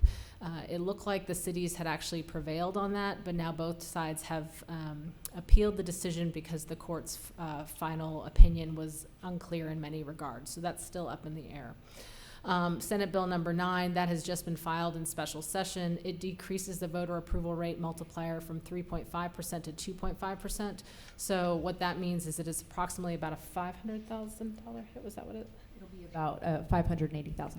$580,000 if we were set at the 2.5 instead of 3.5. So it changes that flexibility you would have in the future. And then the traveling housing finance corporations, the HFCs, their Cameron County, Pecos County HFCs have been buying up properties all around the state and taking them off the tax rolls. The impact on our tax roll, we're estimating with the numbers of multifamily complexes that have been could be taken off the tax roll is approximately about $1 million every year. The state legislature has clarified that, in fact, they would have to stop doing this within, I think, 2 years by 2027.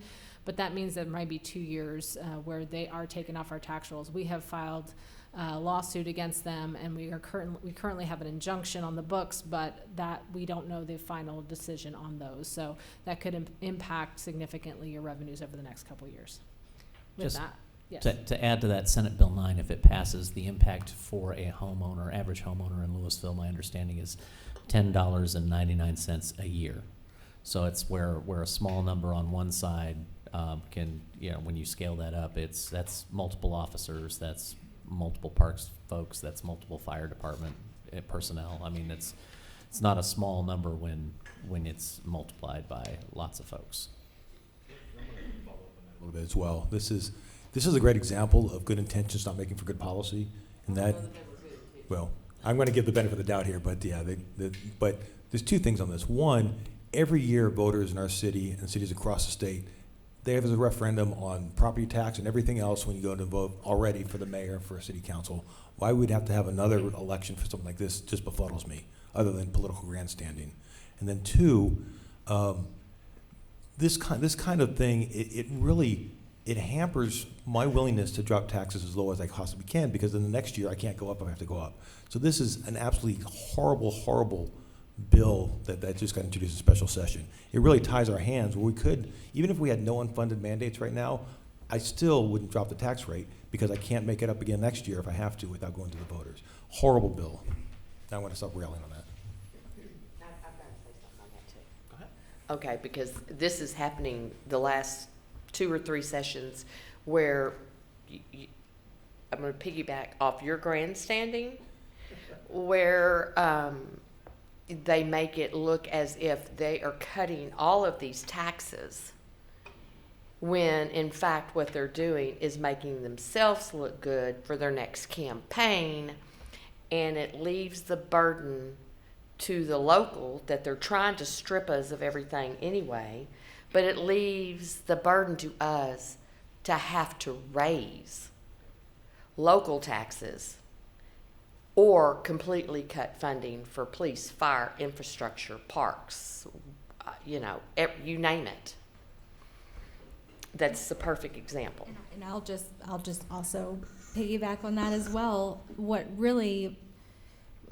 What all of this adds up to is a reduction of service. And we have done everything that we can to not only maintain a high quality of service, but also to whenever 2025 committee came in and they said, we want more. That was our theme. We want more. We want a better quality of life in Lewisville.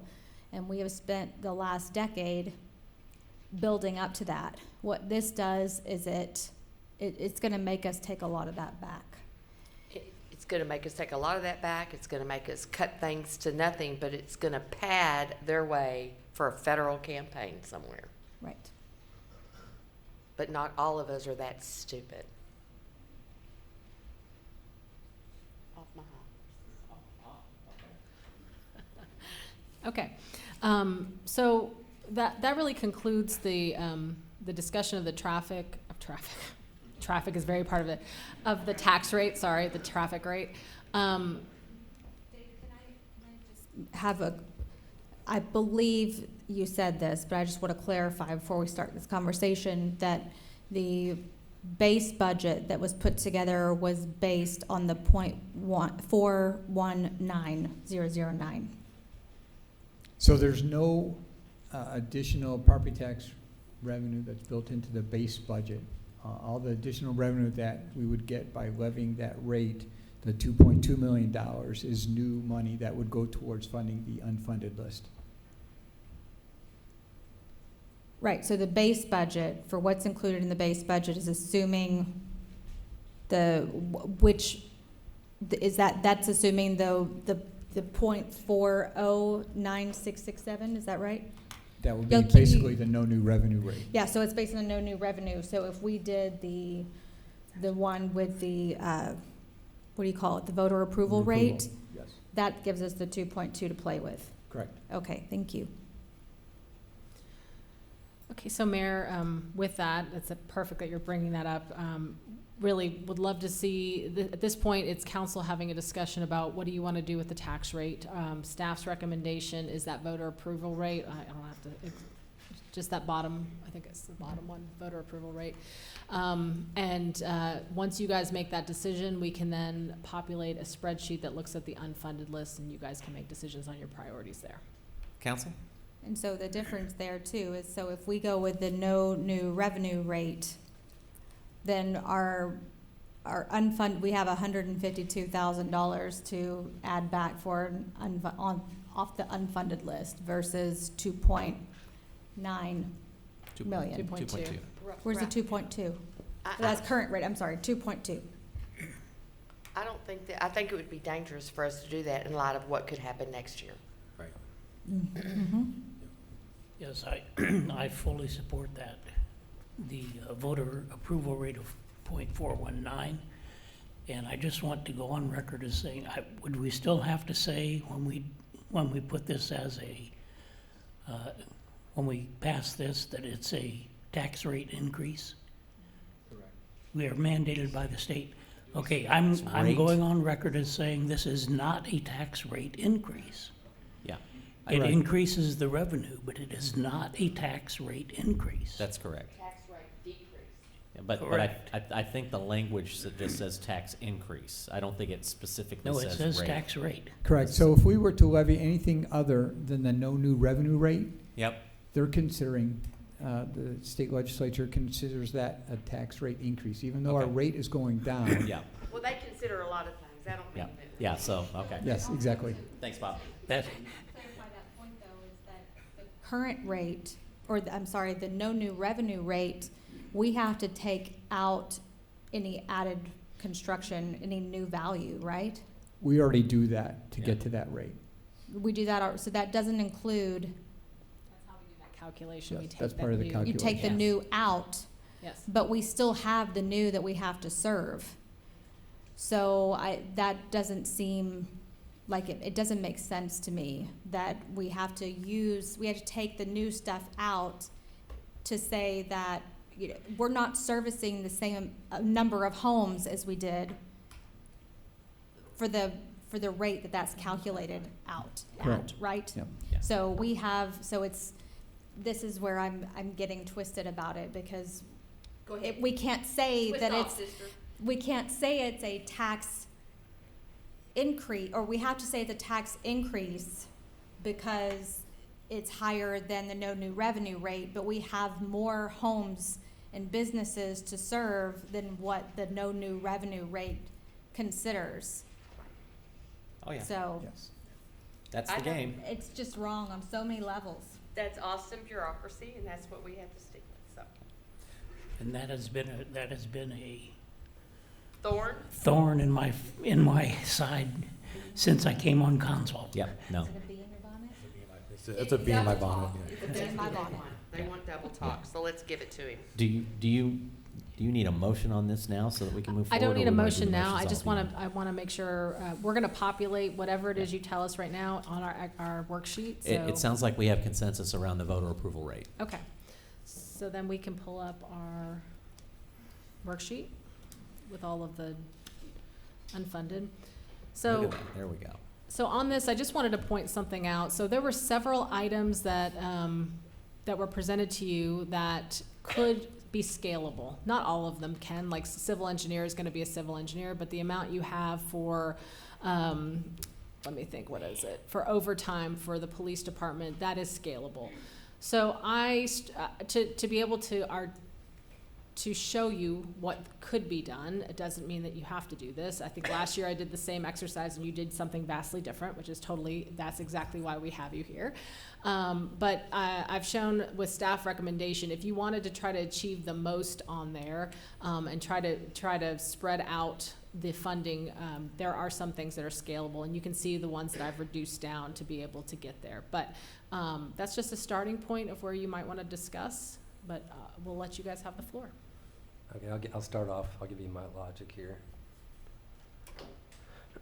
So I had number 1, number 2. I'll skip 3 for a second. Number 4, number 5, number 6, number 7, number 8, number 9, number 13, and then I did half on the overtime for number 14, and the rest went to number 3.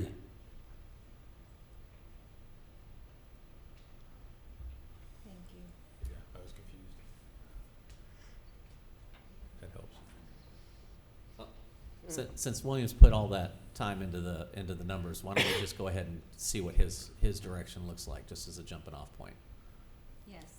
Can we put that in So there? can we check those boxes and see what those numbers look like? Yes, Councilman Ramirez. Can you go ahead and repeat that for me? Sure. I'll go ahead and check them all. Sure. Number 1, number 2, number 4, number 5, number 6, number 7, number 8, number 9, number 13, half on 14, Number 13 and half of 14. half of 14,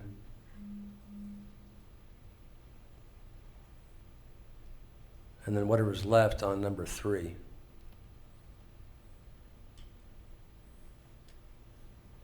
William is I'm not going for the traffic.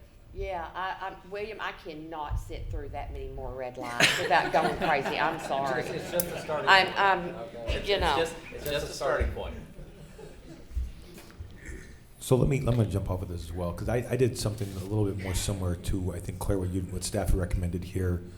But if we had to make some other decisions about this, as much as I like the concept of the ITS drone program, it didn't strike me that there was enough current projects with that. It's like everybody had ideas about how it would be used, but I prefer to see something a little more concrete, that we're going to use it for this, or use it for these two things, and I have kind of this free-for-all, here's all the stuff we could use it to. So I would drive that to zero, frankly, and then spread that money out somewhere else. That's the math that I had. Well, number 10 and 11 would fit within that. Fit within. The traffic. That's 160, Please. the traffic controllers. Right, yes. And signal, that's 150. Yeah. So if you drop that all together, then we get all of 10 and 11.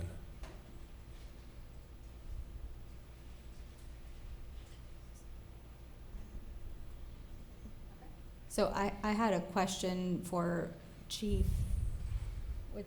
With the lieutenants, can we do one, or is it two or nothing? You can do whatever you want. We would really like to have two, so we can cover both. I'm sorry, over here. You have a microphone.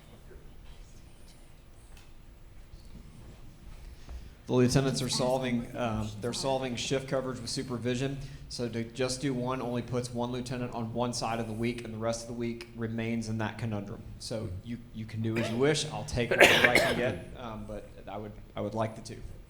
I had a comment coming from somebody who was watching this, and they wanted to know if we could do drone IT AI police lieutenants. Is that possible? I don't think so. Okay, but I told him I'd check. I appreciate you asking.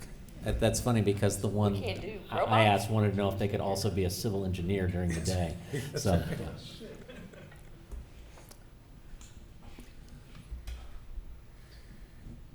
All right, gang, put your thoughts into it. I'm good with this.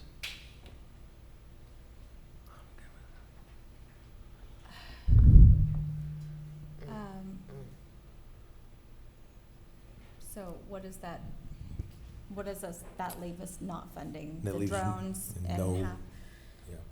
and then the second traffic signal, right? Because we already have one in the base budget. Right. I mean, okay, and that's only a portion of the renovations and repairs, but we already have 200 of that budgeted. 300. 300 in there. Okay, 300. So I'm good with that.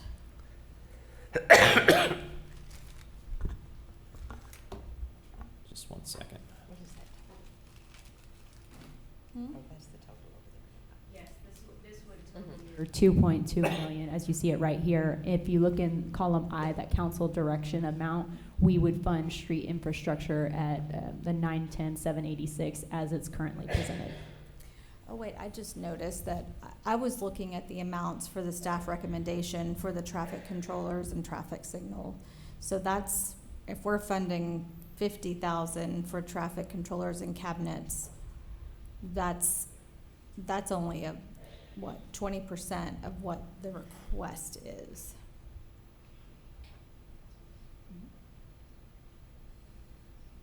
Does that help at all? Well, remember you have a base budget as well. Okay. But Yeah, that that got us to- that pushes us out, that gets us Yeah. off track of that 10-year plan. It gets us off. Yeah, we're at 7 years now, and it pushes us back probably closer to the 10 years. I'm Hey, gonna get so many tickets. Hey, Ronnie, I got a suggestion. What? Go Zone. No, I have to get someplace. I can't wait on somebody to pick me up. She can't wait on the lights. I'm doing Can't wait on the lights. You gotta wait for Go Zone. I just need my own drone. Yeah, you Pick do. me up and Yeah, you take do. me.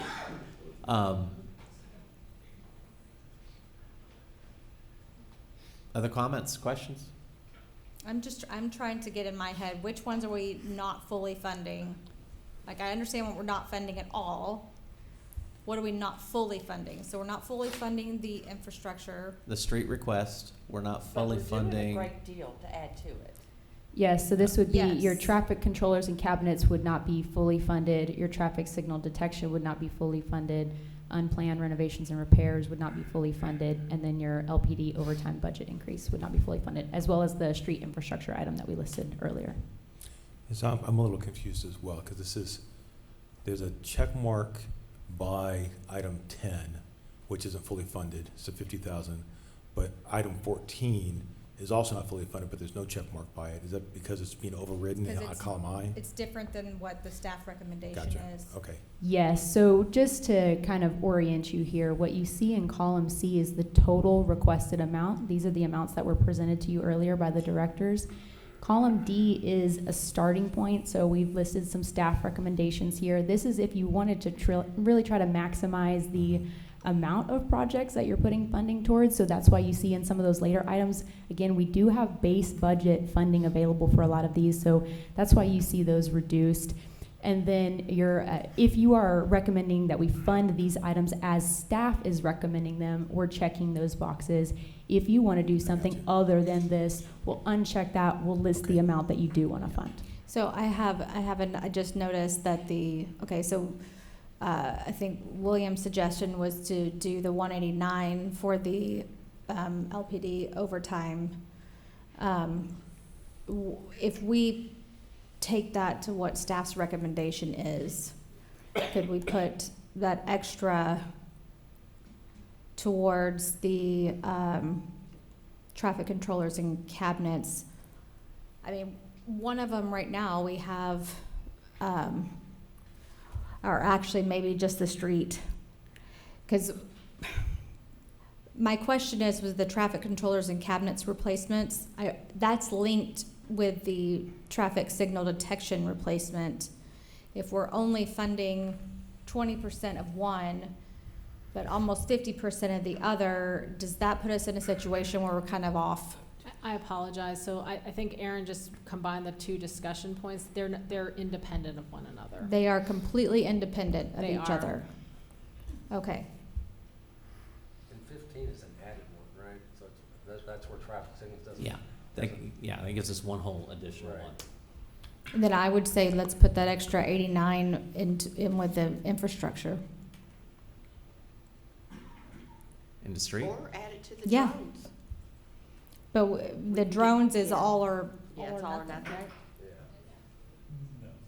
No? No. No, it is not all or nothing program. There are components to it.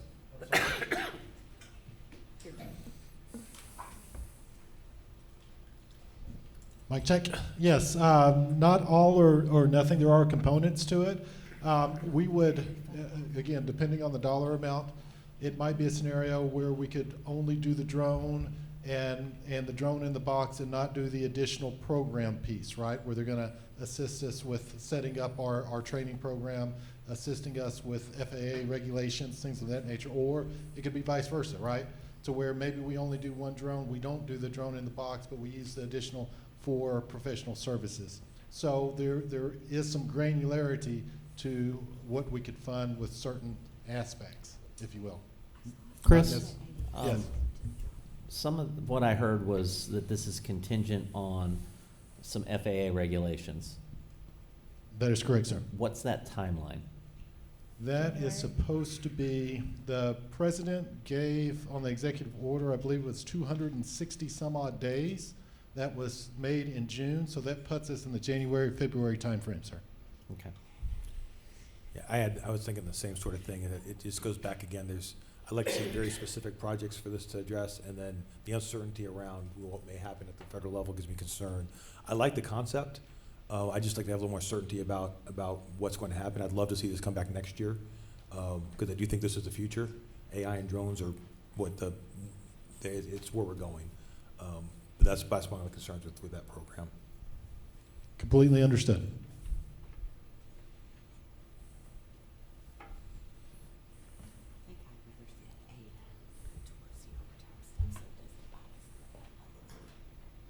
Council?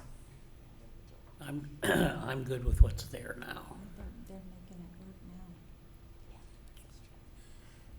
now. Let me ask this question.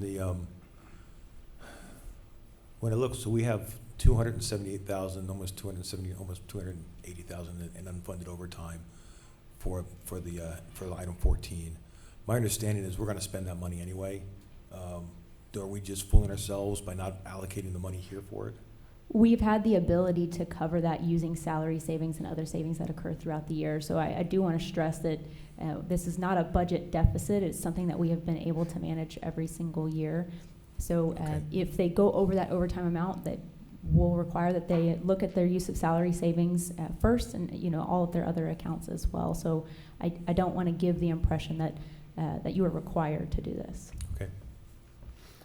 But I think this helps the PD manage it over the year, as opposed to every single time they deploy overtime they're having to scrutinize every single hour. And I get that ends up being costlier than just making sure we've got a budget line item to cover it.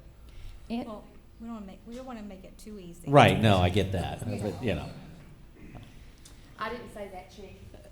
That wasn't me. You're bucking for a ticket, I though. want to make it easy for you. This is to cover for your speeding tickets. My tickets. So let's explore the salary comment a little bit more. Does this mean we delay salary, we delay hire? How do they cover that? No, so salary savings are generated, the way that we budget for payroll is we assume that every department will be fully staffed the entire year. We know that's not going to be the case. So like Chief Rollins was talking about, when you have someone that's in training for a long time, yeah, we're paying them, but during the time that we have that vacancy, we're accruing those savings. So those are the savings that we're talking about. Another example of conservative budgeting that we do. Right, so we would not delay hiring. Okay, I got you, thank you, that helps. Realize that with salary savings, if they're not reallocated in that capacity, or that they fall to fund balance, which then ends up being something you can allocate in the next budget year. Okay, thank you. I think I'm okay with what we have.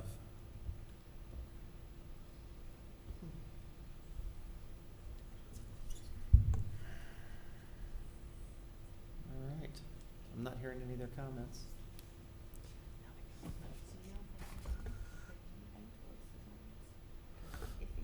For me, there's bleeding edge and there's leading edge, and I feel like with the federal, there's just so much uncertainty at the federal level right now that I'm not comfortable making any decisions that's based on them doing something. Right? No, we'll just leave it there. Yeah, right? So I mean, this is not any statement about Chris and his team. I think Chris and his team would do an amazing job with the toolkit, and I really would like to see this brought back. What it is it's my uncertainty of taking resources that I can implement today and hitching them to a wagon that's incredibly unstable. But I think that if we could, like that traffic signal detection replacement, I mean, if we put 89,000 in that instead of up there where we're still gonna need more, but that almost gets us to the 210, 500. Yeah, I'm begging.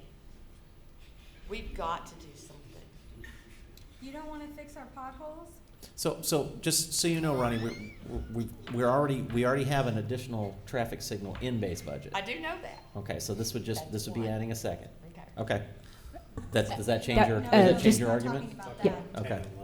I thought. Oh, I'm sorry. We're talking about 10 and 11. It detects when it's supposed to We have some in change. the base budget. Yes, Some of so that is also in the base budget. correct. I know it is. Just a quick summary on that. Last year we funded $421,000 towards this project. You have another $210,000 in your base, and this would be on top of that. We're almost there for the additional one at 189,000. Mm-hmm.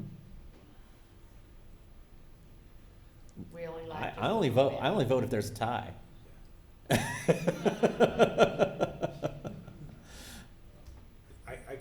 I can tell when people just go and they're in their office all day and they don't have to deal with.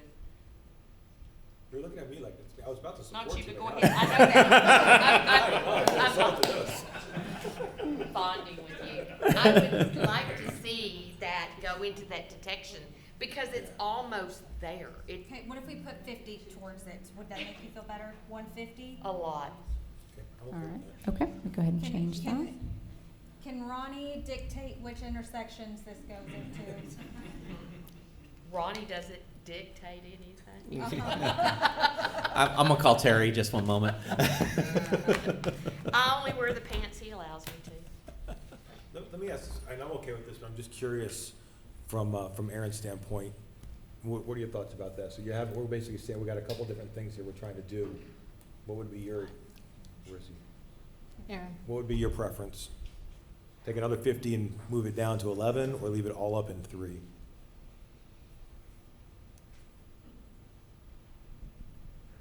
So I'm not pandering to Ronnie here, I promise. But I would fully fund the signals and reduce it out of the pavement, honestly. 85 is a high number, guys. Okay. Yeah. That helps me, that informs my decision a lot, because you're the one that has to live with this, your project, I so. would fully fund that too and move it out of, yeah. All right. I think he's responsible for it, I can go with that. You heard it from him. Yeah, okay.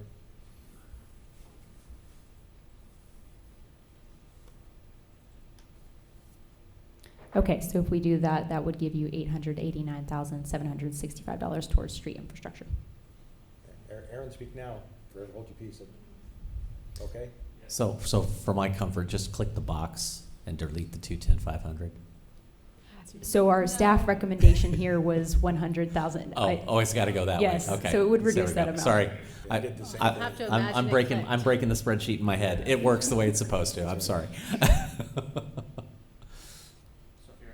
you're asking my opinion, it would be both the detection and the cabinets. Is that what we're doing? So from your side, you'd put all 460,500 and take it away from the street? Yes, that's what he said. I would. That's exactly what he said. I would do 250 on the cabinet replacement and 210 on the detection. Because remember, we've already got 13 million in this. So he wants to. He's recommending that we pull another 200 out of that 889. Make that 669. That's my thinking. I wouldn't have asked if I didn't have the answer, so it's your projects. And just remember next year, I mean, with those street numbers, we're going to bring back another analysis. We probably will have a larger, just because of inflation, there will probably be a larger number associated with that. But you also have seen the PCI data that he just provided you, where we're in a pretty good shape streets-wise compared to many other cities. Now, do we want to achieve better? Yes, of course. But that's But this that's is up to you. gravy on top of what we do have in the base budget. Yes. And we have been putting a lot back every year. Yes. But we are behind on our street We're also behind on the street traffic infrastructure. sick. We are, but that's just to keep us in. Exactly, but. So if we don't fund the 1.8, then we're falling behind. So we're falling behind 1.2 of what our needs are this year with the street infrastructure. The way we're funding it, we're falling behind. Bit off of that about. I've already used up everything you paid me to do here. I'm just kidding. I would just say infrastructure is very expensive. So it's a balancing act. There's pressure on both sides. And I have to fight for infrastructure. I know you have always. to, and I usually fight for infrastructure too. But with that infrastructure, we have got to get something done with our traffic signals and the controllers and stuff like that. And they've actually doubled to tripled in cost over the course of the last 2 years. I have a comment that I And think you will need to probably respect your help. elders. You haven't even heard what I'm about to say. Go ahead.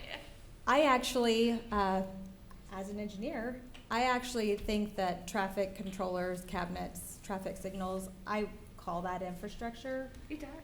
It is infrastructure, Absolutely it is. it is. So, It's just not I, concrete infrastructure. we're, yeah.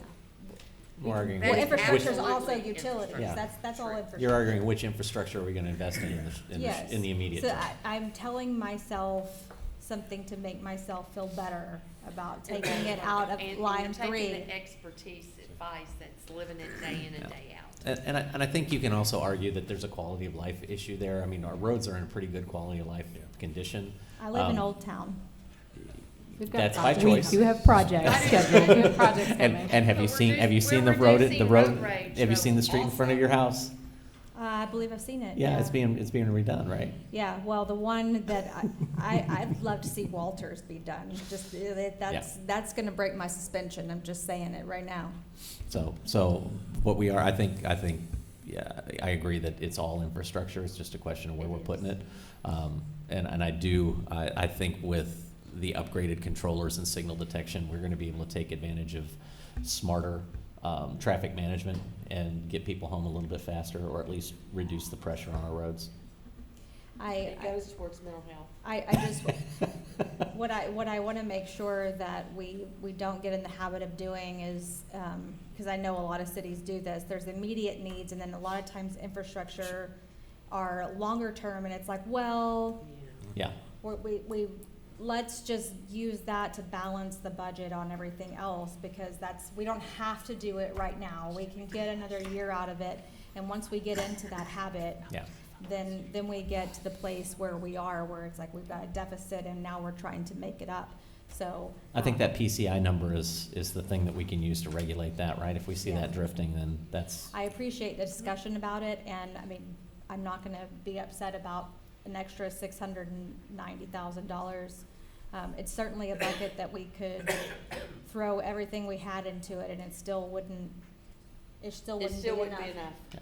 So I'm grateful for what we've got, and I appreciate the conversation. And I appreciate y'all. Thank you very much.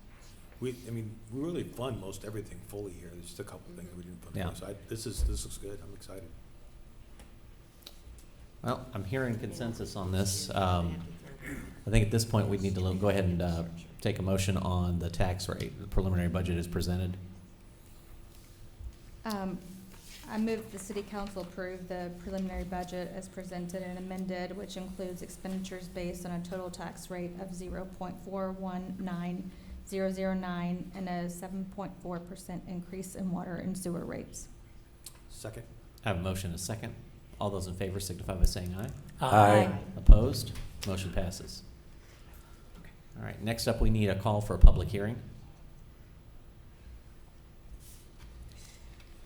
I move that the city council hold a public hearing and vote on the budget at the September 8th, 2025 city council meeting at 7 p.m. and hold the public hearing and vote on the tax rate at the September 15th, 2025 city council meeting at 7 p.m. Second. I have a motion and a second to my right. All those in favor signify by saying aye. Aye. Opposed? Motion passes. I'll need an acceptance of the tax rolls. I move that the city council accept the 2025 tax rolls in accordance with section 26.04B of the state property tax code. Do I have a second? Second. I have a motion and a second. All those in favor signify by saying aye. Aye. Opposed? Motion passes. And then I need an acceptance of the preliminary report. I move that the city council accept the preliminary report identifying the calculation of the 2025 no new revenue and voter approval tax rates, and authorize the publication of notice as required by Texas Tax Code Section 26.061. Second. I have a motion and a second. All those in favor signify by saying aye. Aye. Opposed? Motion passes unanimously.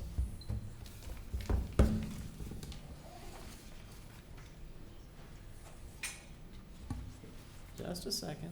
I'm making sure. Was that it? And I have closed session set aside here, so do we have, Liz? No. Okay. So we do have a closed session, so in accordance with Texas Government Code, Subchapter D, Section 551.072, Real Estate Property Acquisition, Section 551.074, Personnel, City Manager Claire Powell, Municipal Court Judge Brian Holman, City Attorney Liz Plaster, and Section 551.087, Economic Development, Deliberation regarding economic development negotiations. We are going to move into closed session. We're gonna move.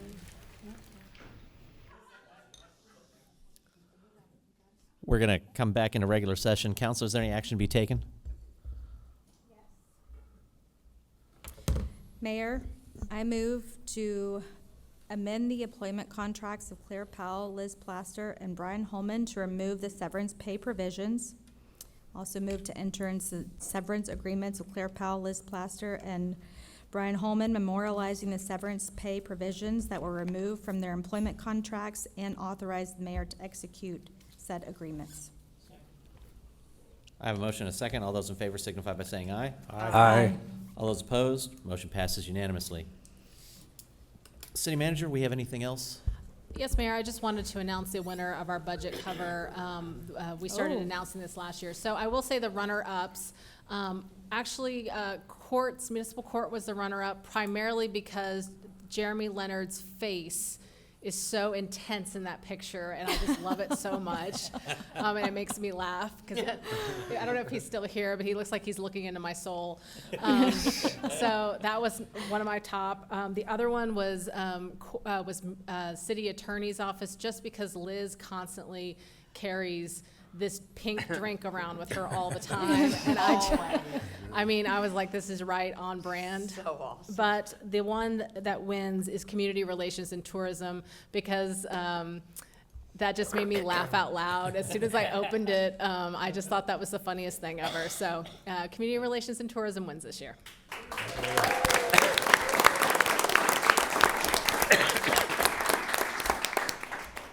Does Brandon know he was using this picture? While I was going through the budget, I texted him a picture of this. I sent it to him this morning as well. So, What do they get for winning? They get the city manager's office buys them a ice cream party, and we serve to their entire team, which is actually going to be a lot easier with the smaller team, because last year was parks, the year before was public services, and it's a lot of scooping. It's a lot of scoops. All right. Well, there is no further action to be taken on today's agenda, so we stand adjourned. Thank you for a great meeting, everyone.